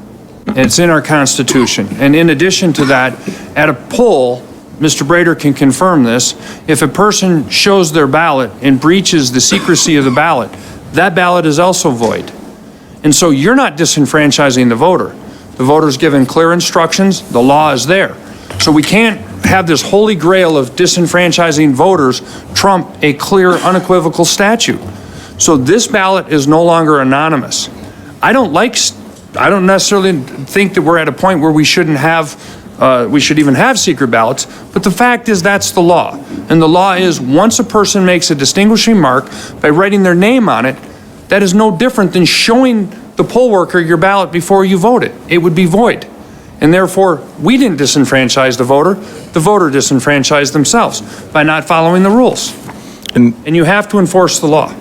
And I'm just to give you an opportunity to clarify something. When you said about not having secret ballots, I'm taking you to mean kind of like the ballot selfie, where if somebody wants to display their ballot, they should be able to. You are not saying everybody should be public in who they're voting for. Well, let me just say this. I don't believe that ballots are anonymously voted. You can look on social media and track how people are voting. You here are voting in public, right? When you make a vote, you're doing it in a roll call. So I was trying to give you the benefit of the doubt. You are steamrolling that, and you would prefer people to vote and have to showcase who they voted for. I'm going to tell you. You can have that opinion. That's irrelevant. I shouldn't have made the comment. It is a trail we do not need to go down on public. The law currently is that a ballot is anonymous, and that if it is identified, it is void. And that is true in the case of an in-person vote or an absentee vote. And when you make a distinguishing mark, you cannot avoid the plain language of 803 says for counting or recounting. And if you read the 803(1)A, if this isn't a distinguishing mark, that statute is basically meaningless. And you can't ignore the law. Got anything? Well, I think with respect to the question you asked about whether the 803(1)A distinguishes between an elector who might cause a stray remark or some sort of mark, or an official, some sort of election official, the statute doesn't say either way. I think it can be read to anybody who places, some type of distinguishing mark. So the question really is, as Director Brader had read the statute, the question is whether the mark was placed on there for the purpose of distinguishing the ballot. Okay. So, yeah. May I, Mr. Chairman? Yes. There have been a number of things that I'd like to respond to. I agree with that point. You have no evidence that this was whoever put this on there at whatever point did it for the purpose of distinguishing this ballot. It's all speculation by the challengers as to what the purpose was, and so it doesn't even fit within that statute. So how could we ever get that, since we're not allowed to do that investigation? Who would do that? Let you speak without interrupting. I'm just asking for the same on both sides. Fair enough. The other point we've heard here is that, well, what's the remedy? There is a court remedy that is available to folks. If they think there is something improper about this ballot, as with all the other challenges you decided today, they can go to court. Finally, I would indicate, until now, this ballot and its possible identity with a voter has remained secret, notwithstanding the efforts of the challengers at the Wayne County Board of Canvassers to take a picture of it. And as you stopped here today, Mr. Don, this ballot is secret. There's been nothing done that exposes this voter who may or may not have signed this and violated his or her right to a secret ballot. So I'd urge you again, the default position should be allowing the voter to express their vote, not disenfranchise a voter and turn down this challenge. Anything? So I would say that we've brought it to your attention that you have subpoena power. That investigation can be started by you, or you can refer it to anybody you'd like to. But the questions he's asking are exactly why we brought it here today and why we're expecting something to come of this. But he just wants to sweep it under the rug, clearly by his actions.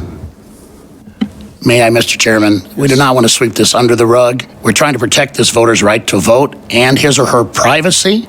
They have a court remedy if they want to go down that path. Again, I'd urge you to reject the challenge. And I'm still confused whether this is a voter or just a stray mark. Okay. Questions or discussion on this, what's at hand among my board members? Yeah, it looks to me, and this is speculation, that the voter made a mistake. They know that they have to sign the return envelope. This is an absentee ballot. So the voter perhaps signed the ballot. It's more likely that the voter did this than that someone else did. But I think we cannot possibly say that the voter did this for the purpose of distinguishing his ballot.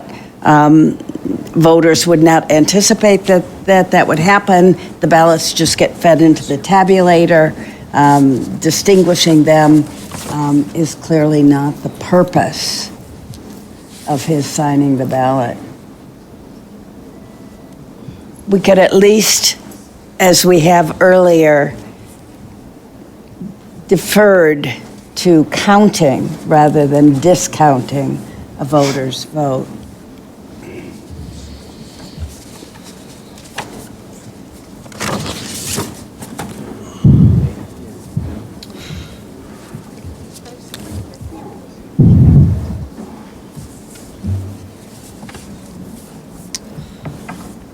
Yeah, just very honestly, this is certainly the most difficult one in terms of a decision,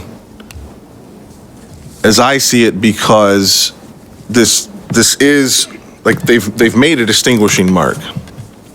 Now we're into the interpretation of what was their intent. We've also been deferential to the previous decisions, and we've been deferential to the extreme in respecting the franchise of individuals.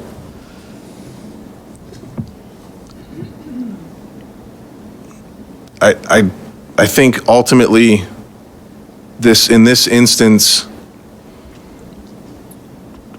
I would be inclined to respect the franchise of the individual on this. And it definitely is a difficult case because of the specifics. Could it be more specific than what's on there as a distinguishing mark? Could you possibly ever be any more specific? I think the issue is what they mentioned with, the purpose or reason or whatever the word they had used in the statute behind the marking. And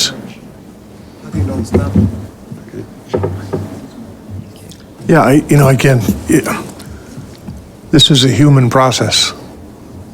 This is a human process, okay? And so this isn't a guess as to whether this is an absentee ballot. This is an absentee ballot. This is somebody who mailed it in. We can guess at who the identification is. Mm-hmm. I don't know that would be all that hard to figure out. Quite frankly, there's enough information there that we could call the individual on the phone in about 20 minutes and simply ask them. But this is a human problem, and I think it goes to a different issue. It goes to the issue of sometimes this stuff requires common sense, and sometimes it requires what a vote really is all about and what's underneath it. And in this particular case, I would side with Mr. Brewer because I think he's right. There's no reason to disenfranchise a legitimate vote. And to make this into something that's an illegitimate vote, I think is you using a statute and interpreting it in a way that it becomes a hammer rather than it becomes something useful to uphold an election. Mr. Daunt said this was clearly the most difficult one that he's had to look at today. And you agree with that, and yet you're telling me that I'm applying the law improperly. Well, you are applying moral uncertainties to this, where I am looking directly at the law, and we are governed by laws, not men. And so what you are doing is absolving yourself from having to deal with the law by appealing to emotion. And I don't think we can do that here. No, I think you're quoting the law. I think you're quoting the law in a way that may not be appropriate. It wouldn't be the most difficult one of the day if it wasn't appropriate. And I'm not disputing the appropriateness of you bringing this challenge. We have to make a decision. Yeah, sure. And I'm talking to him. I got it. And ultimately, this is an issue of enfranchisement or disenfranchisement of an individual. And regardless of what the marking indicated of their yes or no, I'm loath to toss their ballot for that reason. I understand. What is it? I understand. Is the statute a long statute or is it a short statute? The part in question is fairly short. Okay, so it's only a couple of lines, right? Yeah. Could you like just read it for everybody, just in one read through, just as a record? I can do it, I haven't. Okay. This is MCL 168803, subsection 1. Subsection 1 has several subsections. I will specifically limit it to section 1A. Except as otherwise provided in this act, the following rules govern the counting and recounting of votes. If it is clearly evident from an examination of a ballot that the ballot has been mutilated for the purpose of distinguishing it, or that there has been placed on the ballot some mark, printing, or writing for the purpose of distinguishing it, then that ballot is void and shall not be counted.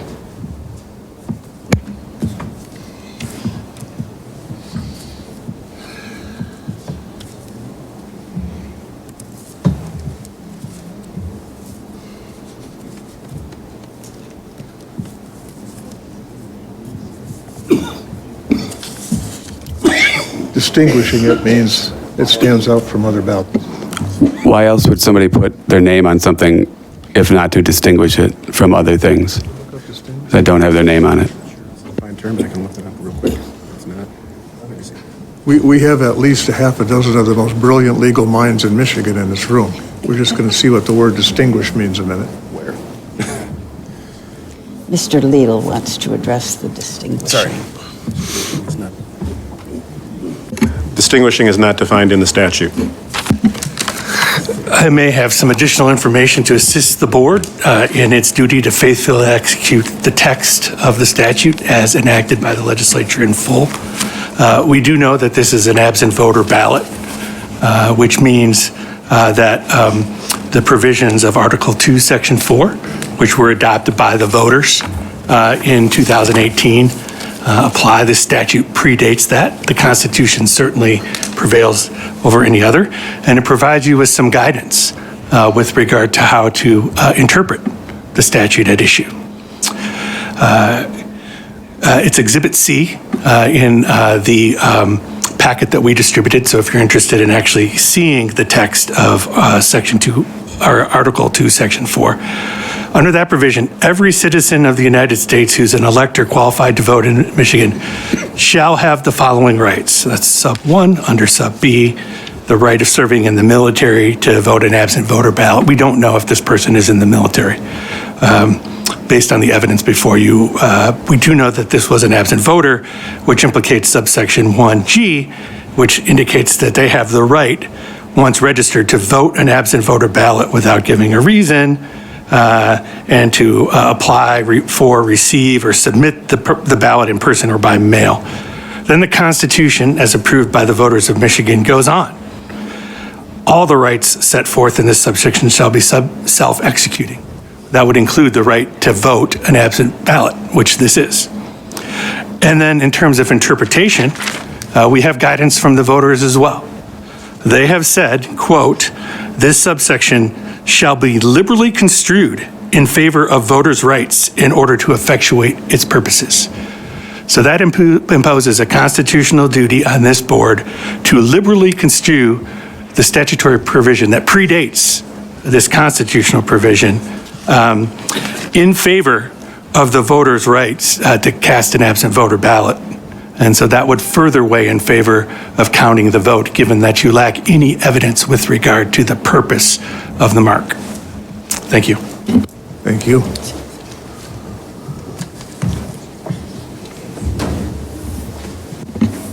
Chairman Dalton. Why didn't you get up and say that earlier, Steve? I'm looking through what you've provided, and that you do reference that. So thank you for the clarification, Mr. Hartman. So the constitutional amendment was dealing with the change from a requirement that a person to vote absentee had to have an excuse and pick up their ballot at the precinct. We went to mail-in, no excuse absentee ballots.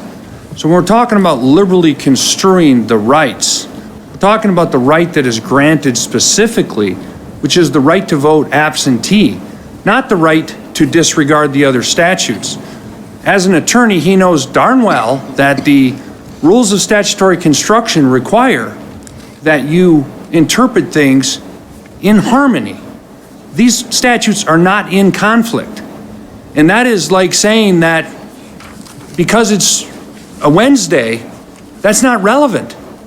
And what I'm suggesting to you is the constitutional right that was given and afforded to a person to vote absentee as a no excuse and be able to do it by mail has nothing to do with the manner in which the legislature has stated that they would void their vote for not following the instructions that are given. And therefore, the constitutional right that is implicated in this has nothing to do with the case or controversy we've raised here. And listen, I'm not trying to disenfranchise anybody, but I will tell you that one of the things that we have to make sure we understand here is we either follow the rules of the law or we don't. And what I would suggest to you is that you cannot look to the overall rights that we've granted voters to have a right to vote absentee to say that means that they can vote any way they want. I mean, there are rules to how you can cast a vote, make a vote that's clear so that we're not making case-by-case decisions. I would go back and say that more importantly than the Michigan Constitution is the United States Constitution, which was interpreted in Bush versus Gore, that indicates under equal protection there are three rights. Not only the right to have access to the ballots, but the right to have your ballot counted as you intended and cast, meaning that it's a clearly defined mark. And third, not to have your ballot diluted by somebody not eligible to vote. And the reality is if we're going to just say that all the election rules and all the procedures don't apply because all we have to say is the person turns in a napkin and it's not on an official ballot, but they've marked on there that they have voted for Mickey Mouse on square one and they voted for yes on proposal 3, that we have to take that napkin, that would be ludicrous. That's we don't comply with Mr. Hartman, that's not what's being discussed here. No, but the reality is we have a rule that's not being followed. And it becomes ludicrous when I mention a napkin versus an official ballot, but that's just another law and rule that's still disenfranchising the guy who sent the napkin in. Thank Chair you, Don. sir. Thank you. Chair Yes. Don, could I just bring something to the board's attention? We've also looked at Administrative Rule 168.923, so that's a promulgated rule that's deals with the distinguishing marks. So it says, the following rules shall govern the recounting of votes. Sub A, where it is clearly evident from an examination of any ballot that the same has been mutilated for the purpose of distinguishing it, or that there has been placed thereon some mark, printing, or writing for the purpose of distinguishing it, then such ballot shall be void and shall not be counted. The following criteria must be met to find a mark or mutilation to be distinguishing. Little I, it must be clearly evident, little 2I, that the mark or mutilation was placed on the ballot by the voter, and little 3I for the purpose of distinguishing it. So there are some additional criteria that are set forth in the administrative rule in support of that of the statute, which is 803A, 803.1A. Jim, thank you. Okay. I would expect we've exhausted the discussion on this, and I would entertain a motion. This is again, this is challenge 115. I move the Board of State, I move the Board of State Canvassers reject the challenge set forth in 116. I'm sorry, 115. So the motion is reject, restating for clarity, your motion is to reject the challenge of number 115. That's correct. I'll second it. Motion and support. Do we have discussion? Okay, seeing none, all those in favor of the motion signify by saying aye. Aye. Any opposed? Motion carries 4-0. Number 116, too little of a mark. This is Wayne Livonia.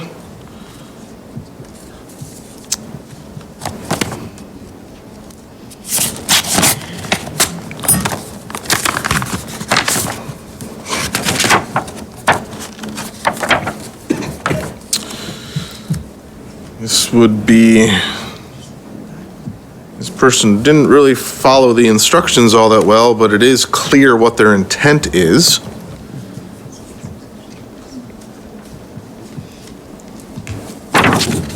I mean,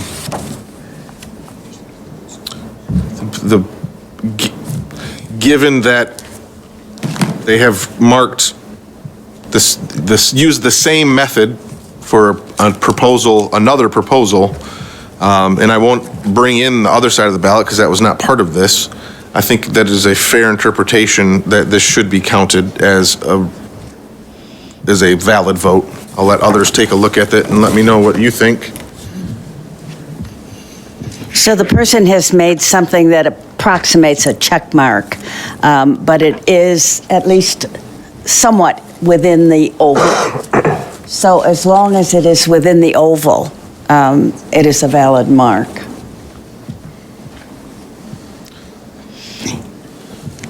And none of this disposes of my frustration with people who do not follow the instructions and make it a little more clear so that we don't have to do these type of things. Oops, where did it go?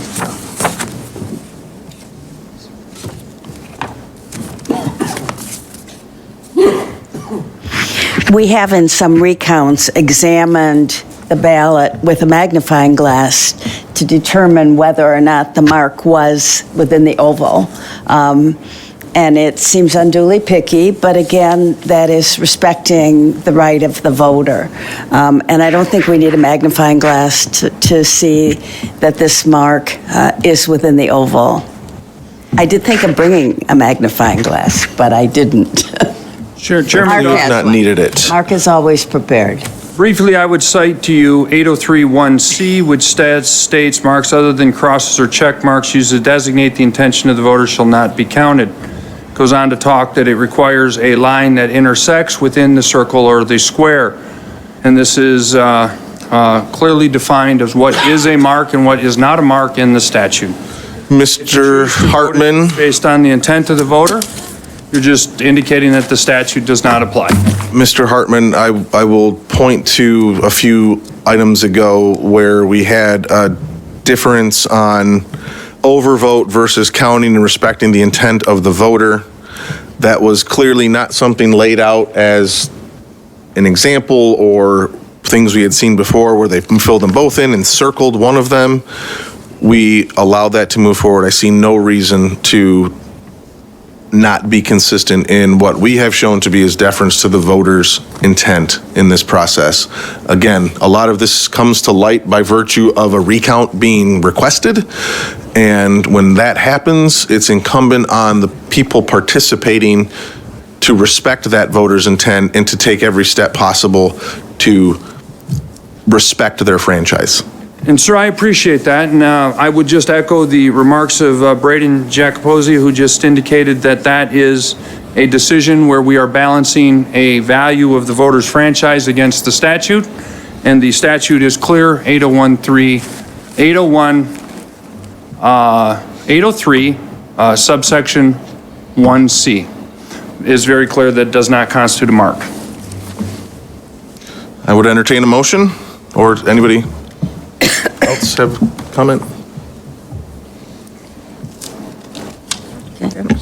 I move that the Board of State Canvassers reject the challenge of 116.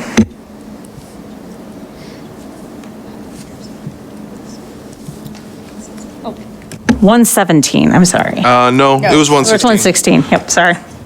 Would you, we didn't have a second, so maybe just withdraw that and say it again? All right, I'll withdraw and I'll start all over again.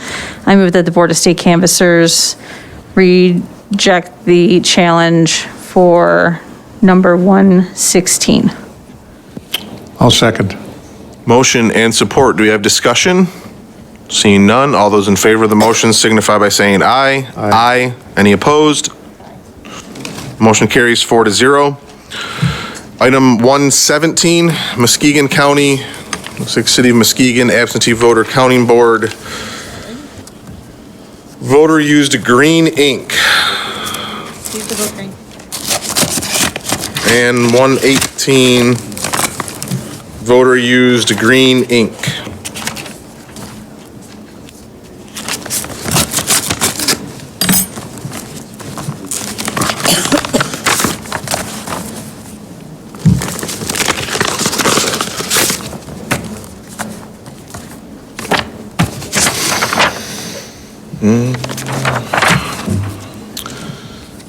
Proposal 3, clearly marked as yes. Frankly, green is my favorite color for a variety of reasons. Go green as one of them. I need more money as another. This looks blue to me, frankly. I think it looks turquoise. Ultimately, I don't see any reason to reject this ballot because of that. And when I look at 118,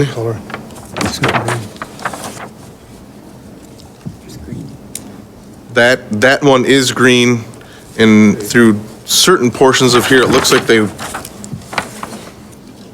tried to cover over with blue. Don't know why they didn't continue, but again, they're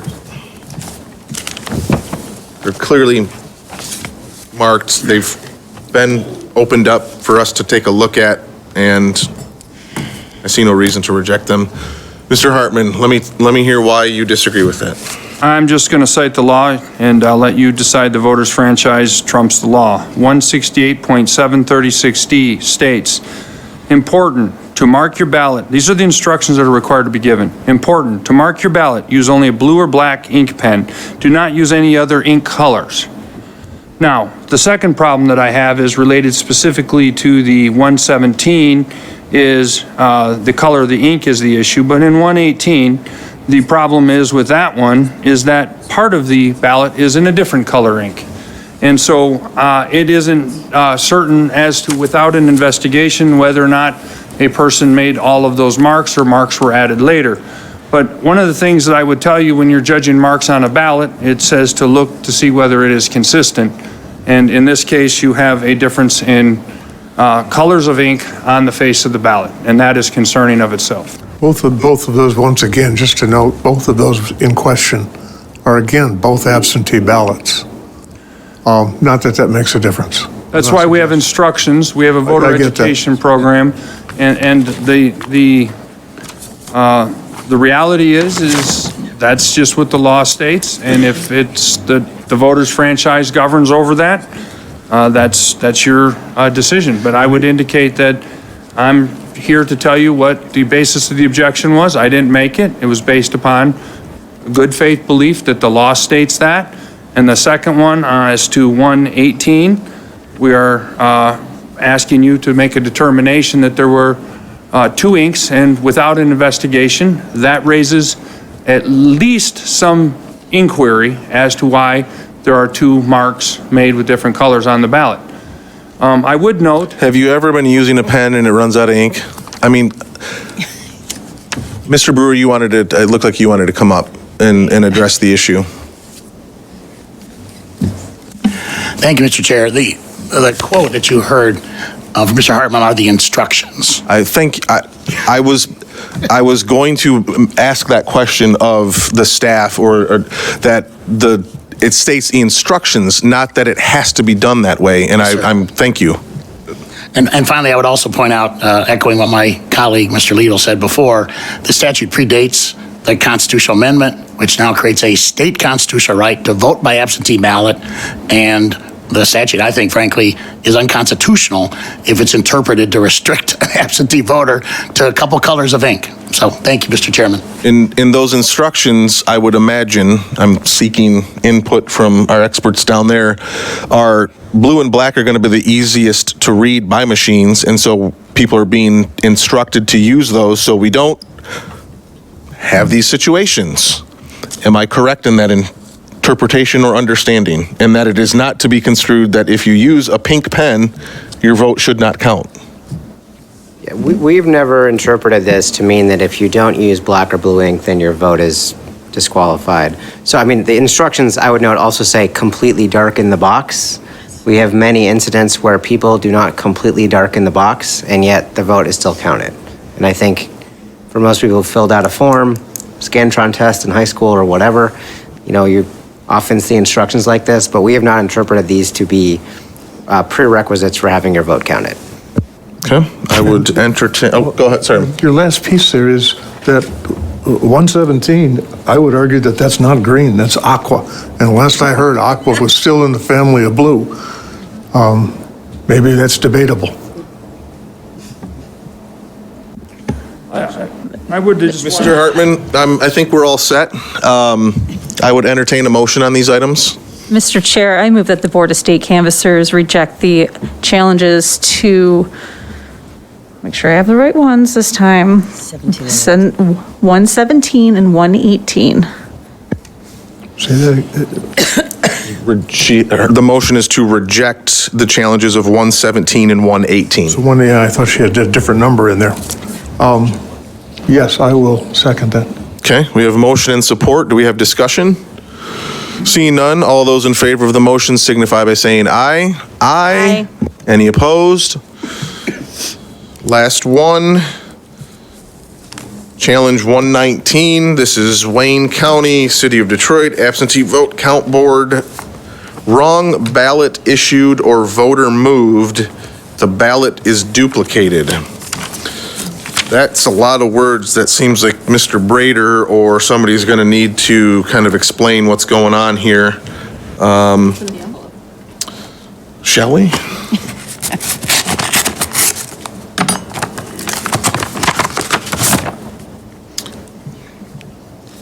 Put glitter in here. So there are 2 ballots in here. We have original and duplicate. And what we have here is the original is City of Detroit absentee vote count board 4. And the corrected, duplicate is City of Detroit absentee vote count board 6, which would lead to get to the issue of this was that this person moved and were therefore provided an incorrect ballot. There was some mistake in that process. It was caught and corrected, and this individual was given a new ballot, and I'm looking at the wrong side. And in this instance, on proposal 3, on the original, they were voted yes. On the duplicate, they voted yes. And certain things are changed because of being different section of the city, so slightly different ballot. But in terms of the issue at hand on proposal 3, their vote matches. It was a legitimate process that was undertaken to give them this ballot. Mr. Brader, do you have anything to add to that? Well, so that's the procedure if someone sent the wrong precinct or wrong ballot style. So if you accidentally sent the wrong ballot style, they return that. Ideally, you're going to catch that earlier, tell them, and then communicate with that voter and send them a corrected ballot. But if that doesn't happen until election day, or if they only send back the original ballot, then the proper procedure would be to duplicate that ballot onto the correct precinct or county ward for the races for which the person's eligible. 6. I don't know exactly why this person, and I assume the recount team did not know exactly why this person had the wrong original ballot. But in terms of duplicating it onto the correct ballot style for that voter, that's the proper procedure. Okay.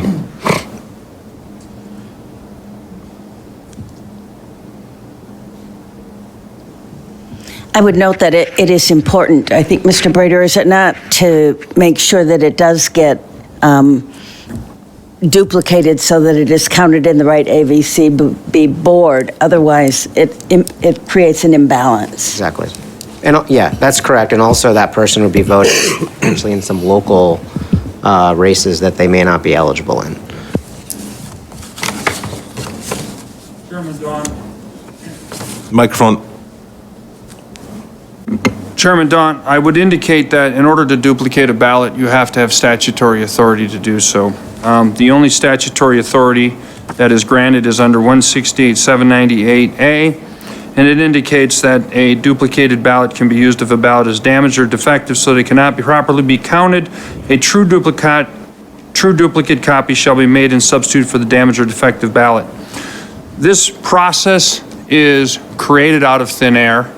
It is not a process by which Michigan legislature has authorized this action. It is an ultra-virus act. It is something that is once again done in the holy pursuit of to stop a voter from being disenfranchised. But it's not authorized by law.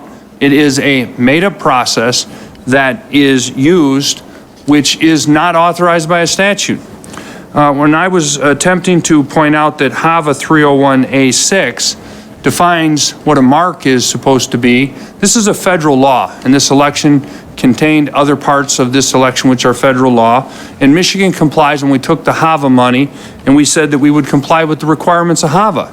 And HAVA says that you have to have a non-discriminatory definition of what a mark is, and the instructions are part of the definition. You can look at HAVA 301A6, and what I will just indicate to you is now we have a process where we are duplicating. This is an example. There were many more than this. But the problem is that you can't take a voter where we don't even know why, but when they weren't in the poll book, the ballot didn't match from the poll book. So I don't know why that happened. There was no investigation. What did we do? We took the ballot, we duplicated it onto an absentee voting counting board 6, and we said, okay, we don't want to disenfranchise the voter. But you know what really is disturbing? We don't even know if it was a real voter. We do not know because no investigation was made. And what you have a problem is you have a ballot that the security feature is a signature which we have no standard for despite the Genteski case. We have a signature, which was the only means that we can identify this. So you can't tell me we've disenfranchised a voter any more than I can say that you've deluded somebody else who's lawfully a voter under equal protection. The problem is we do not know, but we do know that this process is a made-up process that's not authorized by statute. Thank you. You may not. Mr. Brewer, you guys were moving the computer like you were talking about something. Was I just assuming that? Okay. Thank you, Mr. Chairman. I agree with the explanation you provide, as well as Mr. Brader. I'll just point out that under the statute that was just cited, this ballot was defective for purposes of AV Board 4.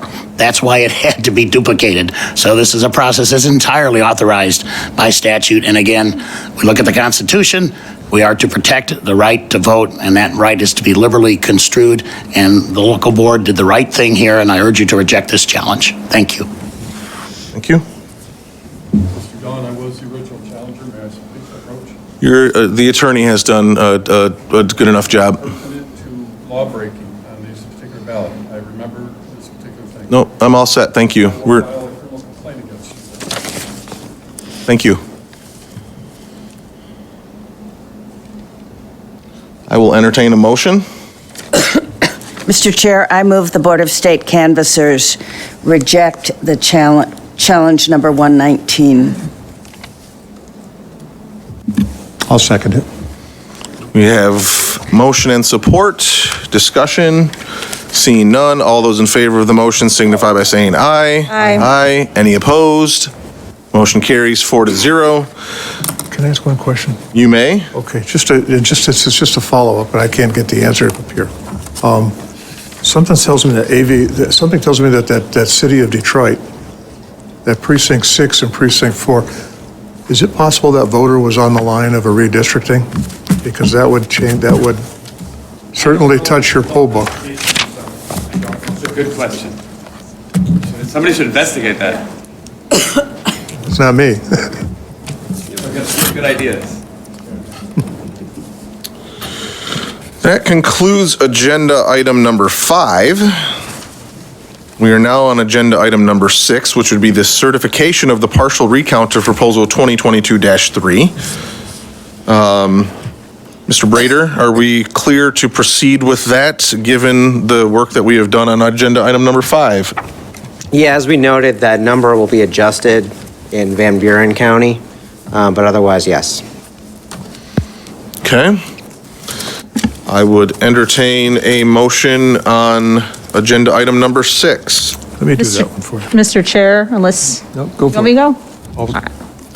Mr. Chair, based on the examination of the partial recount of the votes cast on November 8th, 2022 general election regarding proposal 2022-3, I move that the board certify that the attached is a true statement of the votes given in the election, and I further move that the Board of State Canvassers certify that state proposal 2022-3 passed. I'll second. Motion and support. Any discussion? Seeing none, all those in favor of the motion signify by saying aye. Aye. Any opposed? Motion carries 4-0. All right. I will say, despite some significant frustration and eye rubbing through this process, I appreciate the input from people on both sides. It got heated at times, but folks were pretty overall respectful of the process. Thank you again to the staff who did all of the work going through these, putting it together, giving us our packet and our recommendations, and helping us through this process, and to my fellow board members for another long day. We do have item 7 and then 8 of public comment. 7 is other business as presented to the board. Are there items related to that we seek to address? Mr. Chair, if I may, this process is not easy, and it is not easy to sit in these chairs at times. But we are all human, and we all make mistakes. Whether you are sitting there and voting at home, or you are voting in person. And as much as we can put those instructions, we saw, and I know that those of you who witnessed and went through these recounts, not everyone votes in every race. Not everyone follows the rules and the directions. And that's why we have process here, and that's why we went through this here. And I have a feeling that we'll be back here again, as we always are for every election. But it's just, I've been quiet today. One, honestly, I missed the last meeting because I had my actual job to do. But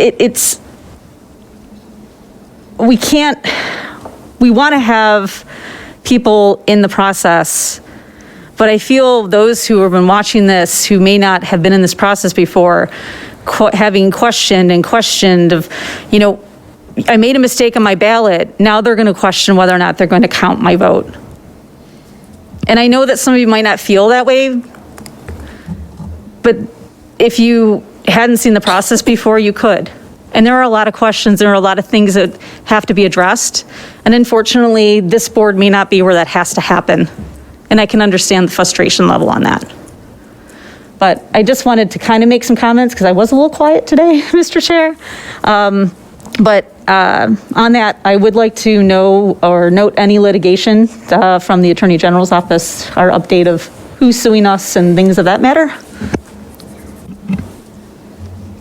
I think the only cases of consequence that we still sort of have pending are the appeal in the O'Halloran and DeVisser cases on the challenger rules.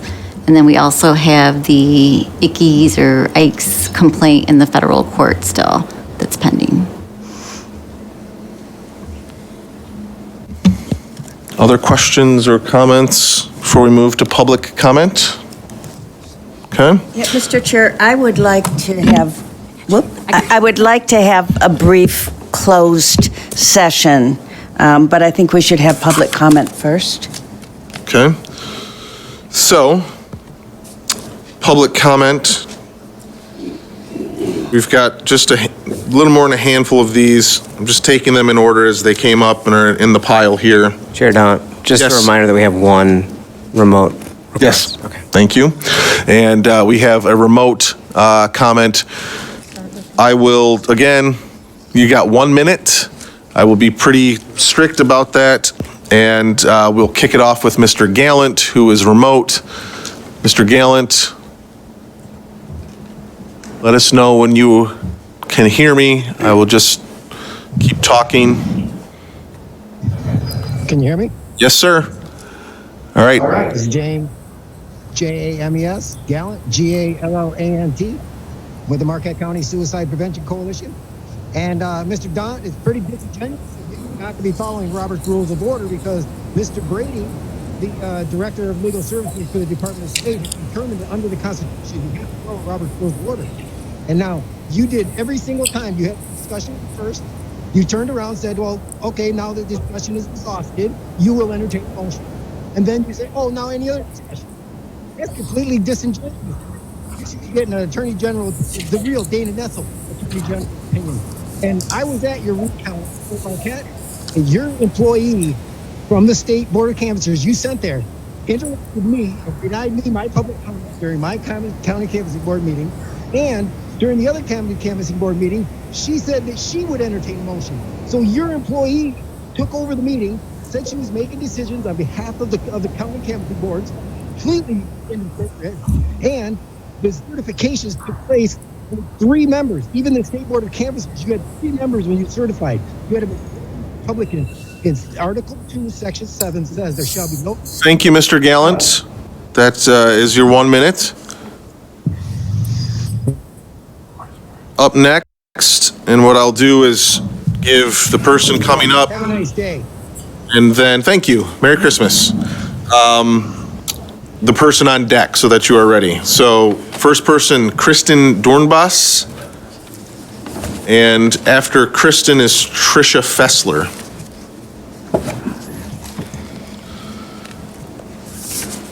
Reminder to state and spell your name, and then we will start your 1 minute for public comment. Go ahead when you're ready. Hi, my name is Kristen Dornbos, Kristindornbos.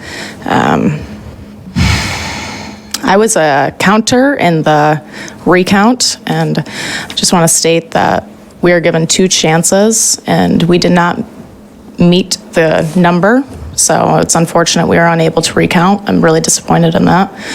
I wanted to get the scans of the ballots, and unfortunately, our Ottawa County clerk said that time is more important than accuracy, so the scans were turned off. I'm going to have to go raise money to get scans of all those ballots because I would like to do my own audit. So I hope that in the future maybe we have those scans turned on. And Ms. Gurwitz, I just want to say this might be frivolous to you, and it might be a fishing expedition to some of you, but I just want to remind people that in Germany, the Nazis got into control by legally taking over, and then they changed the elections. So while you roll your eyes, it's really important to me. Thank you. Thank you. Tricia Fessler and Shirley Schaefer on deck. Tricia's gone. Shirley Schaefer? No, Shirley's gone. Scott. Well, thank you very much for the time. I got my little thing going here. I just wanted to say a couple. Mike. Sorry. Scott Augney, S-C-O-T-T. Augney is A-U-G-H, and is in Nancy, E-Y. And I just wanted to make a couple points. Number one, you mentioned investigations. I've reached out to Michigan State Police on multiple occasions in Jackson. They don't want to touch us. Most cops don't want to touch us because the Attorney General's office under Dana Nessel has had an intimidation campaign going. And it's not targeted at Darleaf or any of the other 9. It is targeted at every other law enforcement officer and prosecutor so they won't cooperate. With regards to this whole election recount process, all sterility was used at the canvassing sites. But the sterility of this board was absolutely non-existent. You have a dirty approach to the law. Thank you. Ken Byer. And after Ken, John. No, I asked you to say this earlier, and okay, thank you. So Trish Oliver would be. You want to speak? So you're on deck. Okay. Go ahead, Ken. Ken Byer, Kenbeyer. Mayor, you said that this was a colossal waste of time and I was an election denier. I took off 3 weeks of vacation to investigate before I just said I'm not voting again. I was at TCF Sunday, Monday, and Tuesday as a poll challenger, and I was in Midland, Lansing, Kalamazoo for 2 days, Allegan County, and then Van Buren County. I witnessed walk-in ballots that were folded. I saw folded ballots that were actually, where people walked in to vote. Then I saw ballots that were cast by mail that weren't voted on. Then I was in Midland where we couldn't recount 5 of the 9 precincts. This right here is a ballot canister. It's actually, I grabbed it from my plumbing business. This is what we store our plumbing parts in. This is what they tried to pass off as a ballot canister. Of course, it wasn't accepted. I wish I had this in my business. When the IRS comes to audit me, I'm sorry, I can't see your receipts. Here's my receipts, but I broke the ballot canister. It's not appropriate. It can't be counted. I don't know how this is acceptable. Thank you. Trish Oliver. Hello, I'm Trish Oliver. I apologize in advance. I'm going to speak fast because I have a lot to say. Spell your name. Trisholliver.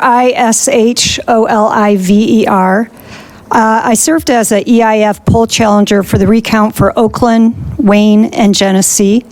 Promote the Vote attorneys Mark Brewer and Chris Treblecock today stated that poll challengers threatened election officials with criminal prosecution. On December 7th, I did state to State Board of Election official Lori Bourbonnaise when she refused to accept my challenge in Oakland, Troy, regarding seeing both sides of the ballot, that interferences with a fair recount is a felony per 168.873. I would expect that Board of Election officials are professional enough to hear this as a statement of fact, not as a threat. And if they are duly doing their duties without interfering with the law, it's not a threat whatsoever. Furthermore, Treblecock spent most of his time during the Oakland recount in Troy sitting amongst Board of Election officials. This level of fraternization between promote the vote attorneys and challengers is concerning, as it infers the recount wasn't fair or impartial. In addition, Mark Brewer at TCF in Detroit physically blocked me, and when asked, he didn't remove himself. I found this threatening. Mark Brewer has attempted to undermine people interested in fair and transparent elections as election deniers. I would ask him to be more, I ask him to be more respectful of the electorate. As poll challengers, particularly at TCF, which was a hostile environment, the cards were stacked against us. I was gaslighted and ganged up on by Promote the Vote poll challengers, as Braden has previously stated. There is no provision in the law that authorizes an interested elector. Another minute in, Trish. I've been. Okay, so to finalize, I do find myself wishing during these Board of Canvassers meetings that we had GOP representation on the board. And I wonder how the so-called GOP canvassers here today feel that they are doing more than concurring with the Democrats' ones. I have heard arrogance, condescension, and dismissiveness, and I would like the entire board to take the electorate more seriously as we are spending our valuable time overseeing this important process. Thank you. Thank you, Trish. Donna Mullins, and after Donna, the last we have is Jacqueline Stewart. You've exhausted. Also, you guys had your chance during the comment during the various challenges. These are the two we're going to finish with. I think we are all set. And Donna, go ahead. I'm Donna Mullins, Mullins. I'm the president of the Lansing Area League of Women Voters, but today I'm representing the state because they just wanted to say how much we appreciate the careful and professional work the election workers conducted in all of the counting regions before and after the election, and we're confident the final results are correct. The league promotes civic engagement, and we certainly have seen it today and the entire year, and we couldn't be prouder to be Americans. Thank you. Thank you, Donna. And last, Jacqueline Stewart. Don't forget to spell your name.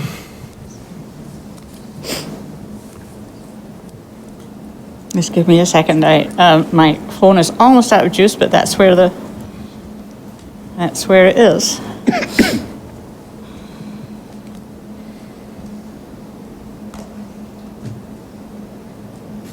All right. My name is Jacqueline Stewart, JACQUELINE STEWART. Okay. Also a member of the League of Women Voters, Lansing area. Speaking partly as a member of the League of Women Voters, but also as a person who went out and observed what happened at county canvassers. So I'd like to start by thanking the Board of Canvassers here, their assistants, and also the faceless and nameless people behind there who were at the county canvass level and worked the precincts.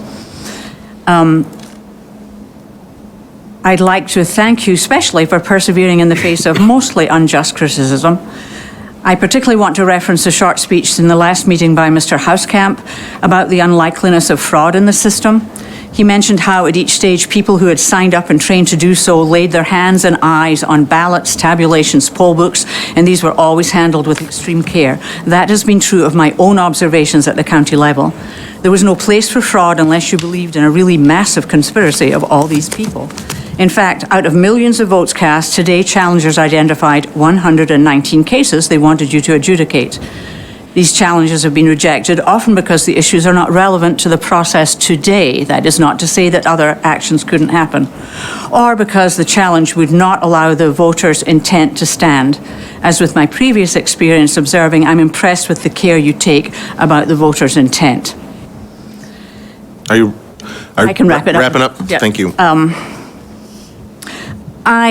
Despite this, some people still believe in conspiracies and without evidence will accuse good people of wrongdoing. I have no doubt that the challengers today passionately believe their theories. I don't think they're untruthful or they're bad people, but I also have no doubt that their theories are nurtured by other sources that don't necessarily believe in the theories that they spread. Conspiracy theories are the arrows, believers are the archers, and civil society is the target. So, there are many more people who know that you all did the right thing than there are people who believe you did not. Bravo to those who have remained civil and served society under this pressure. Thank you. Jacqueline? All right, that concludes public comment. Oh, Mr. Hauskamp? Is it okay if I ask Ken a question? Sure. Ken, first of all, just thanks for taking 3 weeks of vacation time to do the voting.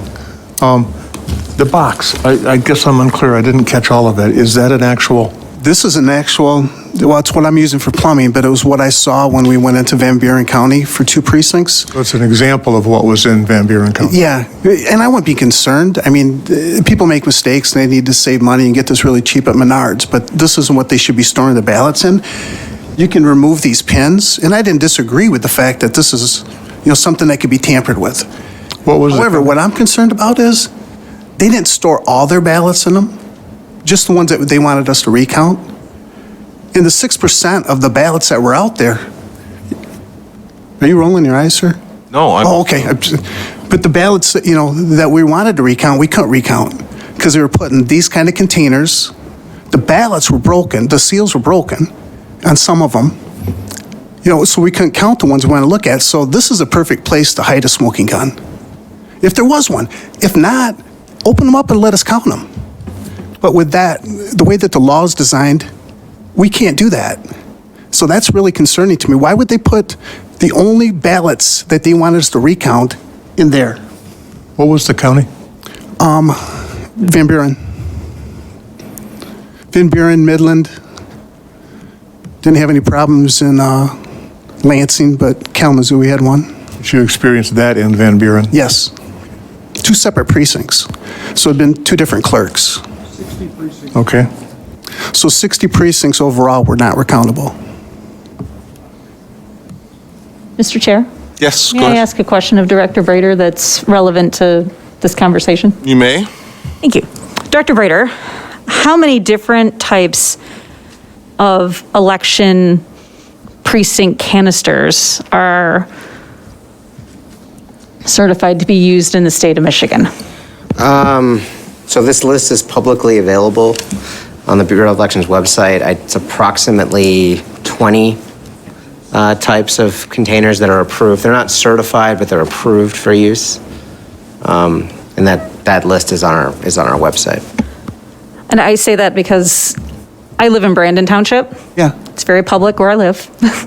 And we have what I like to call a glorified sewing box. It's a very tall box. It's very narrow. For those of you who do crafting, you know what I'm talking about. It's actually cloth. But there's a locking mechanism that can be locked. That's where your seal goes into. The township next to mine is Oxford. We recounted a house race there for the Republican primary. I believe it was in 2014. And in the transportation of bringing those ballots from Oxford, now Oxford has, instead of it being a tall rectangle, has a very wide rectangle, very horizontal, and in the transport, one of those zippers broke open. That was a precinct we could not recount. Yeah. And there were issues, and there were issues that were discovered in the recount. But I say this because I have those too. And I think I question with my member Hauskamp that That's a little strange. But I also want to make sure that everyone knows that that information is public, that those canisters are. And I've seen a recount from Kego Harbor. They had silver boxes. They were just tiny little boxes. Yeah. So it all depends, and that is a little alarming that you said that is from Van Buren, that the similar would be in Van Buren. But I just wanted to make sure that that information was out in the public. To be honest with you and just forthright, I cheated my way through high school. I did fairly well doing that in college. I've changed my ways, but I would love to have this as my homework box, or just like I said, to show to the IRS. I mean, with those kind of rules attached to that, you can't look inside this if something's wrong with it. There's something terribly wrong with that law. And I met great people. I told Mr. Brader that. I said, I really met some great people working for the Secretary of State in all the places I went to, the 5 places I went to. It's amazing people. But it looks like he has some awful laws that if you were back when I was in high school and college, I would be using that like crazy. That would be an amazing place for me to hide something I did wrong or, something I didn't do right would be in here. Anything could be in there, and the fact that we can't look in that, it makes me suspect of if this is a system I want to participate in. Unfortunately, that change can't come from this board. I know, but can you make a recommendation to somebody? Just let us know that you care. Let me turn that one around for you. Please. You've done some thinking about this, and you got a long drive home if you're from Van Buren. Yes. Do us a favor. Take the time over the holidays. You know what a synopsis sheet is, right? Yep. Make up a synopsis sheet with a couple of how do we fix it? Okay. I can't promise anything, but I can promise you that we'd read it. Okay. And at least be able to share it with people. That's fair. I will definitely do that. Thank you for that recommendation. Yeah, please do that, though. I will. I'll look for it. Okay. I'll follow through with that. Can I get your card? Yeah.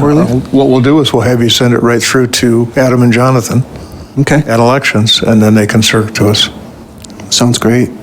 You're welcome to a card too, but I don't have one. Appreciate it. All right. Thanks. Are we set? All right. No, we're. I just want to address something briefly from my Appreciate your patience. Yes. Thank you, sir. I want to thank you guys for going through the issues and talking about things, but I want to dispel something that is out there, and that is that this was for anything other than to try and improve the system. Not only were ballot boxes discovered and other things, the idea wasn't to change the outcome. The idea was so that we as citizens could look at the election system, because we weren't getting audits, we weren't getting other things. And there are a lot of questions that were answered, and there are a lot of questions that arose. In response to what you asked, Mr. Byer, we are going to make a list of things that we would like to see enforced, improved, and changed. We'd like to see the rules of the law followed. But I would just also echo what Mr. Byer said, is this was a very educational, informative process that needed to happen. It has been a long time since the state of Michigan has looked at this, and I'm sure that the Secretary of State has learned things that they're going to do from. So some of the hostility that has happened is maybe from a misunderstanding. Election Integrity Force isn't a proponent of any of these proposals or an opponent of them. They wanted to make sure the election is conducted in the best manner possible. And I just wanted to say thank you for your patience today. Chairman Daunt, you and I have had some words during this process, but I appreciate your patience with me today and the way you conducted the hearing. Thank you. Thank you. Merry Christmas. Chairman Daunt, may I ask a question, Director Brader? Yes. Director Brader, how many audits were performed after the 2020 election? There were at least 250 conducted. That doesn't count the risk limiting ballot audit that was done, but there were at least 250 precinct and absent voter counting where audits were done. We'll also be doing a similar number now. We would have already started those, but they have to take place after the recount, so they'll be happening in January. I would just note that most of those audits, they're done under the supervision of the Secretary of State, but it's actually county clerks, or 83 county clerks, that do most of those audits. So it's actually done by officials of both parties throughout the state. Thank you, Mr. Chairman, for allowing me to ask that question, and I will follow it with, I'll go back to 2016, when we recounted the entire state, and there are questions of why we did that. And I am the only board member here, and you can shake your head at me all you want, I'm okay with it, I'm used to it. It was stopped before you even were done. But here's, this is why I say this. Mr. Hartman? Can I please finish? I think I probably, I've not said anything to anybody I try not to, because I know what it's like to be on the other side of those words. In 2016, we had not a full recount, but there were recounts, and they happened in Wayne. I live in Oakland, where I observed Oakland. I went to Wayne County. Those recounts happened. And there were things that were found during that recount that I'm not saying they're completely addressed, but those issues were starting to be addressed because they were shown. I appreciate when people come and say, I have questions. Are we at a point where elections are perfect? No, we are human. Okay? So when problems are brought here or brought to your county or city clerk or brought to your county clerk or your county board of canvassers, I know it's hard, but we are listening. And if we're trying to tell you that sometimes we're not the avenue for that fix to happen. But I will say in Wayne County, the day after that was halted, yes, it was halted. I wish we would have continued, because I believe that some of the things that you are bringing up to us would have been found throughout the state. And I remember walking into the gallery of the building that we are next to, someone throwing a microphone in my face and saying, tell us about the voter fraud. And what I told them was, there are errors, there are training issues, and there are things that we need to address. And that is the important thing. So when people tell me, no, we stopped it, it didn't change the fact that we found issues. And like I said, right before we started, we are probably going to continue to find issues. Okay? Please don't, I've sat here the longest than the other members of this board. And I've been to recounts, and I honestly, I wish I could have been at these. But I do have a job, and I was out of state, and I couldn't attend them. I know, I was out of state. Can't be in two places at once. But I normally would go, so that I would know firsthand what was going on at those recounts. That's all I want to add, Mr. Chair. Thank you. Thank you. Mr. Chair, I move that the Board of State Canvassers go into closed session to discuss litigation strategy in Ickes versus Whitmer et al., case number 122-CV-817. Mr. Chair, I support the motion. We have We have to do a recall vote. I'm sorry. We have to do a recall vote. Not a recall vote. We have to do a roll call vote. Oh, thank you. Sorry, I'm trying my recount on my head. Please do not mention recalls right now. We have a motion and support. Any discussion on that motion? All those in roll call vote. Would somebody like to do the roll, or is it okay if I go ahead, Adam? Chair Daunt. Yes. Vice Chair Gurwitz. Yes. Member Hauskamp. Yes. Member Bradshaw. Yes. Mr. Chair, you have 4 yeas. Okay. So we will now be going into closed session. We will be leaving, and it will be just us with legal counsel. We will then need to come back into open session and adjourn the meeting. Is that correct? Yes. After we close the closed session. Yes, that's correct. Okay. Well, let's go. Remain in recess or what? No. I don't think that's it. We just first closed session. You're coming back in here. Yes, that's okay. Yeah, because you have to come back in an open session to adjourn. All right. Yeah, I will.